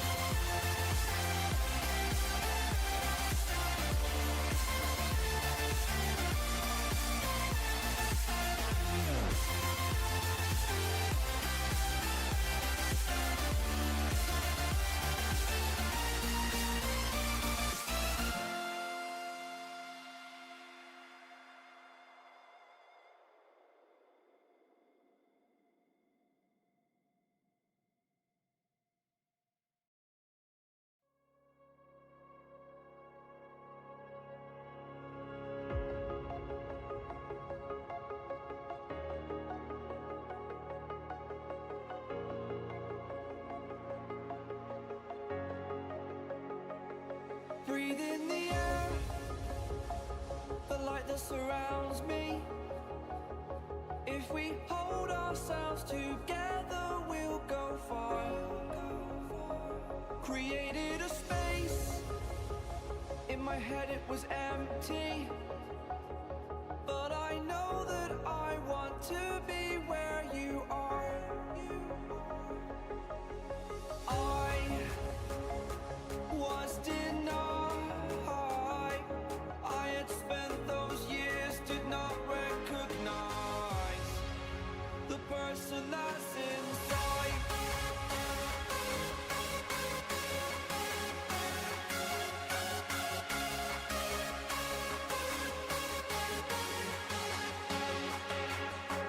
We have a purpose, but to take that leap, you must recognize the person that's inside.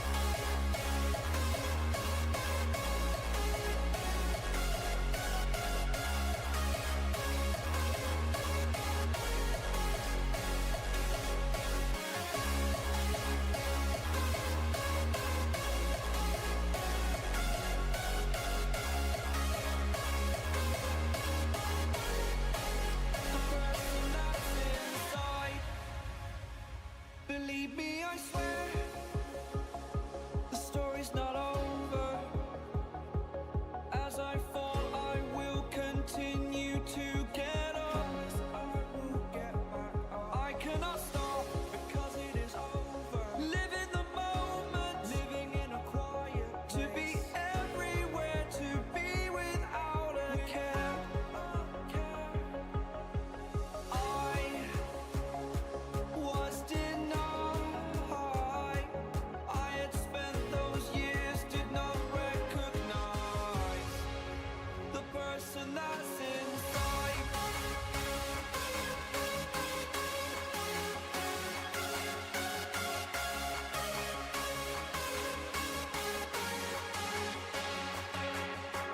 We have a purpose, but to take that leap, you must recognize the person that's inside.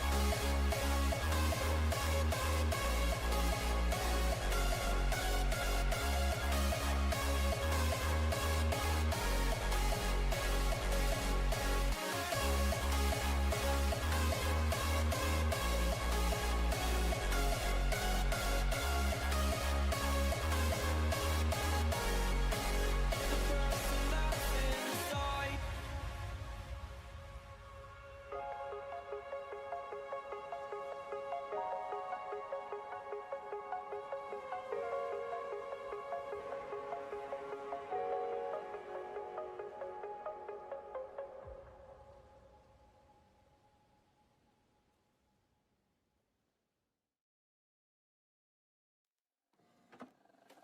I just can't let you go.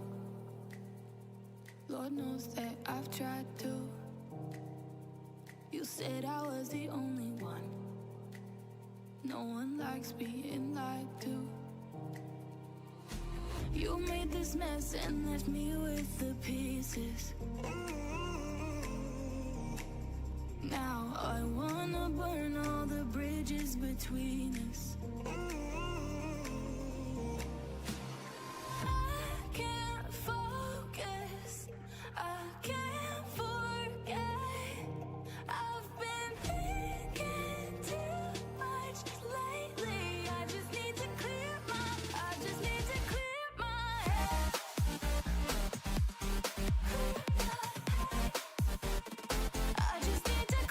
my head.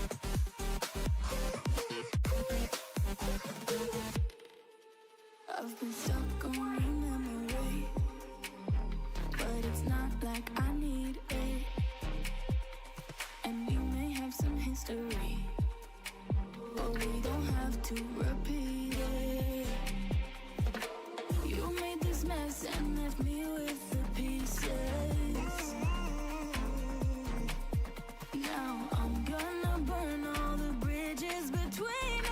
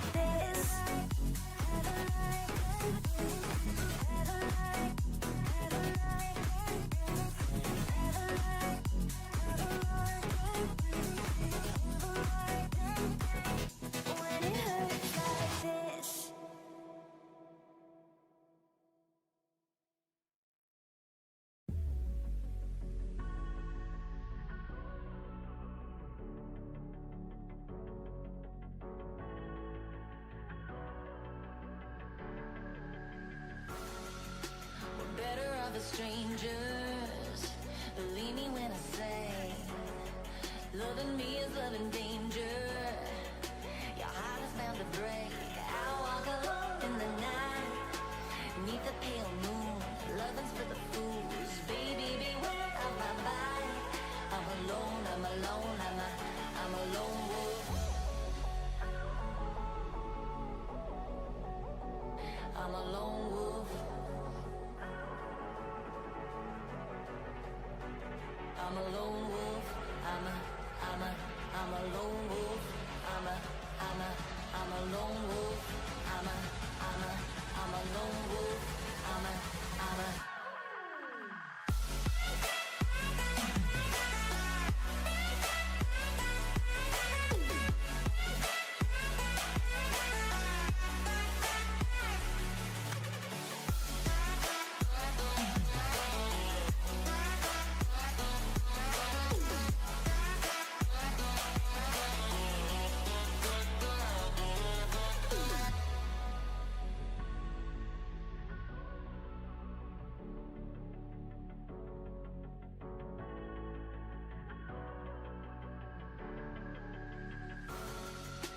creeping through the shadows and the corners of your mind.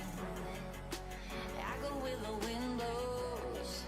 I run but I don't hide. I hear the call of the wild, whispering the name. No, I can't be tamed. My heart belongs to the night. I'm alone, I'm alone, I'm a lone wolf.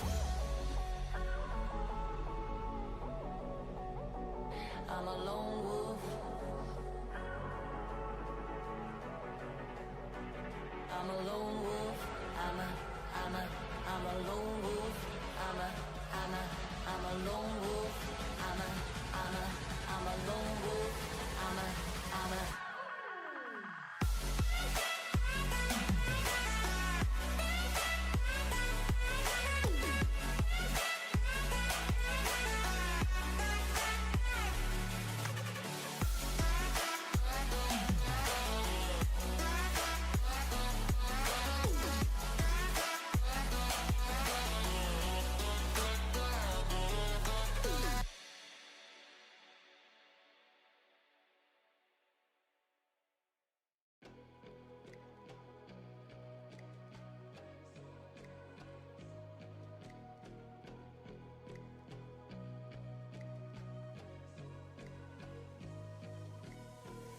It's a tug of war, battling to keep my sanity. Say no more, say no more. I love you, but I can't keep killing me. I look at myself, I wonder why you don't recognize who you traumatize me. Now what do I do? Pick up the pieces and go.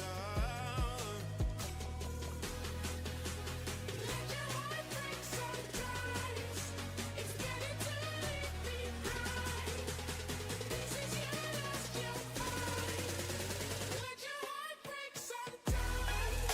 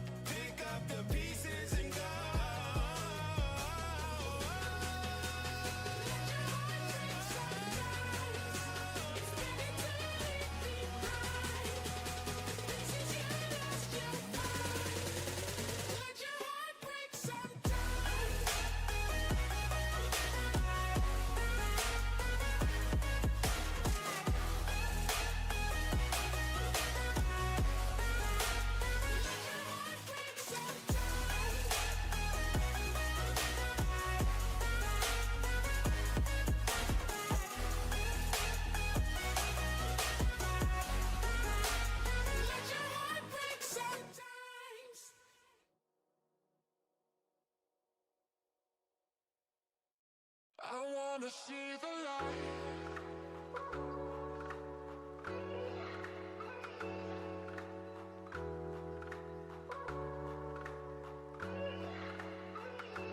See the light.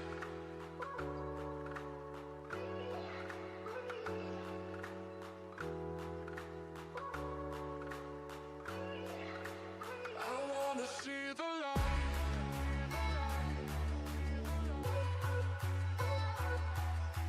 I wanna see the light. I wanna see the light.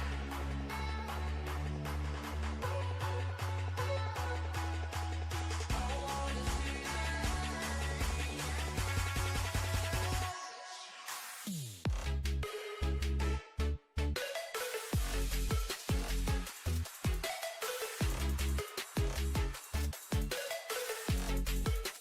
I wanna see the light.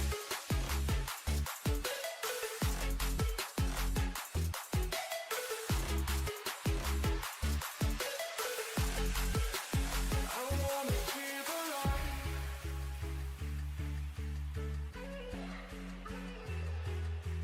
I wanna see the light. I wanna see the light.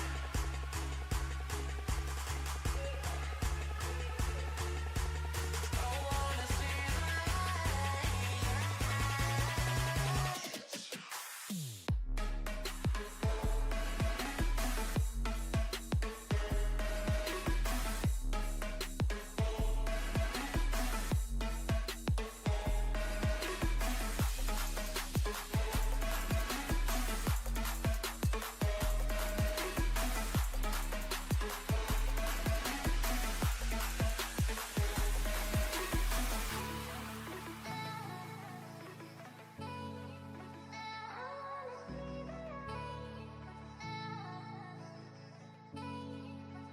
I wanna see the light.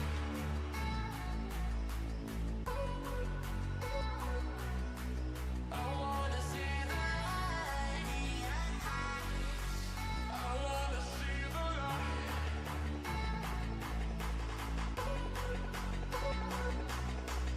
I wanna see the light.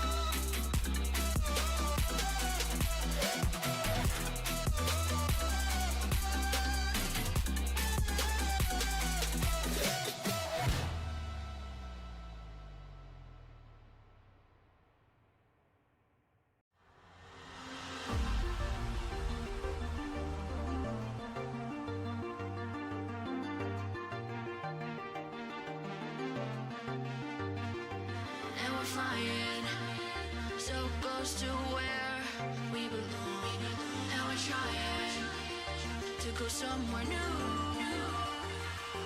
And I try to crack this iceberg open till it shatters through the ocean. I wanna make shockwaves. I wanna make shockwaves with you. Gonna move the ocean current till the waves flood what's been burning. I wanna make shockwaves. I wanna make shockwaves with you. And I know I'm only getting higher till it feels like I can walk through fire. And I know I'm only getting higher till it feels like I can walk through fire.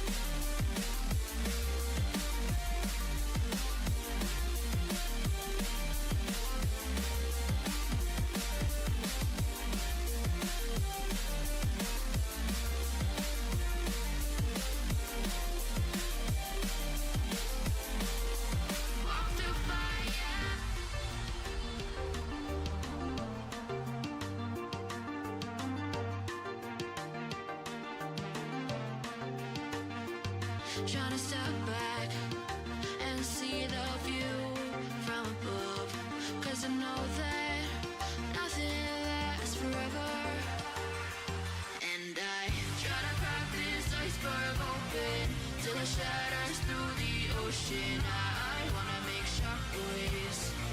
I wanna make shockwaves with you. Gonna move the ocean current till the waves flood what's been burning. I wanna make shockwaves. I wanna make shockwaves with you. Shockwaves with you. Shockwaves with you. Shockwaves with you. Shockwaves with you.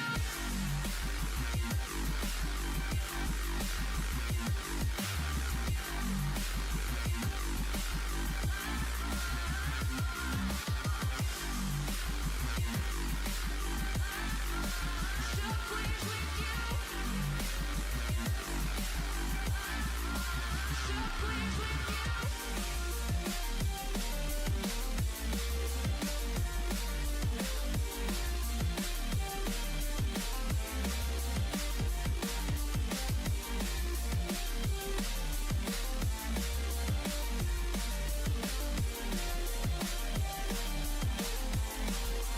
Shockwaves with you.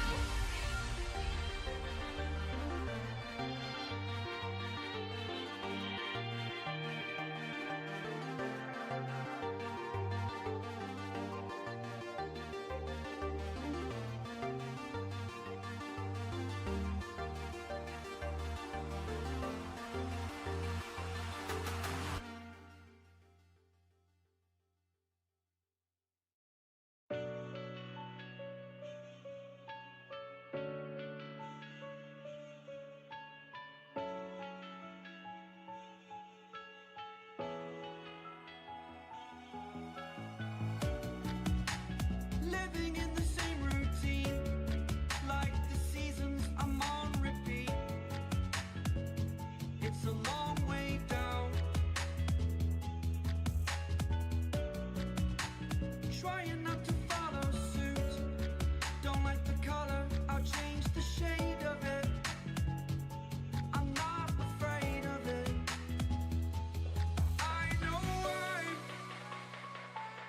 I know I'm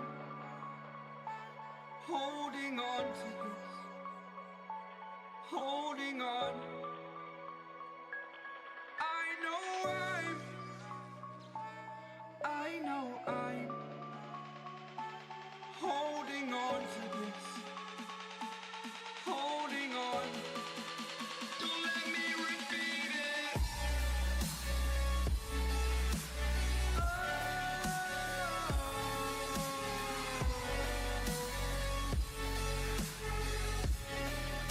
Don't let me repeat it.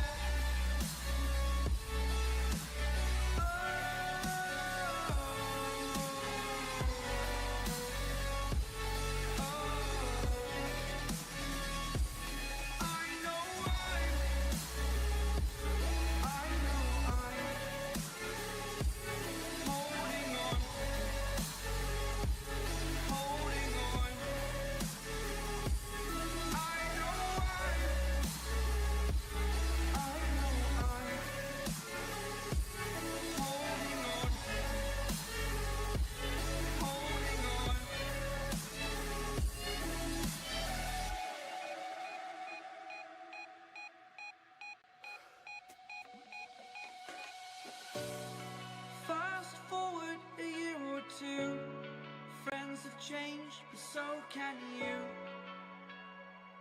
So can you. For too long about the mistakes, while I resent, I learned to hate. Forgot your names. Fear the struggle to follow on. Need to focus to prove you're wrong. I'm not wrong. I know I'm holding on to this, holding on. I know I'm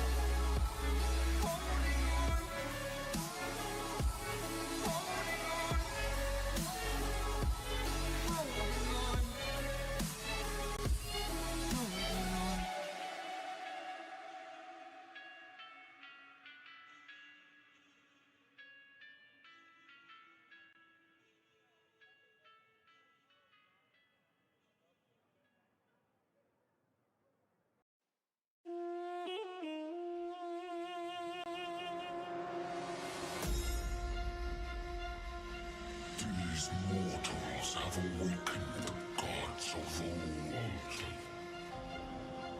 We rise from our slumber to reveal our true power. Focus fire.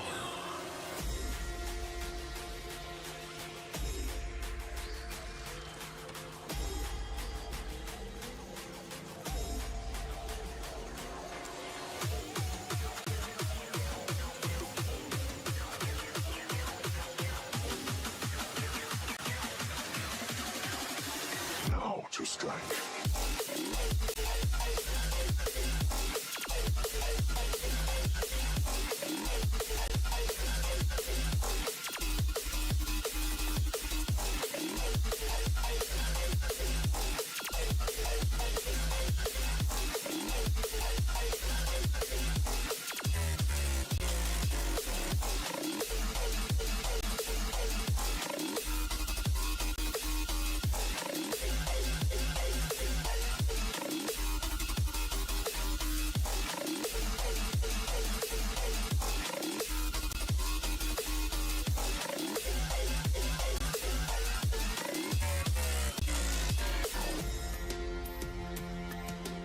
These mortals have awakened the gods of old. We rise from our slumber to reveal our true power. Focus fire.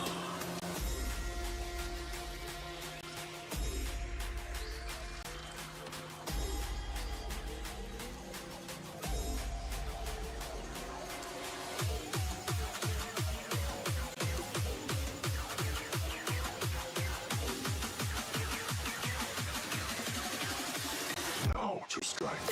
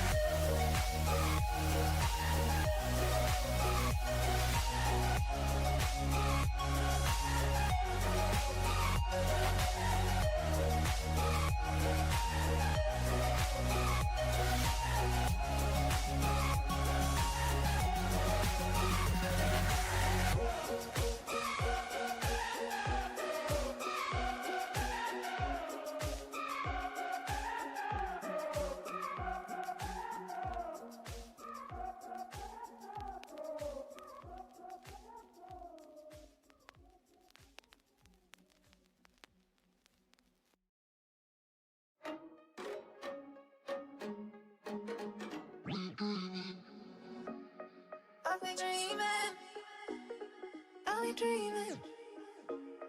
Are we dreaming? Are we dreaming? Are we dreaming? Are we dreaming? Are we dreaming?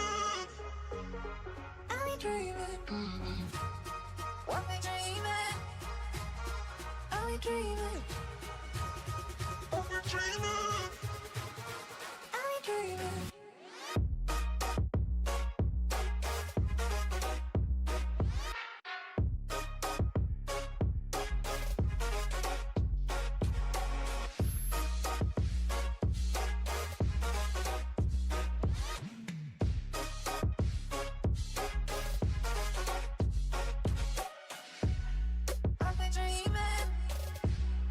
Are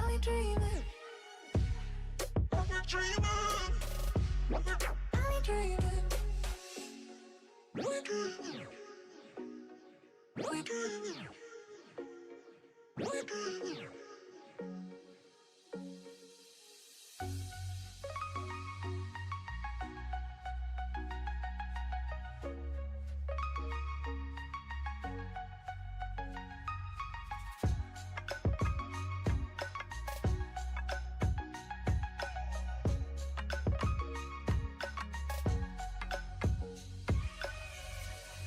Are we dreaming? Are we dreaming? Are we dreaming? Are we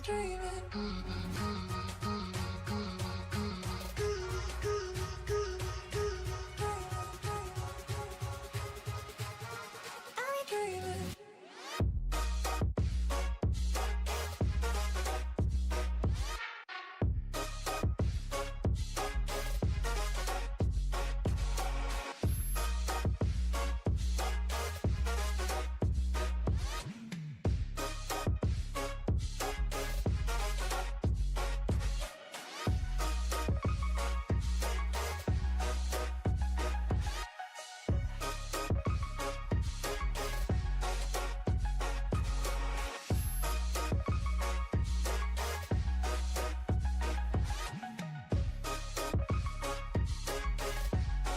Are we dreaming?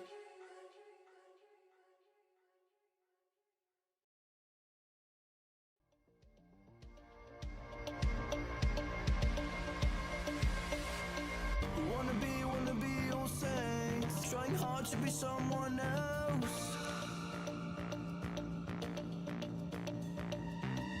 All we want is please, giving us, giving no time to breathe. This is our identity.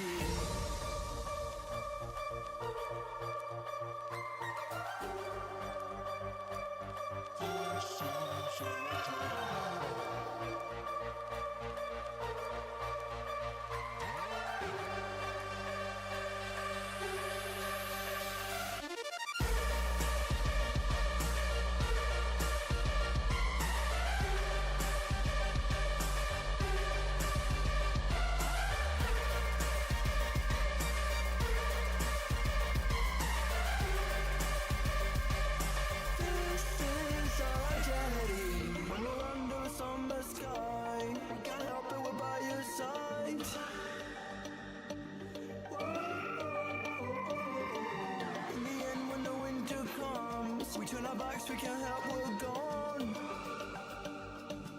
This is our identity.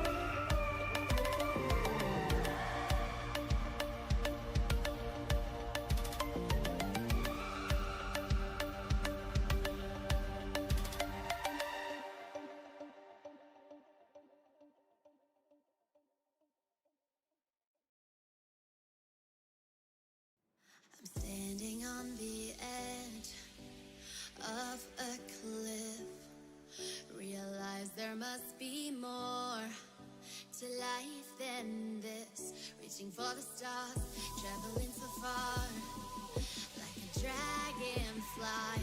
Just grab my hand from heaven sent. With me tonight, I run away.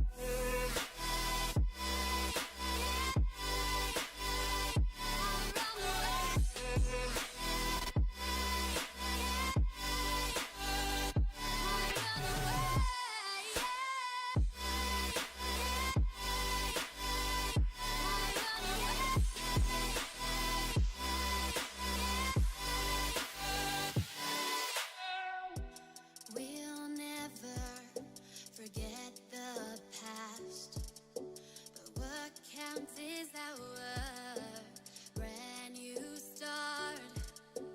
Even if it hurts me or I get scared, just come take this risk now. We'll be prepared. I run away.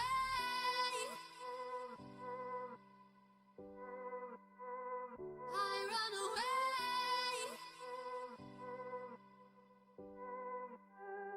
Reaching for the stars, traveling so far, like a dragonfly.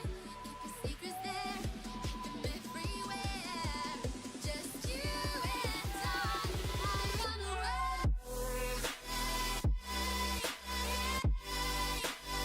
I run away.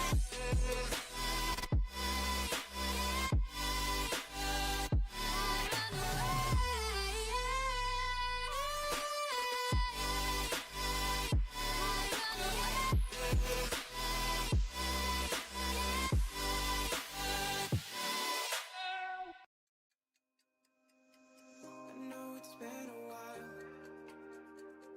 I know you're thinking the same, but I've been feeling like a moment can't go to waste. I let go of your name, girl. I figured that was it.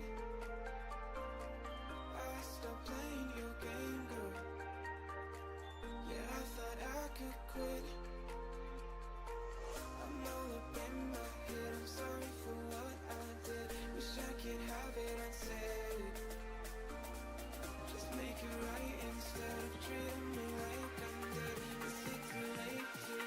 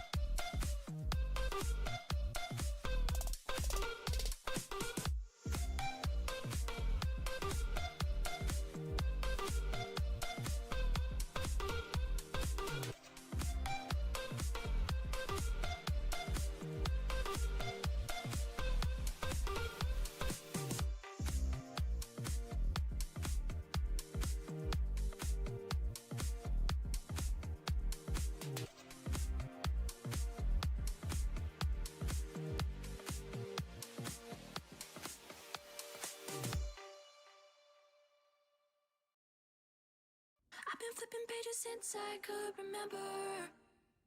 that told me I had to be within the lines of 2 degrees and 9 to 5. And I've been working after work since last September. Working after work, yeah. I stay up late on the weekdays. I never tell when we say. I never wanna look back and wish I could have been. I've never got no regret. The hours I've been putting in, so take a chance on faith. Your mind's a boundless place. So take a chance, a chance on faith. So take a chance, take a chance on faith. So take a chance. I never wanna look back. Take a chance, take a chance on faith. Take a chance on faith.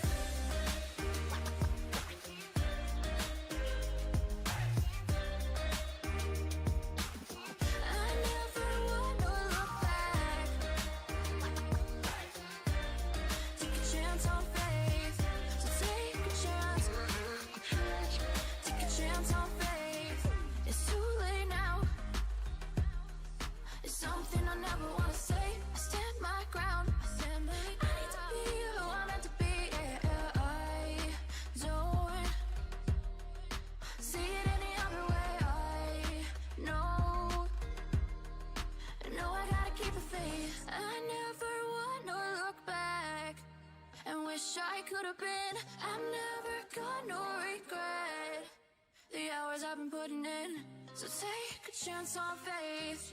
Your mind's a boundless place. So take a chance, take a chance, a chance on faith. So take a chance, take a chance on faith. So take a chance. I never wanna look back. Take a chance, take a chance on faith. So take a chance. Take a chance on faith. 5 seconds. Ladies and gentlemen, heralds and immortals, and everyone in between, my name is Dodai. Welcome back to the Amiga Gaming versus Team LiXO. I lost a base defender on the way, but she might be back tomorrow. As all of you may know, we just got our schedule, so there's going to be a little bit of an up-down situation with the SO1 Birmingham going on as well. We will try and start earlier than they are, then they're going to start later than we do, yada yada yada.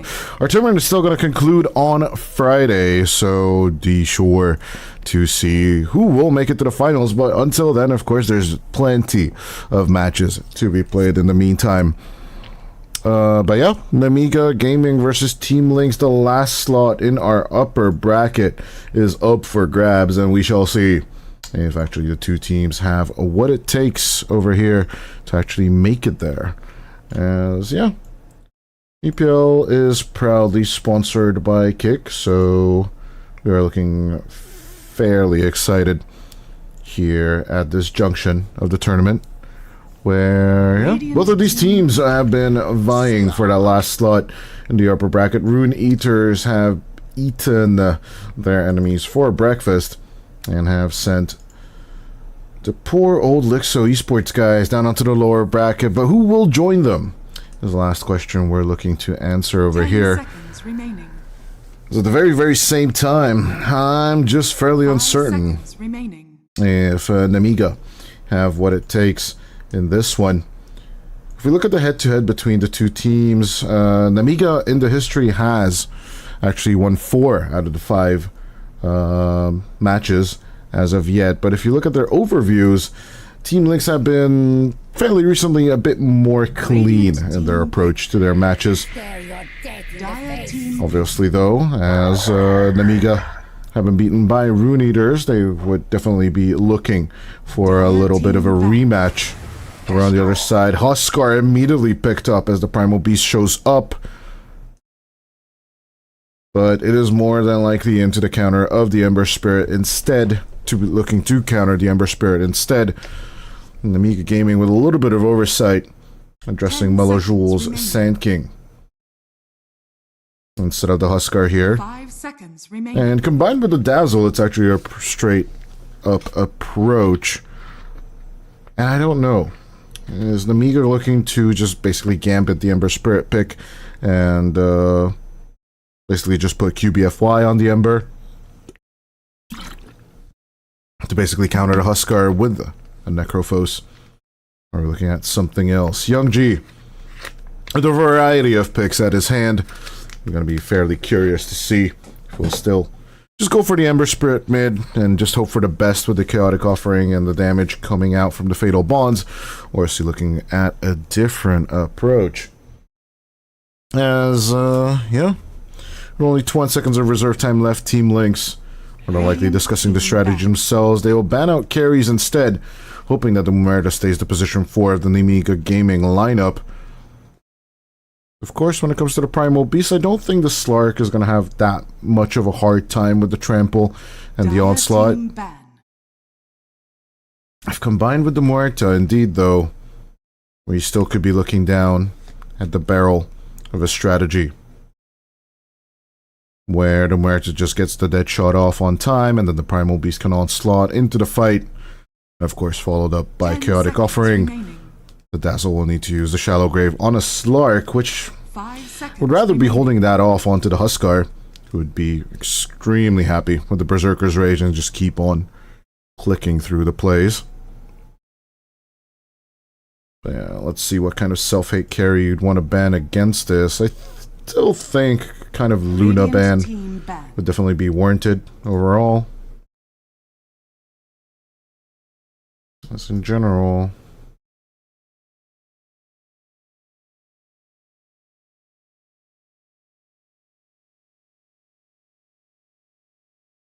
I'm just 10 fairly seconds curious remaining. how this will shake out. 5 seconds remaining. Live Stealer gets banned.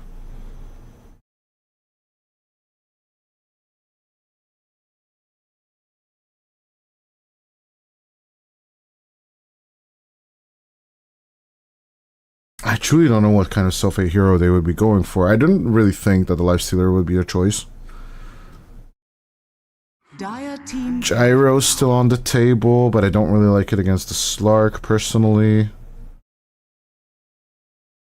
Self-hate, what would you be choosing here against the Slark? Something that survives the Essence shifts and doesn't really mind losing some of that stack. 10 seconds remaining. Radiant team pick. Tide They Hunter. go for the Tide themselves, as the Slark is usually picked up as a little bit of a fish counter, right? A fishy lane is usually what works out there. But Team Lynx will find the 10 perfect seconds choice. Remaining. Counter into the Chaotic Offering, counter into the 5 Muerta, seconds remaining. until, if she indeed is the carry, you have a good time as the Slark and the Huskar against her. Is rather the option I'm looking at, but with a tiny crash landing, there's like a lot of damage dealt to the Muerta as she lands, or, you know, if you throw something at her while she is in to pierce the veil. So there's a lot of vulnerabilities to address. At the same time, what kind of carry? Do you just go Ursa here if you're self-hate and just rip the Tide apart? Would you believe in the lane? I guess not. You go Lina instead, as that will be Young G's personal choice. Self-hate goes the Ember Spirit carry route.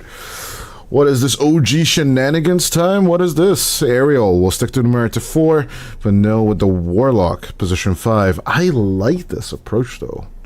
Luna versus the Huskar. I am trying to look through this. In general, the matchup of the two heroes. Let's put Lena up, because she just hasn't had the best of the overview. If we look at all ranked tiers, she's sitting at a whopping 48% win probability, or win rate. In general, in Divine Immortal ranking, she's still sitting at an almost 49% win rate, but she's just not really having a good time. Played mostly on the mid lane with about 74.4% of her games. She is at 50.1. win rate overall. Yeah, although we've rarely seen the hero. Let's just see her matchup rates. Huskar. Against Huskar, she's sitting at a whooping 53.9% win rate. So the build against her isn't really the best, but yeah. Overall, if we do check out the Huskar's win rate, Huskar overall actually has a lower win rate than the Lina, so to switch over to the game itself, yeah. Due to the packet losses, the players are going to start off with a pre-pause in the game. At least we did start off the draft in the right time, but it is what it is. According to my reads, though, I still think Team LiXO should have this one in the bag, despite history actually telling us otherwise. But don't worry, I still think the split is pretty much more around the lines of 53 to 47 rather than anything else, and yeah, Gaben kind of agrees. He will go for the dire prediction himself, 55 to 45 on his terms.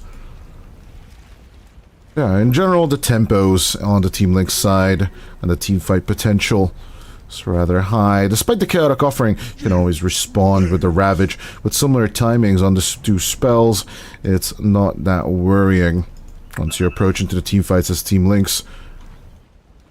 But yeah, we'll be up to Namiga if they can deliver on terms of the tempo, because of course the Slark will quickly outscale anything you can throw at him. 30 seconds. And even though he is a facetless fugitive, I'm pretty sure the Essence Shift innate ability, plus the regen coming out from the Shadow Dance later on down the line, definitely keep him in the loop constantly in the fights.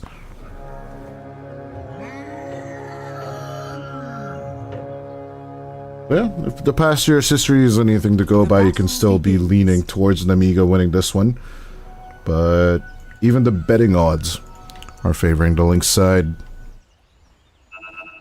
as far as I could tell from the 3 sites I visited, which shall not be named. If you do want that to be named, definitely go to our admins and try and get it advertised, per se. Ha ha ha. Yeah, as we get into this laning stage.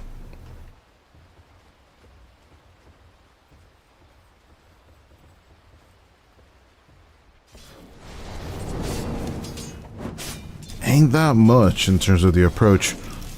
I'm gonna be extremely curious though what 34Me can do for the build. Last prominent Ember Spirit carry I've seen where I was actually impressed at the builds you could actually achieve was definitely when Anna and Thompson were playing the Ember Spirit back and forth in between them. But even then it was only working due to No-Tails and Jerax's enabling of the lanes and the plays.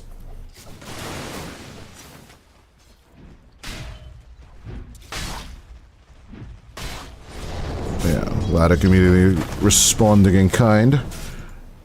As the Muerta is falling low, Cracker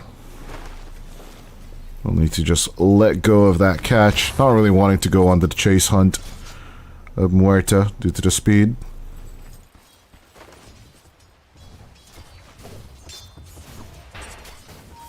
Although inherently with the Damsel you do have just a tad bit better movement speed overall. Ariel. We'll just leave Cracker behind. No poison touch just yet, but why not join up with a dead shot? Sent Cracker packing. And G on the other hand, so far looking pretty okay against Melajul. As the stats show, this should be a matchup Delina wins 53% of the time, so not that much domination, but should still give you the W.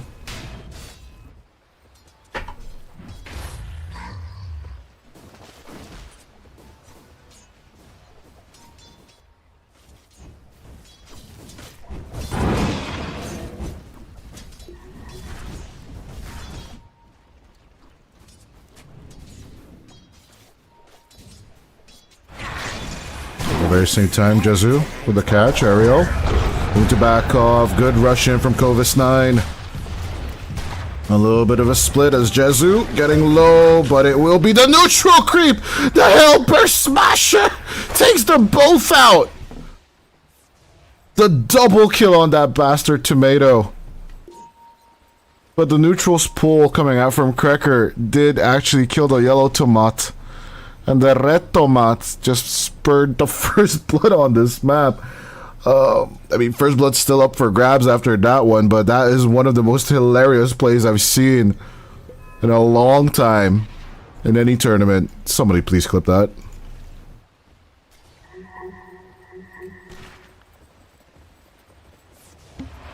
If not, I'll have to go back to it. Which I should make a mental note of that one. So out comes the pounds, good with the reach.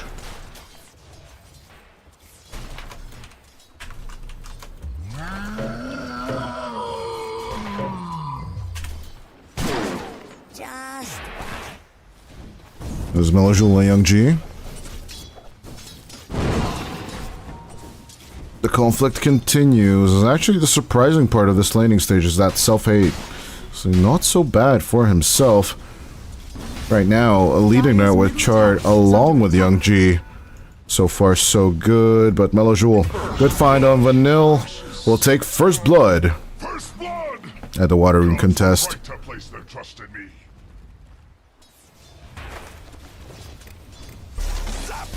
Cracker on the deep approach, onto Kovis9 and Ariel. Jezu looking for the wraparound. In with the pounds, he can come. Make the jump. Straight onto the big bad dinosaur. Cracker, we're looking to help out here with the play, but it doesn't really look like Cracker has the reach for this play just yet. But in comes the wave, good with the fortification, as we have potential kills on all three lanes right now.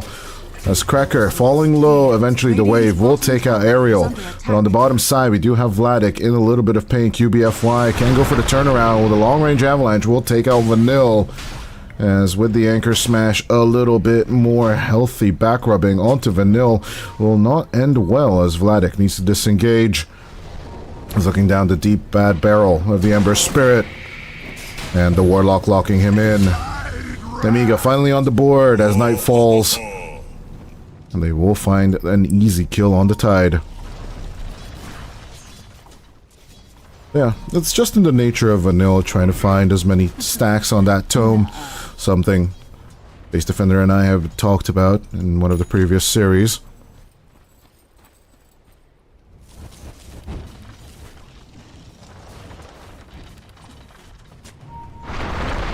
First on poor old Kadaro, who did manage to find a lot of stacks, by the way, but out comes the Laguna Blade. Good with the onslaught. Kovis9. The train has no brakes. Ariel will still take the kill, though.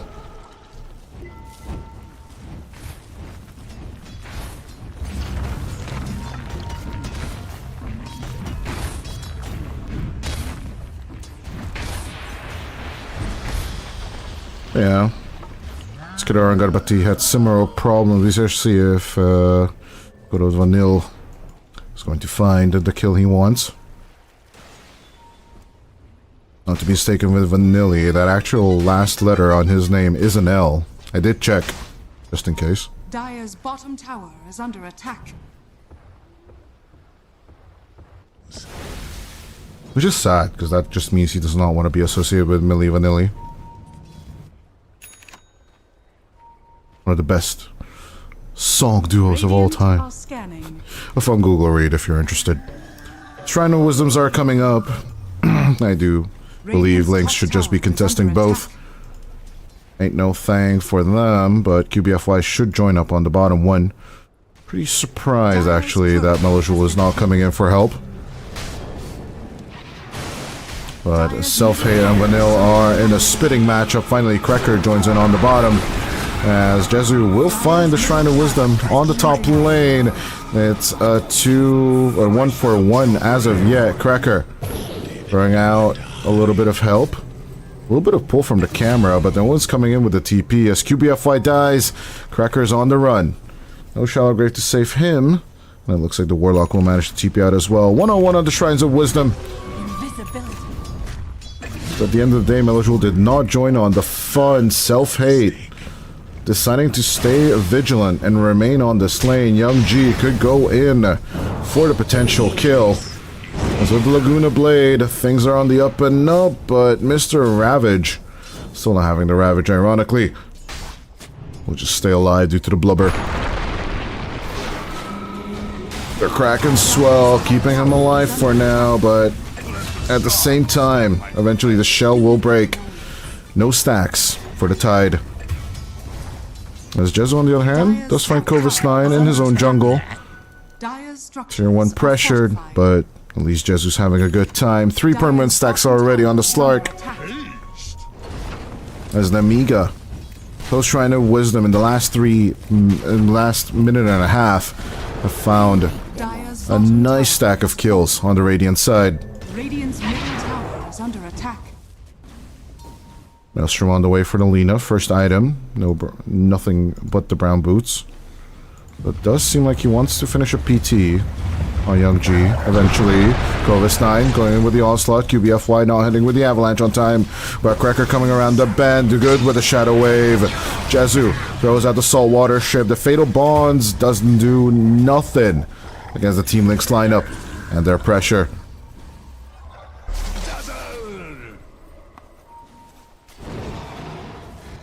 Radiant's top tower is under attack. Fatal Bonds faced off with the Shadow Word as Jezu, QBFY and the boys seem to want to invade here. Vanilla and the guys definitely read this and they realize well, they have definitely been pre-planning this, but this early ward put it down by QBFY actually shows them if there's any rotations in the area. Melojul dying on the mid lane drives the Team Link side to go for the deep dive onto Vanille. They will get their pound of flesh, but at the same time, Self-Hate wants it as well. Toss in onto Jezu. As with the Saltwater Shiv, Jezu wants to stick around. Shadow Word will be activated, but it will turn into a running Fiesta as the dead shot does not hit. Team Links want to continue the action. Out comes the action of the Diffusal Blade. Good find on Ariel, and they will take the Muerta for granted.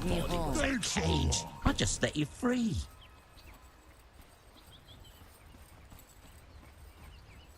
No observer word put down again. So they're pretty much on the read. But they'll need to let go of their mid lane rotations. The tier 1 is open for an Amiga to take advantage of. And our game boils down to a big 50-50. Despite Gaben actually saying 63% for Team Links, I'm a little bit on the fence of that. Because the net worth lead is slightly on the Amiga side. They can definitely start rolling with this Ember Spirit core. As no Shadow Dance is available this time with the Shallow Grave. There isn't much more to run to on Self-Hate. He tries to move forward with the Remnant, but the Diffusal Blade slows him down.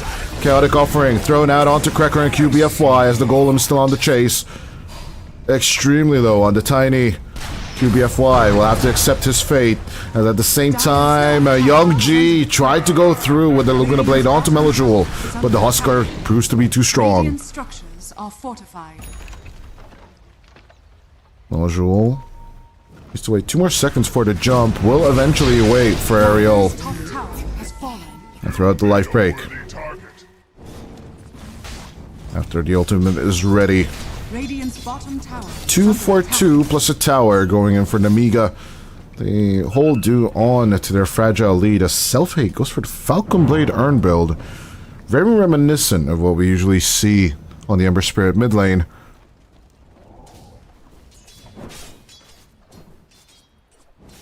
Despite the Falcon Blade coming into the build, that I think is the Dire's top tower is under attack. substitute item, I guess, for the bottle.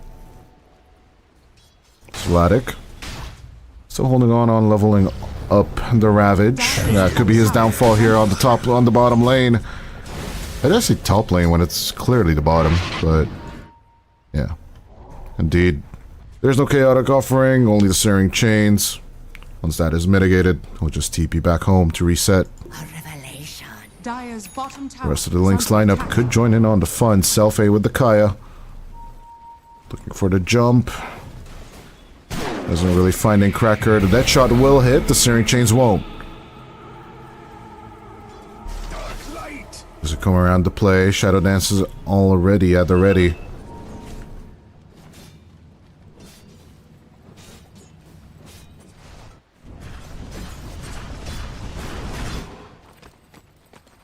Usual denies the arcane rune for some reason. Do find that an interesting take for sure. He's well on his way for the tempo build. Sandra and Yasha could still be the clear approach. We've seen it before with Ethereal. Usual could be on a similar thought train.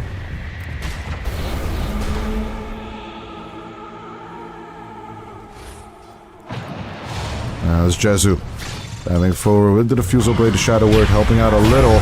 Pulverize. Onto a creep to help out Jezu here, but Self-Hate. Running away from the fight instead of taking it. Saltwater Shift coming out. QBFY slowing it down with the Avalanche. Toss-up play, but in comes the Chaotic Offering. Dark Pact to clear it off as Melajul is coming around the bend to fight this. But Mr. Big Bad Golem not really having the time of his life. QBFY. No blink approach just yet. Pounce and for the lock-in. Avalanche for the play. As Vanille having a hard time. Dead shot to peel him off. Melajul will come in with the counter. And as they take the Warlock, they will set their eyes on the Golem instead. 14-minute Shrine of Wisdom. Vladik taking over that. Doesn't really seem like he wants to straight up fight. He's not going for the Vladimir's offering build. He wants to get a pipe off so that they can mitigate the Lina's and the Muerta's damage a little. It does help a little against the Flame Guard as well, and actually most of the toolkit of the Primal Beast, except for the Onslaught, which is physical. Radiant's middle tower is under attack. Yeah, even though the Huskar is on its team, it doesn't really look like Team Link's offlaner wants to provide a potential lifesteal. There's always the argument that it mitigates the Berserker's blood attack speed, so you don't really want that lifesteal aura on the Huskar. I'd say it's actually pretty nice in terms of sustainability. Yeah, Melajul pretty close to finishing the SNY. This is Jezu. Still heading for Mateslayer? Am I seeing this right? That should be Mateslayer, right? It's just still the weirdest items in terms of components, but it is what it is. So Roshan engages onto the top pit. Let's see where we get our action. It might just be Young G getting caught. Diffusal Blade into the Laguna. Out comes the Shadow Dance. But is it too little, too late? Remnant jump through on with the Light Strike Array. Self-Hate providing the vision so that Young G can just throw it down. Jezu wanted to go on the solo hunt, but he becomes the prey instead. 10 for 10, beat for beat so far. Might just be the closest game of the day as Melajul goes in for the inner fire and them spears, but fire will survive fire for now. No TP on the Ember though, and the 5 spears are working overtime. He's still going to survive with 100 HP and the help of the urn. Same time in the triangle, QBFY and Vladik are looking to just hang out. The calling will silence up the Tidehunter for a little bit. Inner fire onto Vanille. Melajul will find another kill. Dire's bottom tower is under attack. As the back and forth play continues, both top lane towers are now controlled. It's only the mid lane Team Link's desperately need to even up the map in terms of objectives. In those terms, we'd definitely be in an even Steven in terms of the net worth. Just wondering if we will find that kill.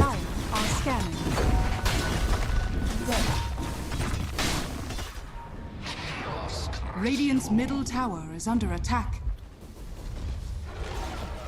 Radiant's middle tower. Vladik. Let's just fight into this as they do want the sub 20-minute Roshan on the Huskar. Dead shot hitting Roshan as QBFY running interference just to help Melajul get this Aegis. QBFY will melt into this fight though as the Chaotic Offering will be an answer onto Jezu. Shadow Dance looking to continue the play as with the Ravage they will split it up. Melajul diving in with the life break and will be taking care of Kovis 9 as Team Lynx will take on 2 for the price of 1 along with the Roche. With 2 more minutes until Tormentor spawns, it is up to Team LiXO to just take control of this top area. And ain't much on Namiga's side to contest it. Chaotic Offering went done and dusted. All they got was the tiniest. Self-Hate looking to continue to play. They might just let them have Cracker. Double damage. Noljul getting his hands on the DD. And now with a blink in hand. Just the question is, how does Rune top off the build? Radiant's bottom tower is under attack. That is just making them cook with gas.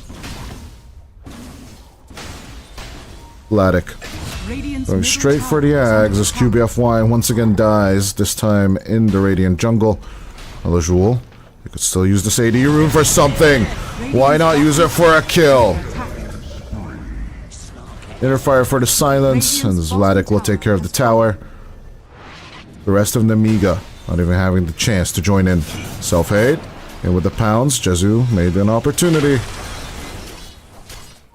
But did not manage to live up to it. Young G. TP Boots and Maelstrom done, moving over to the BKB. They want fast and loose fights for the Young G as Jezu shaking off his adversaries. Does get a little bit of Fatal Bonds action. They can even eat the imps. He doesn't really mind. Vladik. Good with the gush. But doesn't really have that dead in the water just yet. Melojoule. It's just free season right now on position 4s on both sides. As QBFY and Ariel keep dying. But they are breaking rotations. They are finding information on both of them.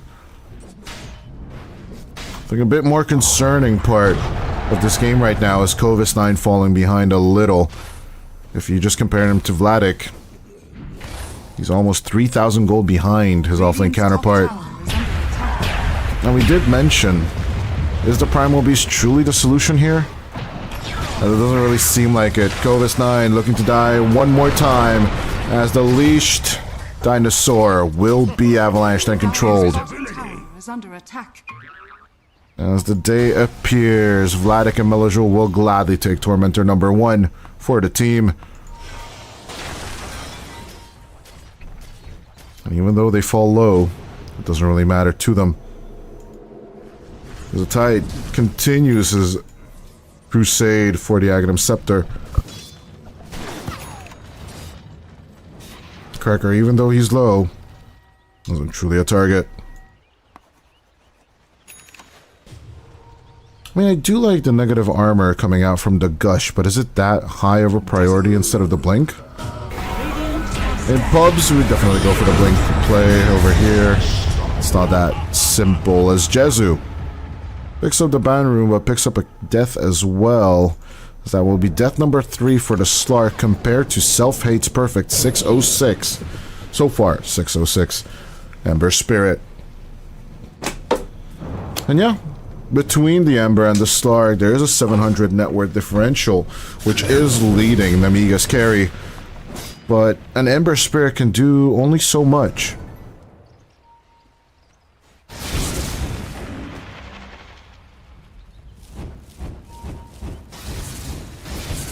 Both teams still on the neck and neck. Already 30 kills on the board. Team LiXO's 5k net worth is promising. And it is giving old Team LiXO a little bit of confidence, but the XP differential now is coming into play as Melojoule. Where did he find the Lino? What was Young G doing on the mid lane at this position? They do know that there's a Ravage on the Link side. Radiant's middle tower is under attack. As the Lina dies, so might Vanille. The Blink is working overtime. As Melojoule gonna get caught. The Aegis gets reclaimed. Self-Hate looks to engage here, but the Ravage catches both. Kovis9 will be thrown onto Self-Hate, as with a little bit of pulverization, Melojoule is still going to shake off his adversary and take care of the dinosaur. Level 12 achieved on QBFY. Just grab the tree and hit that tier 2. That's all you can do. The Aghanim Scepter almost finished on the Slark. Heart is next for Melojoul. Radiant's middle tower is Not looking to clean up the inventory just yet. He just wants pure healing. Although I would argue Satanic or an Overwhelming Blink would be the most beneficial ones here.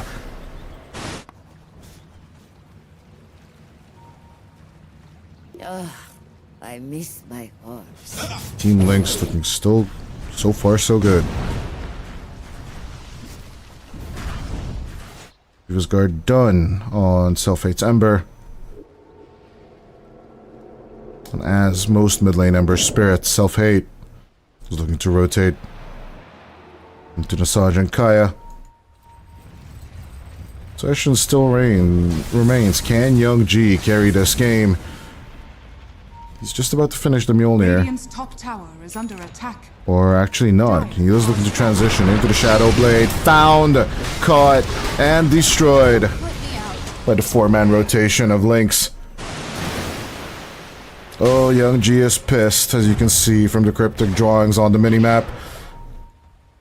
And I'd say his anger is absolutely warranted. QBFY jumping forward with the Tumbler's Toy, throwing back Vanille. Melojoul is now on an easy kill. Outpost controlled, not much places to run as Self-Hate will get caught. Pounds on pounds. Jezu with the finished Aghanim Scepter is just looking to pick up more stacks of Essence Shift. 10 permanent already on the Slark at 25 minutes in. And it isn't looking to slow down anytime soon. What have we here? Yeah. No, I'm not gonna lie. This game is getting out of hand really quickly for the Radiant side. And as Jezu picks up yet another permanent shift, that Scotty isn't looking that far anymore. Self-Hate on the other hand, Radiant's top tower is under attack. gonna eat the gush. Despite the tide being rooted, Melojoul finds another DD rune and will unleash it onto Ariel. The constant lack of numbers on the Namiga side just don't allow them to have any kind of team fight. Upheaval comes out along with a fortification. But Melojoul is just more than happy to right-click down this tower. Berserker's Blood along with a Shadow Wave will keep him alive more than happily. And one thing's for certain that we didn't really talk about, when it comes to just pure strength gain for the Huskar, the Heart is truly the best choice.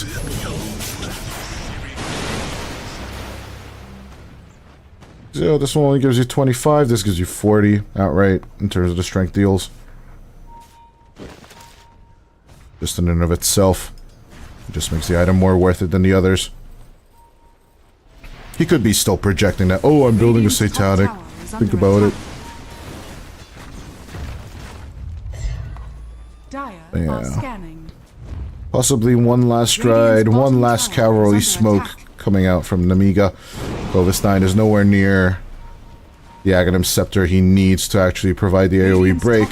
So Young G, it's all on him. Can he deal enough damage to take out the Huskar? Even from the low ground though, Melojoul is absolutely fine. Krekker does dies, thus the healing factor that helped out the Huskar so far is not going to be available.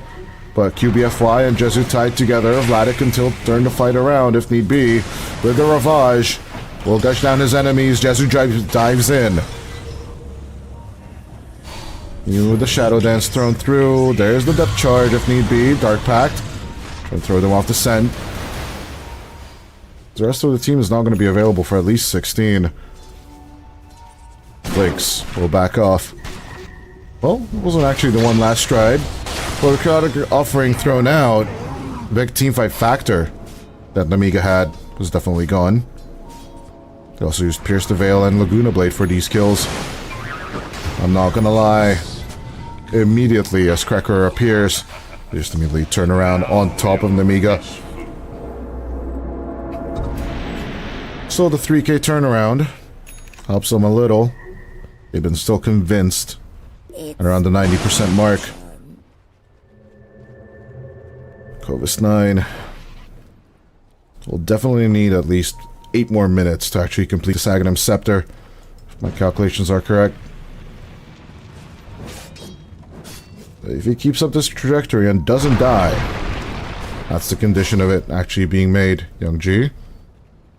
Radiant are scanning. Looking to engage, but they do find the Slark with the scan. Out comes the calling, but it's just not enough of a help. Let the Light Strike Array. They do find the Onslaught catch onto the Slark, but the Pulverize will be stopped by a perfect avalanche from QBFY. Still, Jezu locked in place. Down falls the Slark along with the Tiny. Namiga are fighting back with everything they have. Just give Kovistine time. That AoE break coming out from the Trample. Or actually, it's the Uproar, I always forget. Will definitely help them out. Yeah, you do use them in tandem anyway, once you're walking through the enemies. Breaking both the Huskar and the Tide Hunter is the key to victory here, as Melojul good with the find, despite the Searing Chains, dead in the water on self-hate. You are just dead, my friend. I really thought this would be the first item that Vladik would have after the pipe. The shard itself. Not the axe, but, you know, combined is the best way to live. Radiant's top Great tower camp is and under lane clear, attack. for sure, once you have the axe. Radiant's top tower has fallen. And as the second tier 2 tower falls, Ariel is calling for the protection of the Radiant jungle. This high ground will fall. They don't wrap around it. Hey, just still in play for at least 4 minutes. Melojul and company definitely caused some chaos here. There's a potential Slark kill to be had here. Young G, good with the reveal. QBFY, the Avatos combo goes through. Clovis 9 tries to help out, but the Yule Scepter coming out from QBFY is just too much to control. Clovis 9 tries to run away. Young G will survive this, as with the pounce. It's not enough of a catch on the Primal. Vladik has the gem, but Valina's too fast. Out goes the Gush. Young G will be saved by a little bit of the dead shot, but at the end there, it's just gonna be a dead Lina.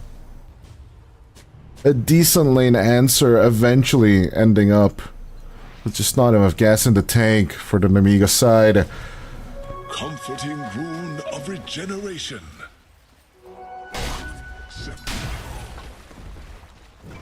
Oh, it's looking like a tragedy, but the double fish play is too strong for the Radiant team. Tossing the catapult as well. Clovis 9 goes down halfway. Aghanim Scepter, and we did say about 8 minutes. Half of that is already up, and half of the Aghanim Scepter is done. But until they don't have their breaks, they just cannot do anything against Team LiXO. Speaking of Aghanim Scepters, Melojul, all he needs to do is just clear up one of the lanes, and he'll have all the gold he needs to finish this Aghanim Scepter. Vladik, still with the Ravage threat. It's a 3v5 situation. And Melojul will be just more than happy to get the full Aghanim Scepter from his courier. All they need is one more axe. Come on, which one's gonna fall? Might just be both of them at this point. Axe on the way for the Huskar. Jezu. His BKB is on the way as well. It's just more and more items coming out from Team LiXO, as Young G is 600 golds away from actually getting the first break on the team.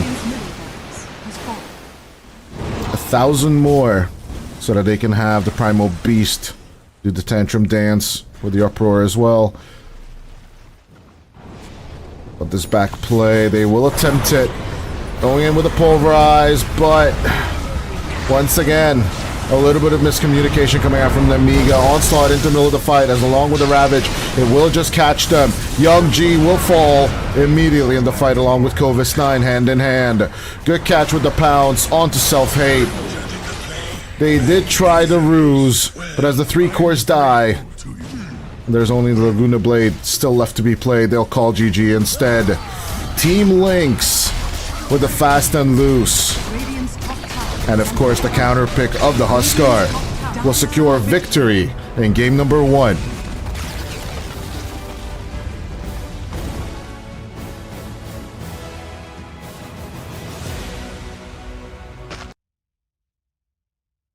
Color me unsurprised, I would say.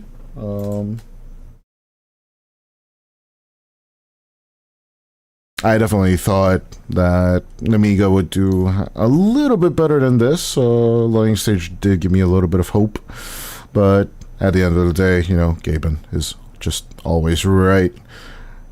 But yeah, despite the first 10 minutes actually going pretty decent, with no team actually taking net worth priority, and actually Amiga taking the first tower, it just seemed like the Lina could get off the ground with the faster tempo and the faster builds. But yeah, she has been struggling since the end of 2023. Ever since then, Lina just basically isn't really on the radar of many teams. But with the Huskar's popularity rising, more and more players try to pick her up. And I'm not gonna lie, the damage output of the team was not bad at all on the Amiga side. And they did find a few nice pickoffs. But in the end there, right, eventually, even Self-Hate runs out of ideas and gameplay. Maybe you should go Maelstrom on the Ember. Maybe it's time to revisit the Battle Fury Ember Spirit to some extent. It's not as good as it used to be in like 2016, 2017, but still, just generally the Battle Fury in and of itself, adding a little bit of help into the cleave, into the fights. That might be your solution if you do have to go the Ember Spirit carry route. But one thing's for certain, Team LiXO will take over the lead 1-0 in this match. We'll be right back after the break. Let's see if it's going to be 2-0 for the 3rd time or for the 2nd time today. Are we going to get an Amiga to equalize the series? Find out after the break.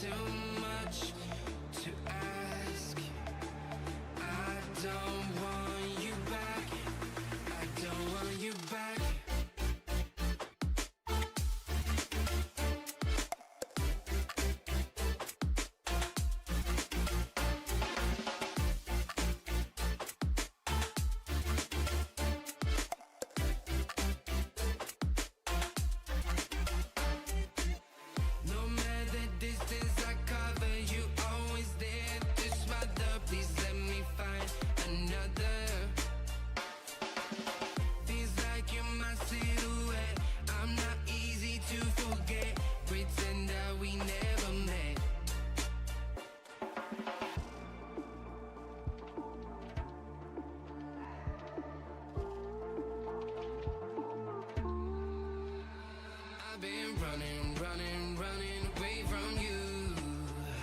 I've been trying, trying, trying to keep my cool. I see what your colors shining, shining through.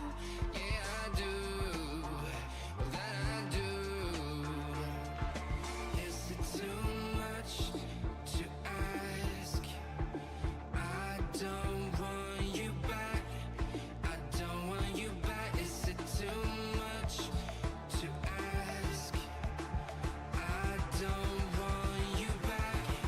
I don't want you back.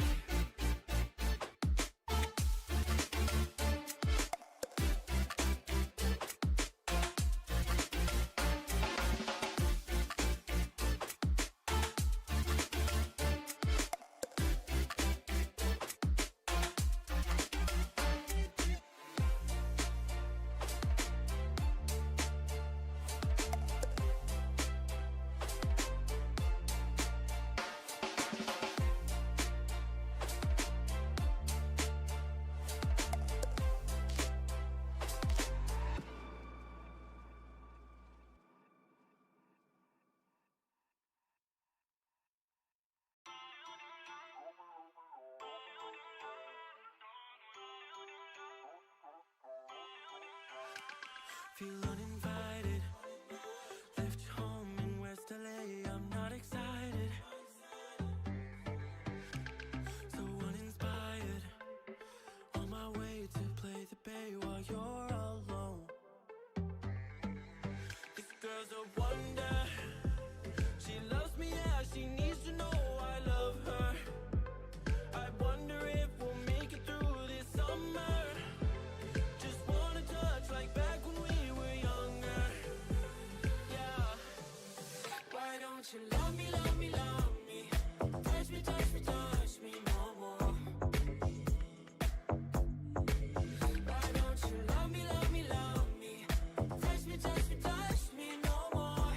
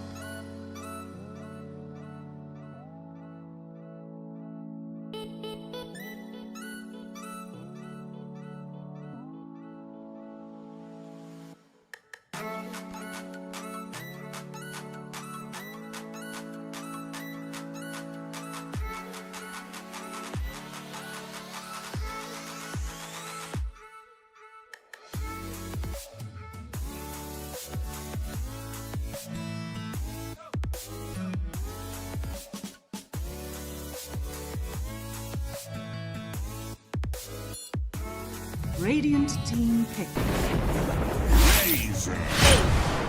Ladies and gents, welcome back to game number 2 of Namiga versus Team Lynx. As Lynx take the lead 1-0 so far. Let's see if Namiga can turn things around a little with the Weaver pickup along with the Razor.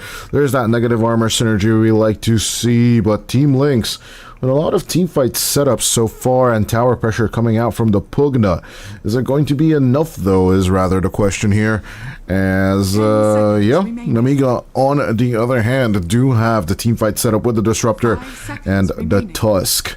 But yeah, surprisingly enough, both teams ignore the Warlock and the Jakiro with their current lineups.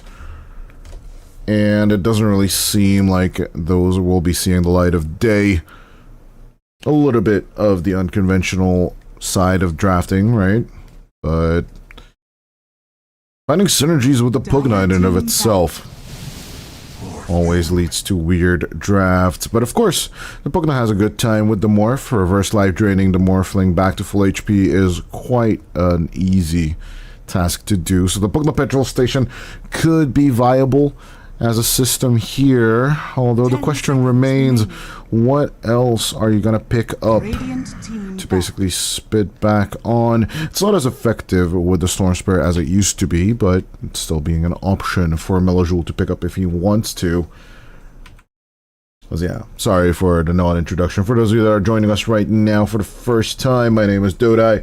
Potentially the last game of the day is what we're looking at right now. Can Team Lynx, for the third time today, after Zero Tenacity and of course Rune Eaters, close out this series with a clean 2-0? Or are we going to be here for game number 3 for the second time? As of course the same thing happened with VP Prodigy and Winter Bear. But yeah, thank you for choosing us as your source of entertainment. For those truly Dota enthusiastic, there are 4 more games actually going on at the same time that are pulling my attention away too, if you know what I mean. But I'm going to be focusing on my job and I'm going to be focusing on this tournament instead. But yeah, definitely the wonkier drafts and more Morphling heavy drafts on our side of the table. Less Muertas, less, well, I'm seeing a lot of Lunas actually played right now. But yeah, SF is just not going to be making it through on these 2 drafts as of yet. I don't really see playing it being played in the series in general.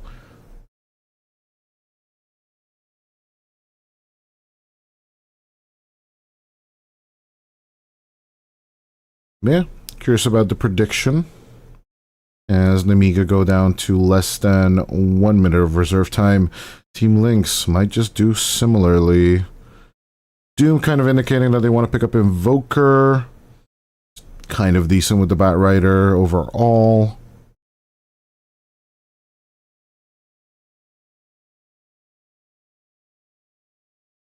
But I'd rather see, actually, I'm agreeing with Namiga. I'd rather see the Bat Rider mid,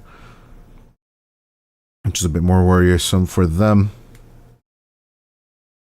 But tanking out nukers as well would be an option as well. They go for the global control instead, banning out the Underlord. Interestingly enough, Dire team pick. do I like this choice against the Razor? Namiga projecting that they want to pick up Tide in this game for Covis 9.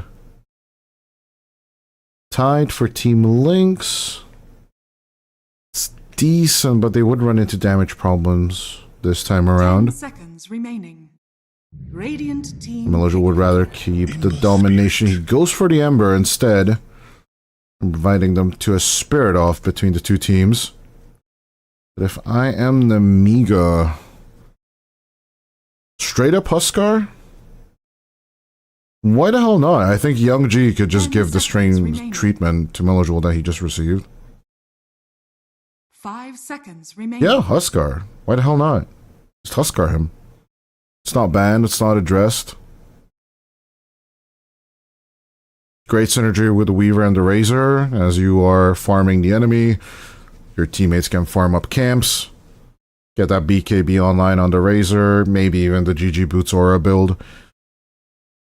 The Weaver and the Razor combined will provide ample negative armor to combine well with your Burning Spears. You kind of don't like playing into Bat Rider, and Pugna is a little bit of an annoyance, but Inner Fire and stuff like that just simplifies things for you as they go for the Beastmaster instead for the faster tempo on Young G. I highly anticipated the Huskar here instead, but they go for the lockdown provided by the Beast. Color me just a little bit disappointed. Having 2 Huskar games in a row would have been fun. But it is what it is. We'll deal with it as the times keep going. But yeah, I'm not gonna lie. I liked the Namiga draft a lot, actually, here. Only solution for Team LiXO is to just bully Self-Hate into a horrible, horrible laning stage. But putting a lot of pressure onto the bottom lane could cause you to have tempo issues in your mid-game rotations, because obviously Roshan is going to be up top, giving Young G ample time to actually build up the Aghanim Scepter, and with the Drums of Slom taking out Roshan and then taking over the top side of the map. So, due to the fact that the Namiga are on the Radiant side, and even if you do bully the Weaver out of existence, the game is just slightly favoring Namiga, if I'm not mistaken. I will be curious to see what the Gaben graph will give us.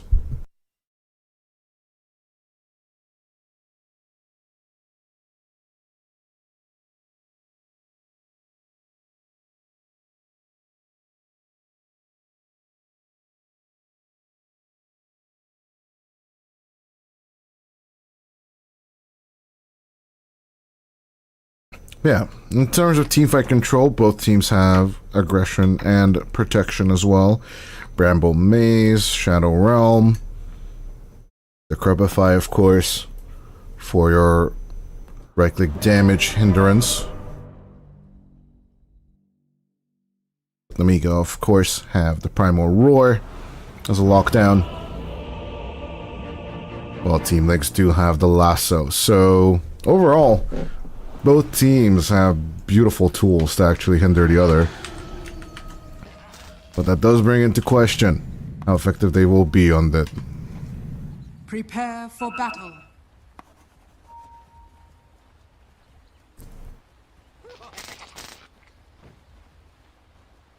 Tag team coming out as the choice for Ariel, as Vanille will be on the position 5 with Thunderstorm.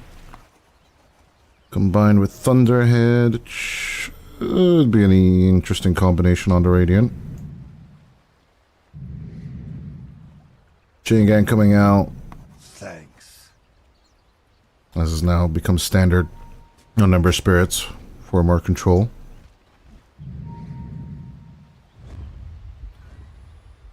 The 5-man smoke up. QBFY keeps the distance. Ready to break smokes. On the other hand, the same deal goes for aerial. 30 seconds to battle.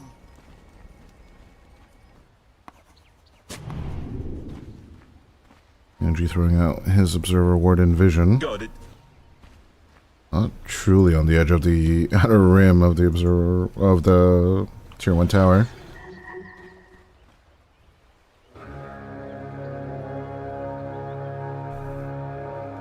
Doesn't even provide visual for the top bounty, interestingly enough. Battle begins. Yeah, so Skrekker never really got a chance to know where the observer is. Gonna be 2-on-2 on the bounties, peace being always the option.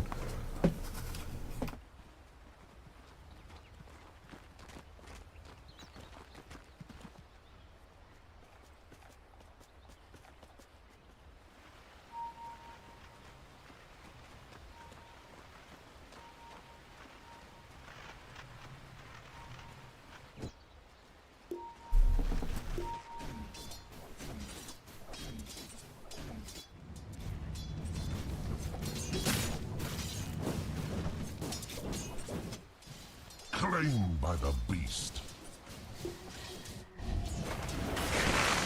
Vladik. I mean, they're going to be engaged. The tri-lane attempt coming through from Namiga on the bottom lane. QBFY. Prompt up to B for his blood, and Area will take it. That was first blood. I barely touched you.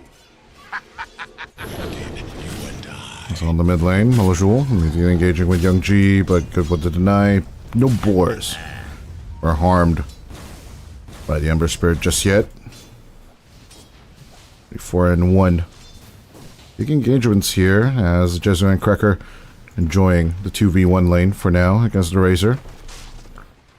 They're immediately going for the pole play. Tag team coming through over here as Skrekker tries to deny himself to the neutrals.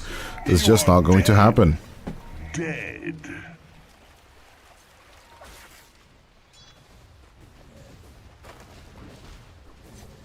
Bit of a misping. I don't think he wanted to show division.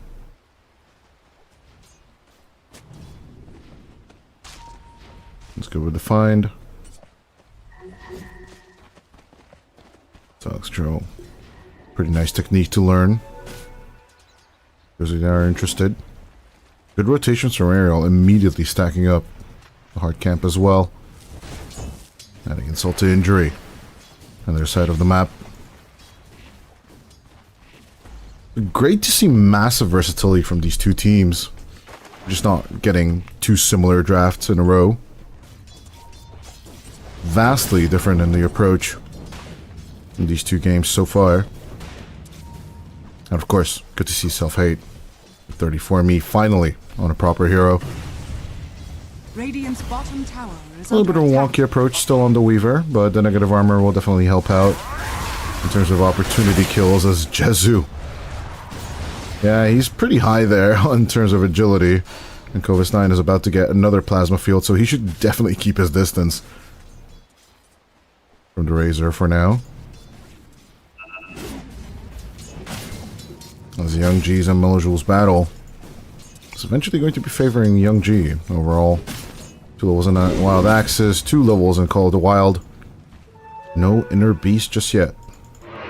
Down bottom, UBFY TPing out of danger. Will not himself be caught by Self-Hate. Although Swarm was available. Interestingly enough, Self-Hate does not commit to it.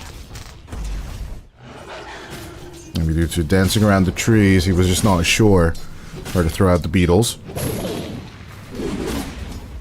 Young GM Melajul. structures are fortified. Continue the aggression. Aggressive fortification in the lane. But not leading to a kill dive just yet from Young G. Water Rune contest from Ariel. UBFY is on a similar approach. It's the Bramble Maze. To help out immensely here. UBFY. Decide to deny it instead. If Melajul can't have it, no one can. I think he's gonna be more than happy to just pick up his wisdom rune.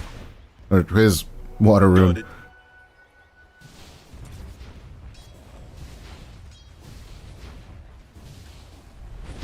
Yeah, overall I did not expect the Beastmaster to have such a great lane on the mid lane so far. But it's just working out like a hoot so far.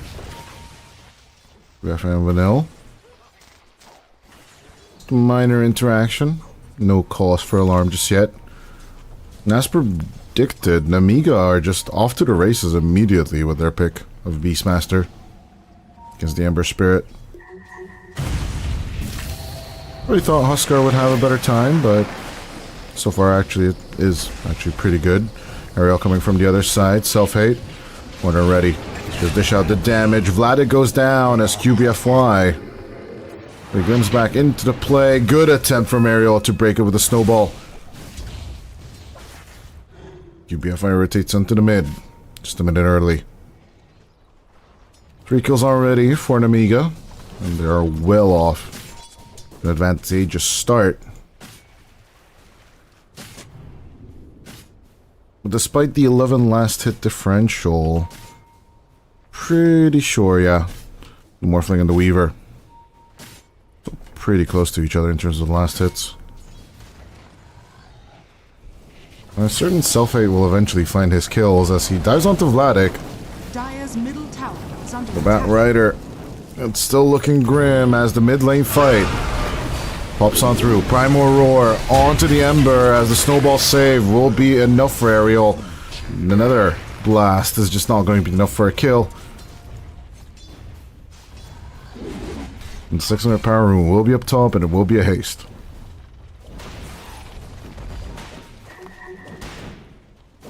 They join in onto the net worth graphs. Melojul once again finding himself in a little bit of a pickle. It is actually, this time it is Melojul finding himself in a pickle. Compared to Young G. Who actually did manage to dominate against the Huskar's mid lane overall. With Delina. With the haste activated, Melojul's not really finding anything over here. Radiant's top tower is And under no help attack. from Krekker. Might just be trying to wisdom exchange from the two teams. Dire are scanning. Nil, still only level 4. Radiant's top Can't really tower is fight under attack. in this 3v2. In comes Krekker as well with another ward overall, but with a glimpse back. They'll just send the Pugnok pack in. QBFY looking low, no Shadow Realm for 9. He's already used it. Oh, the Shrine of Wisdom taken, it looks like. Namiga is willing to stay. 5-0 on the scoreboard as Ariel finally dying. Might be the first kill they would get, but Kovis9 taking on Krekker. Jezu will finally find the first kill for the team.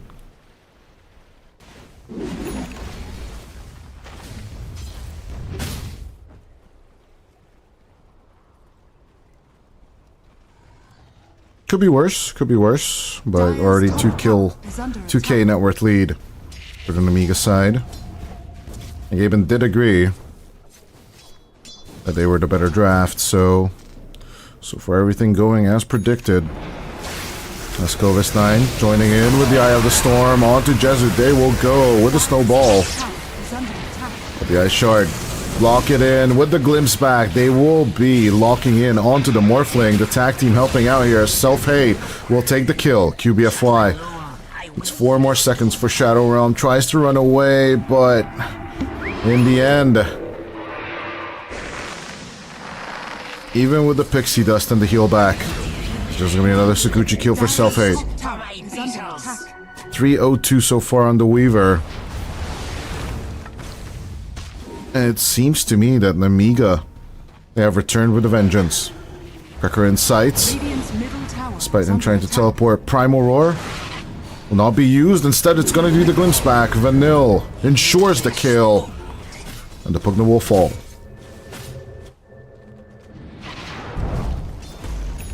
Oh, they are definitely on a 1 kill per minute average right now on Namiga. It's just looking better and better. Minute after minute. Hour after hour.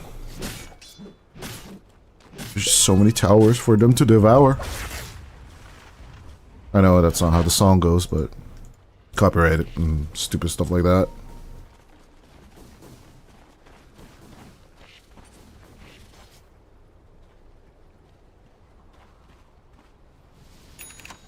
Radiant's middle tower is under attack. Okay, yeah, the scroll wheel is just acting up again. As every cameraman that has ever worked in Dota, I do wish that there would be like a zoom limit as to the names just still being visible, but me being able to just zoom out as Jezu. Good with the catch. Static Link is just going to take out everything. Because with the kinetic field setup, we pre-read him easily. Even with the morph, there's just no way out of this. An attempt was made, but it is futile. In terms of resistance, there isn't much on the Team Link side. Still trying to blow up the mid lane though. Now comes the fortification. Again from Namiga. As Young G is well on his way to having that Aghanim Scepter. Ariel and Vanille and joining on the fun. Glimpse back play onto Cracker. But Pugna will take the tier 1 tower, and QBFY is joining on the fun. Melojoule will take on the kill on Ariel.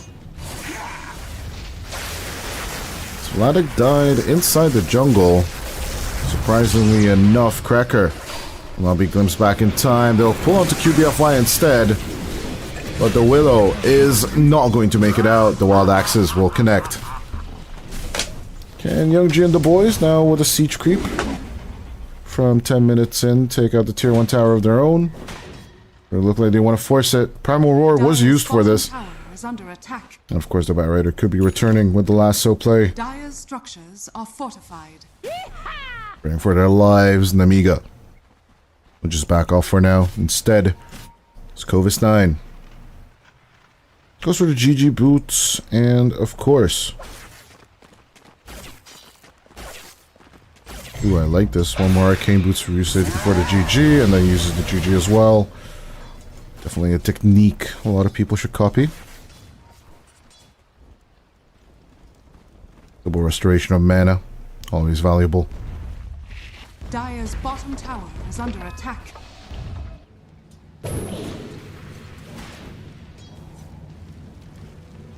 12 kills in 12 minutes. So far, Namiga are on the roll. Have yet to take their second tier 1 objective.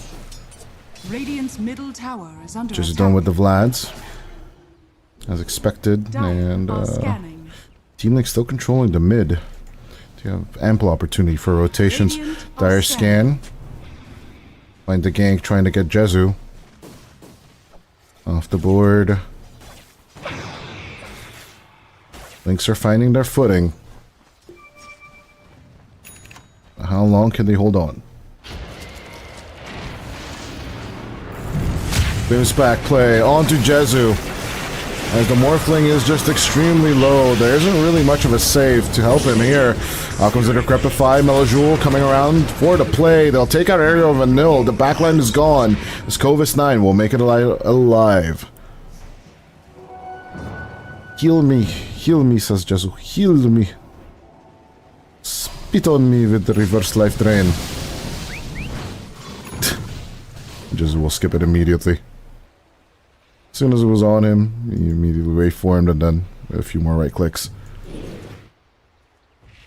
Dire's bottom tower is under attack. Even though it was latched onto him for like a second, it already healed him back halfway through.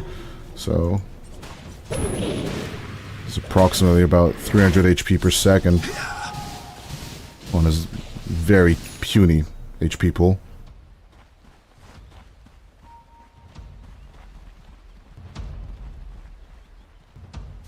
$150 HP per second, man. That is insane. Don't even get me started when Cracker gets to level 3 on that life drain. Morphin will be more than happy to just, you know, be puked back on and then immediately turn around fights with the Pugna. Yeah, Shrine of Wisdom number 2 will not be contested by Self-Hate and the boys. Immediate backing off from the weaves, as it should be. Tier 1 mid still on the open, Young G. Now with Drums of Slom. Radiant are scared. We're more than happy to take care of the Tier 1. And maybe, just maybe, Roshan in about a minute. Dire's middle tower. Roshan will still need to make his way up to the top pit. As the full force of the Amiga joins up on the mid lane.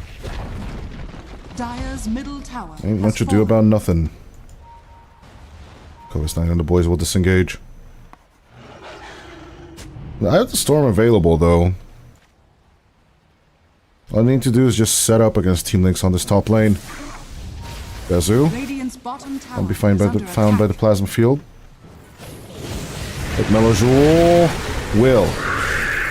Brim's back already used, or actually not used on the Ember. Doesn't even help as much as the Terrorize. Chase off Vanille. Young G 600 gold away from the Blink Dagger. Don't know if he'll want to engage with Roshan without it. Probably his primary tool for a jump. A little bit of control.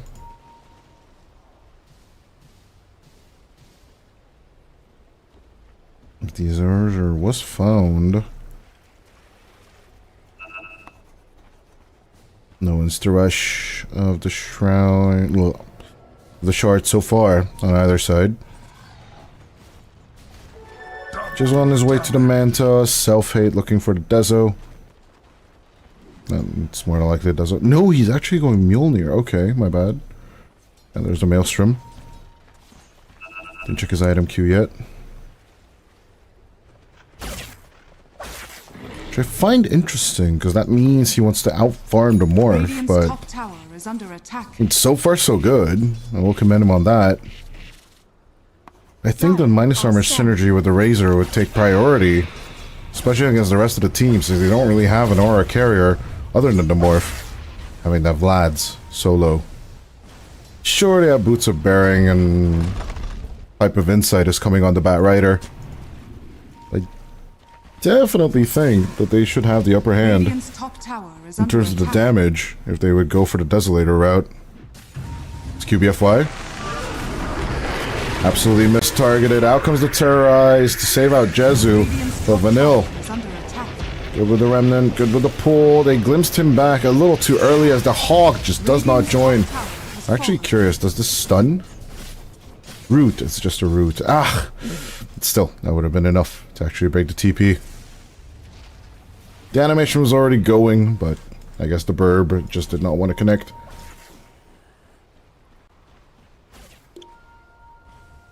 No Lucky Hawk dive or the Beastmaster just yet. Never refuse. Because the Amiga ahead by a little. They went all the way up to 77% win probability when they had that 5k net worth differential, but been a bit downhill ever since. They haven't really solidified their presence on the top lane. And with the Roche Pit just not being accessible to them without risks, I kind of understand Amiga's approach to the game. I mean, they still have the Blink Dagger done, even though they don't have a pipe. This should be easy pickings for them, if they can find the kills they are looking for. Ariel. Yeah, they're getting close to the Blink on the Tusk as well. I think playing it safe is the way to go. Oh, they just not want to pick up things. Life Drain, hold on from Cracker. See whether to Crepify. The Snowball from Ariel will catch him. Maybe now they go for the Roshan. They have the numbers advantage for 25 seconds. Comforting rune of regeneration. And they do have eyes on the Bat Rider and the Ember. Dire's middle tower is under attack. It will be a quick and dirty one. QBFY. Found in the triangle, trying to lurk with the Willow. Skitter scatter. Not truly find targets. Self-hate. Keeping control. Young G will take the Aegis. Let's hope he doesn't waste it immediately. Immediate jump onto Jezu though. Skovis9 joins in on the fun. Static Remnant as well. On to the Morph. Static Link, not Remnant, my bad. But all in all, it does do the job pretty easily.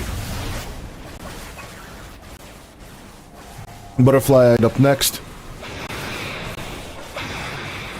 So it looks less and less likely that ENG and the boys did not want to take Roshan. It was more about the timing of taking the Roshan rather than anything else. As with now their current top presence, they'll take on Cracker as well, and Tormentor will be up in 30. Definitely tier 1 still standing on the Radiant side. As on the other hand, Team LiXO are having lost the tier 1 defensive line. Staring down the barrel. They're losing Tormy as well.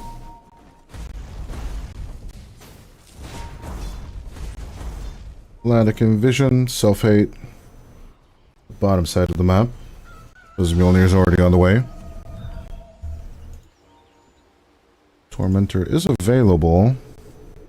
Even though the whole thing is going to be in the vision of LiXO. They don't really have any sentries to place here for this. ENG. And that mere 500 gold. Actually get his BKB up online. Radiant's bottom tower is under attack.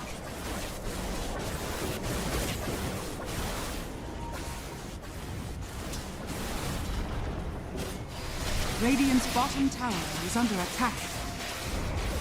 Radiant's Self-Hate. Basically showing why the Desert would be a better choice here, but still. Trying to Tormentor secured for the sacrifice of the tier 1 tower bottom. Doesn't really seem like Namiga will go back onto the bottom lane. Don't really find division. Thrown down by LiXO. Is under attack. They'd be more than happy to stay up on the top. Tower is under attack.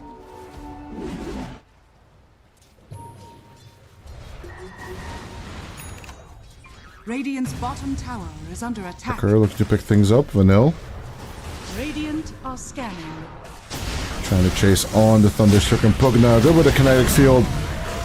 They'll find a free kill for this. Full disengagement. They see Self-Hate. Dire's top tower is under attack. And with the Mjolnir catch. Mr. Sukuchi does have a time lapse for this. Can he escape? Yes, there's a big fat yes.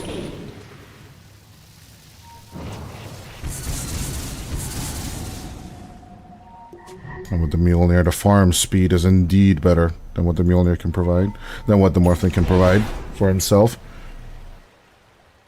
But not by much, actually. Jesu's not that far away from actually keeping up with Self-Hate. Radiant's bottom tower is under attack.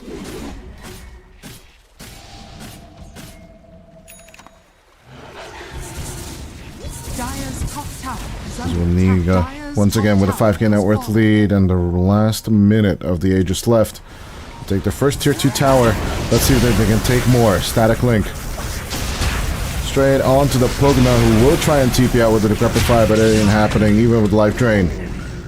It's just a casual backflip. Onto Cracker. Dire's middle tower is under attack.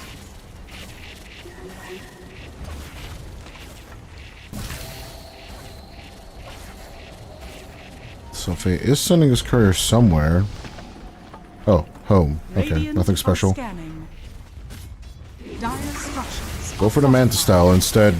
Dire's middle tower is under attack. More like you're dodging out Brambles, Curse Crowns, and the sort. Disturbing the Batrider as well, right? Vladik now does have the blink. He's going for a Lincoln Sphere to save his teammates. Be curious to see. There'll be enough here. Primal Roar onto Cracker. ENG is looking to heal back up. In terms of mana at least. Snowball.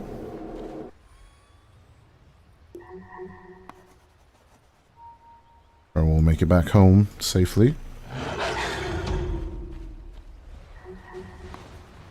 ENG looking for the Nullifier. Number of targets to use it on, so ain't the worst thing in the world. Why not? Gold is a great conductor.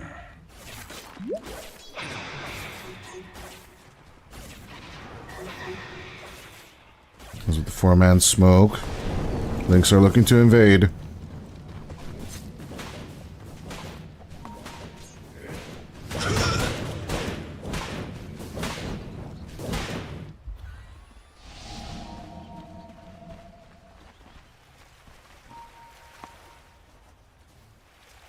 Amiga.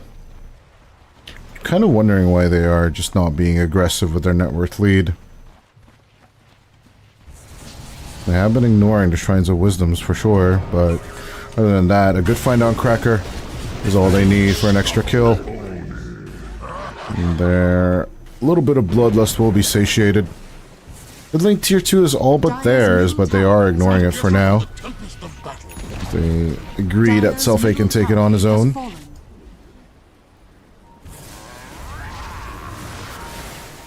Let us go, it's 9. Aberration on his Eye of the Storm. He won't even have the opportunity for the Guardian Grease plus Pipe. First lasso catch from Vladik, as far as I can tell. At least I haven't seen any of the others. He's actually used the item. Where's the spell?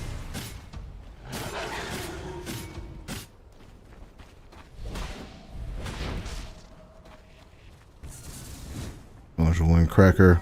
A little bit of control on the top jungle. I don't know, Selfie should stick around here.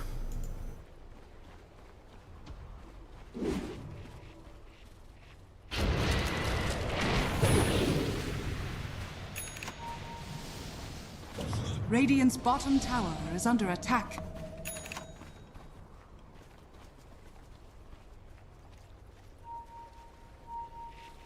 (18-6) with the 7k net worth lead. Let's see if Cracker and Jezu make some magic happen here. Dire are scanning. Roly-poly, straight onto Vladik, but even though the ice shards give a bit of vision, it's not out for a catch.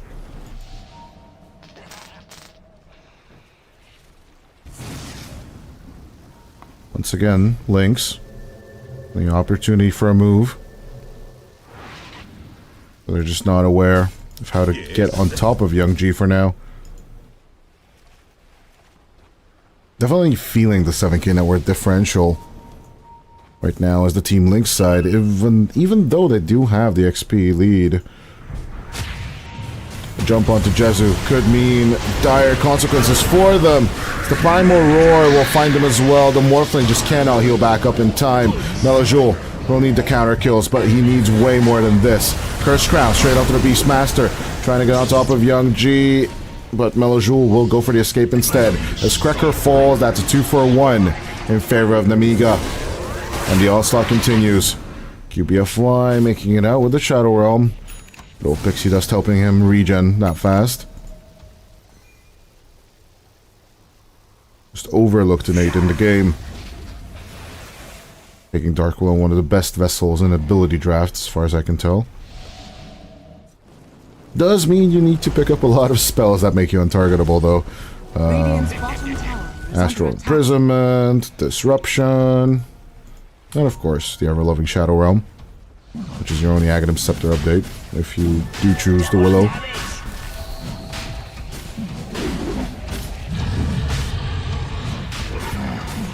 Roshan calling for the manager isn't that big of a thing, but Team Link's not looking to join up as a team to group up against Roshan number 2. Namiga. Hard at work to make this game 3 happen for us.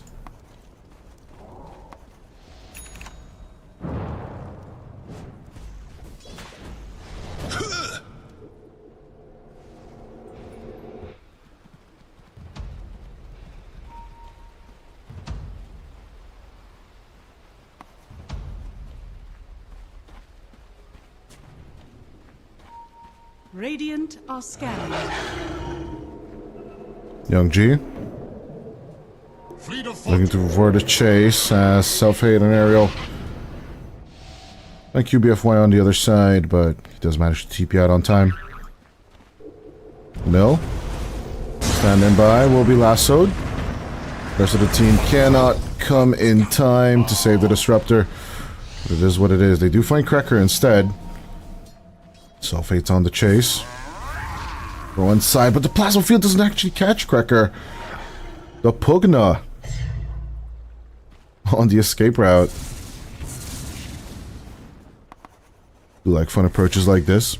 Stormhunter number 2 will be alive in just a second. Dire's courier has been killed. Namiga are just on a wild goose chase on the map. Just clean up the last tier 2 tower, guys. And then possibly with the Aegis. Either push high ground. Tower is under attack. Radiant structures are fortified. Yeah, way more of the solider draft on Namiga, and once again, the predictions coming true. Overall, I must say, the Beastmaster and the Weaver have been essential at finding out these pick-off kills, and that's just more than enough. Despite them having Melojoul get stronger and stronger, this Tormentor play isn't really going to work out for them. They forced out the Primal Roar, even if Self-Hate joins up on the play. I don't know if they can make ENG work for this. Well, disengagement from Lynx. They don't really want to go for the Tormy. Tormentor number 2 will also go towards an Amiga, who will be the lucky winner.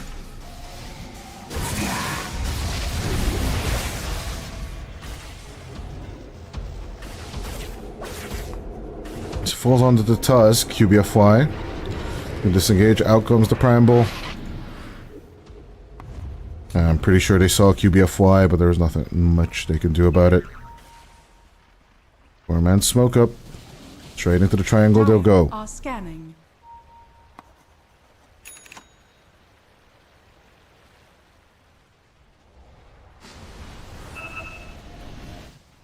Straight onto the outpost, why the hell not? Leaving Team Lynx's outpost vision intact. Seems like catching Jezu is their top priority. Covis 9. They don't really find him on time. The blink does not catch, but QBFY could still be a kill. Even though the little psychic headband does keep up distance, eventually the massive long range glimpse back from Vanille. Maybe that solves their issues.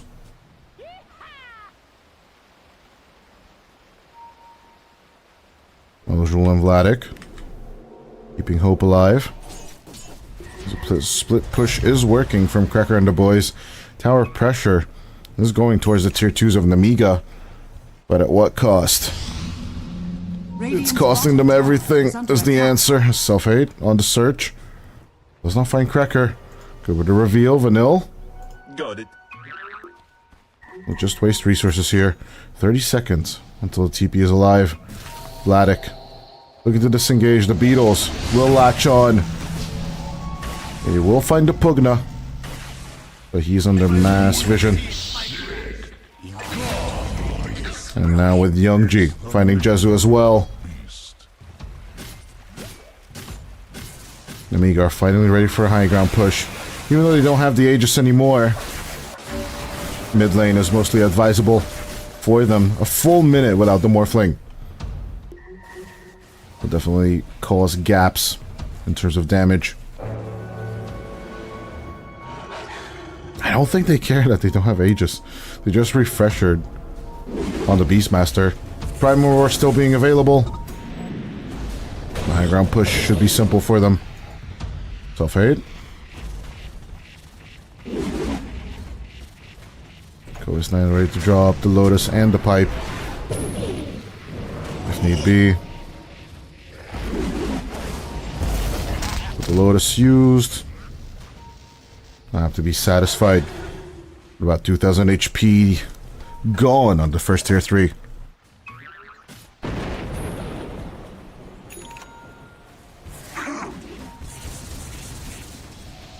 pretty much a straightforward game. The Amiga are asking for the Lynx side to be a bit more aggressive.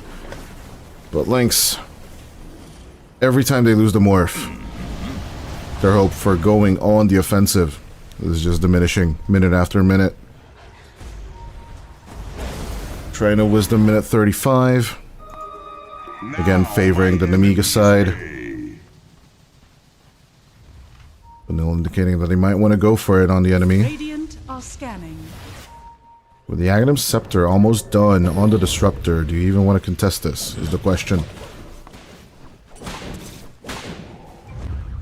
Risky business, but they might as well try. Closing in on the back line of them, especially with the courier indicating where they are. Might just be a simple wraparound play. Oh, beautiful yin-yang. Both teams avoiding each other. Morphling illusions show that the Lynx are in the triangle. Both teams looking to group up here. What kind of fight can they take? Ovis 9. Just a little bit moving on to Melajul, but as soon as he goes in for the play, the Shiva's Guard reveals a lot, but the Primal Roar comes out. Young G looking to right-click down Melajul immediately, but he got roared so hard, more than likely he disconnected.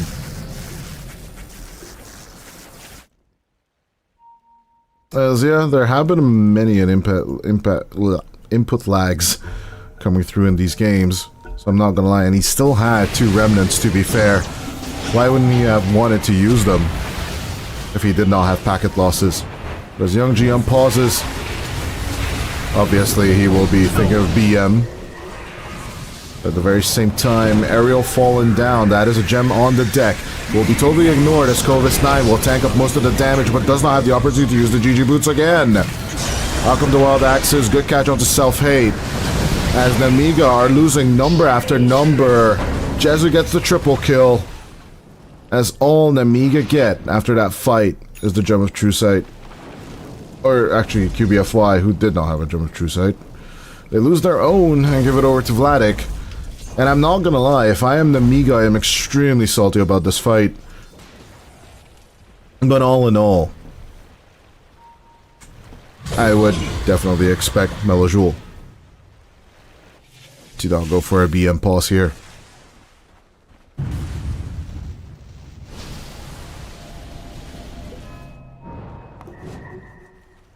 Haste Rune in the bottle, Lynx. Once again a good catch, despite the nullifier. Being used, I don't really believe Young G is disturbed by any of this.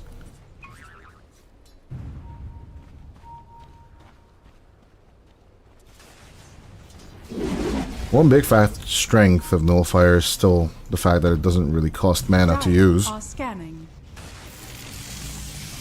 The items build up though, still pretty rough.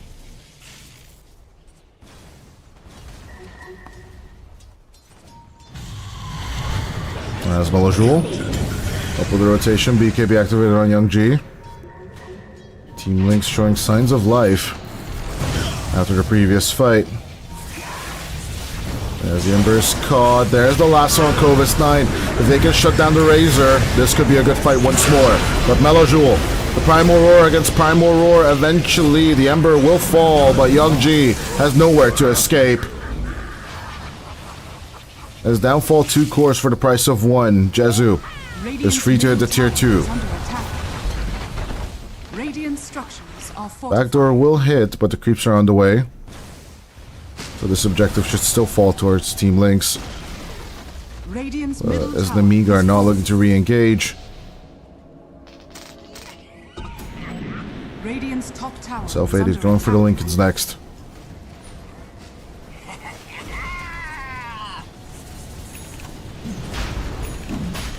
Roshan number 3 going towards Lynx.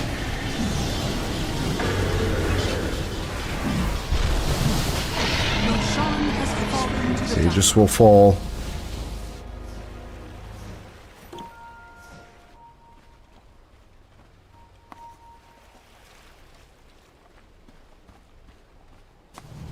Rang around the rosy fight. Eventually ending up with Namiga losing more than Team Lynx twice in a row.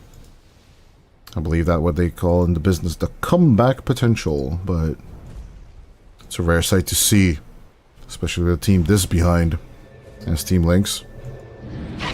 Well, to be fair, the big net worth differential wasn't as big.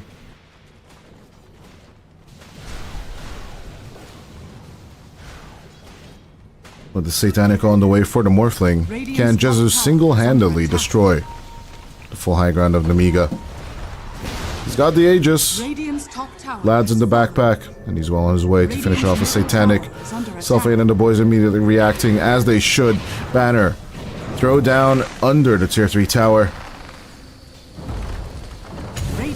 But yeah, as remnants do come out, Ariel immediately engaging into Jezu, but out comes the lasso play into the Beastmaster.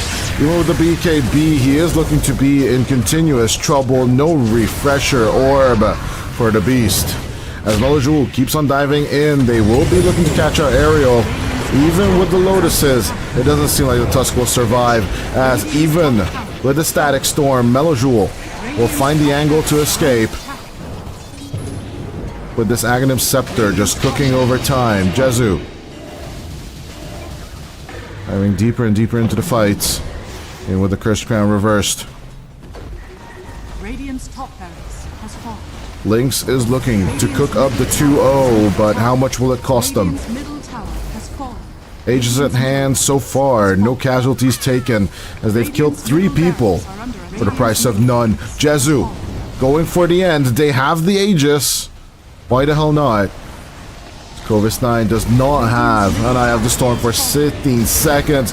Lassoed back in play. Vladik securing the fight. Primal Roar straight onto Jezu, but the Pugna Petrol Station healing back Young against Young G's onslaught. Self-Hate looking to the dive. But is it going to be too deep for this one? Glimpse back play onto Jezu. Walrus punch him up. But he's still got 600 HP. The Aegis will finally pop, with the Morphling having 5,000 HP to go through. Isn't getting the round 2 treatment. Satanic at the ready virtually for him. Courier's got a long way to go. Melojul. Good find on Self-Hate, but he will prematurely just use the time lapse instead. I mean, obviously it's good timing, it's not even premature if it secures a kill on Melojul as well. But the 1v1 fight between the Weaver and the Morph is just not gonna happen. Primal Roar onto the Beastmaster, the Ancient is open, but a perfect lasso from Vladik once again. Melojul with the buyback, looking to secure this, but 2 minutes without the Beastmaster is going to make this impossible. Namiga, they had the lead, they dropped the lead, and the Ancient being open will be a 2-0 victory for Lynx. After the Aegis number 3 picked up, Team Lynx close out the day with the 2-0.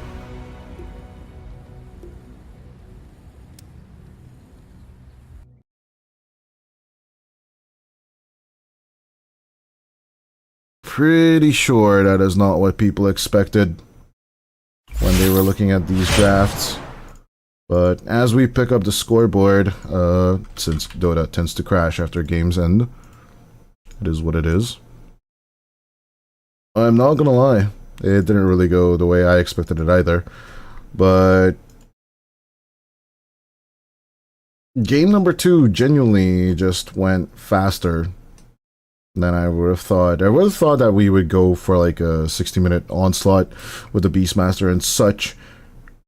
But the Meager were looking so good. I really thought that they had this one in the bag in terms of game number 3. At the end of the day, it's just going to be a Team Lynx domination.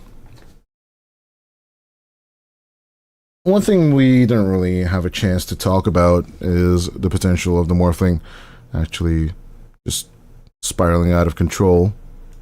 And eventually, Jezu, he was just not really appearing in fights on the map, and as such, just manages to find the control over this game. Hold up as we do try Get it back on your screens, at least the scoreboard.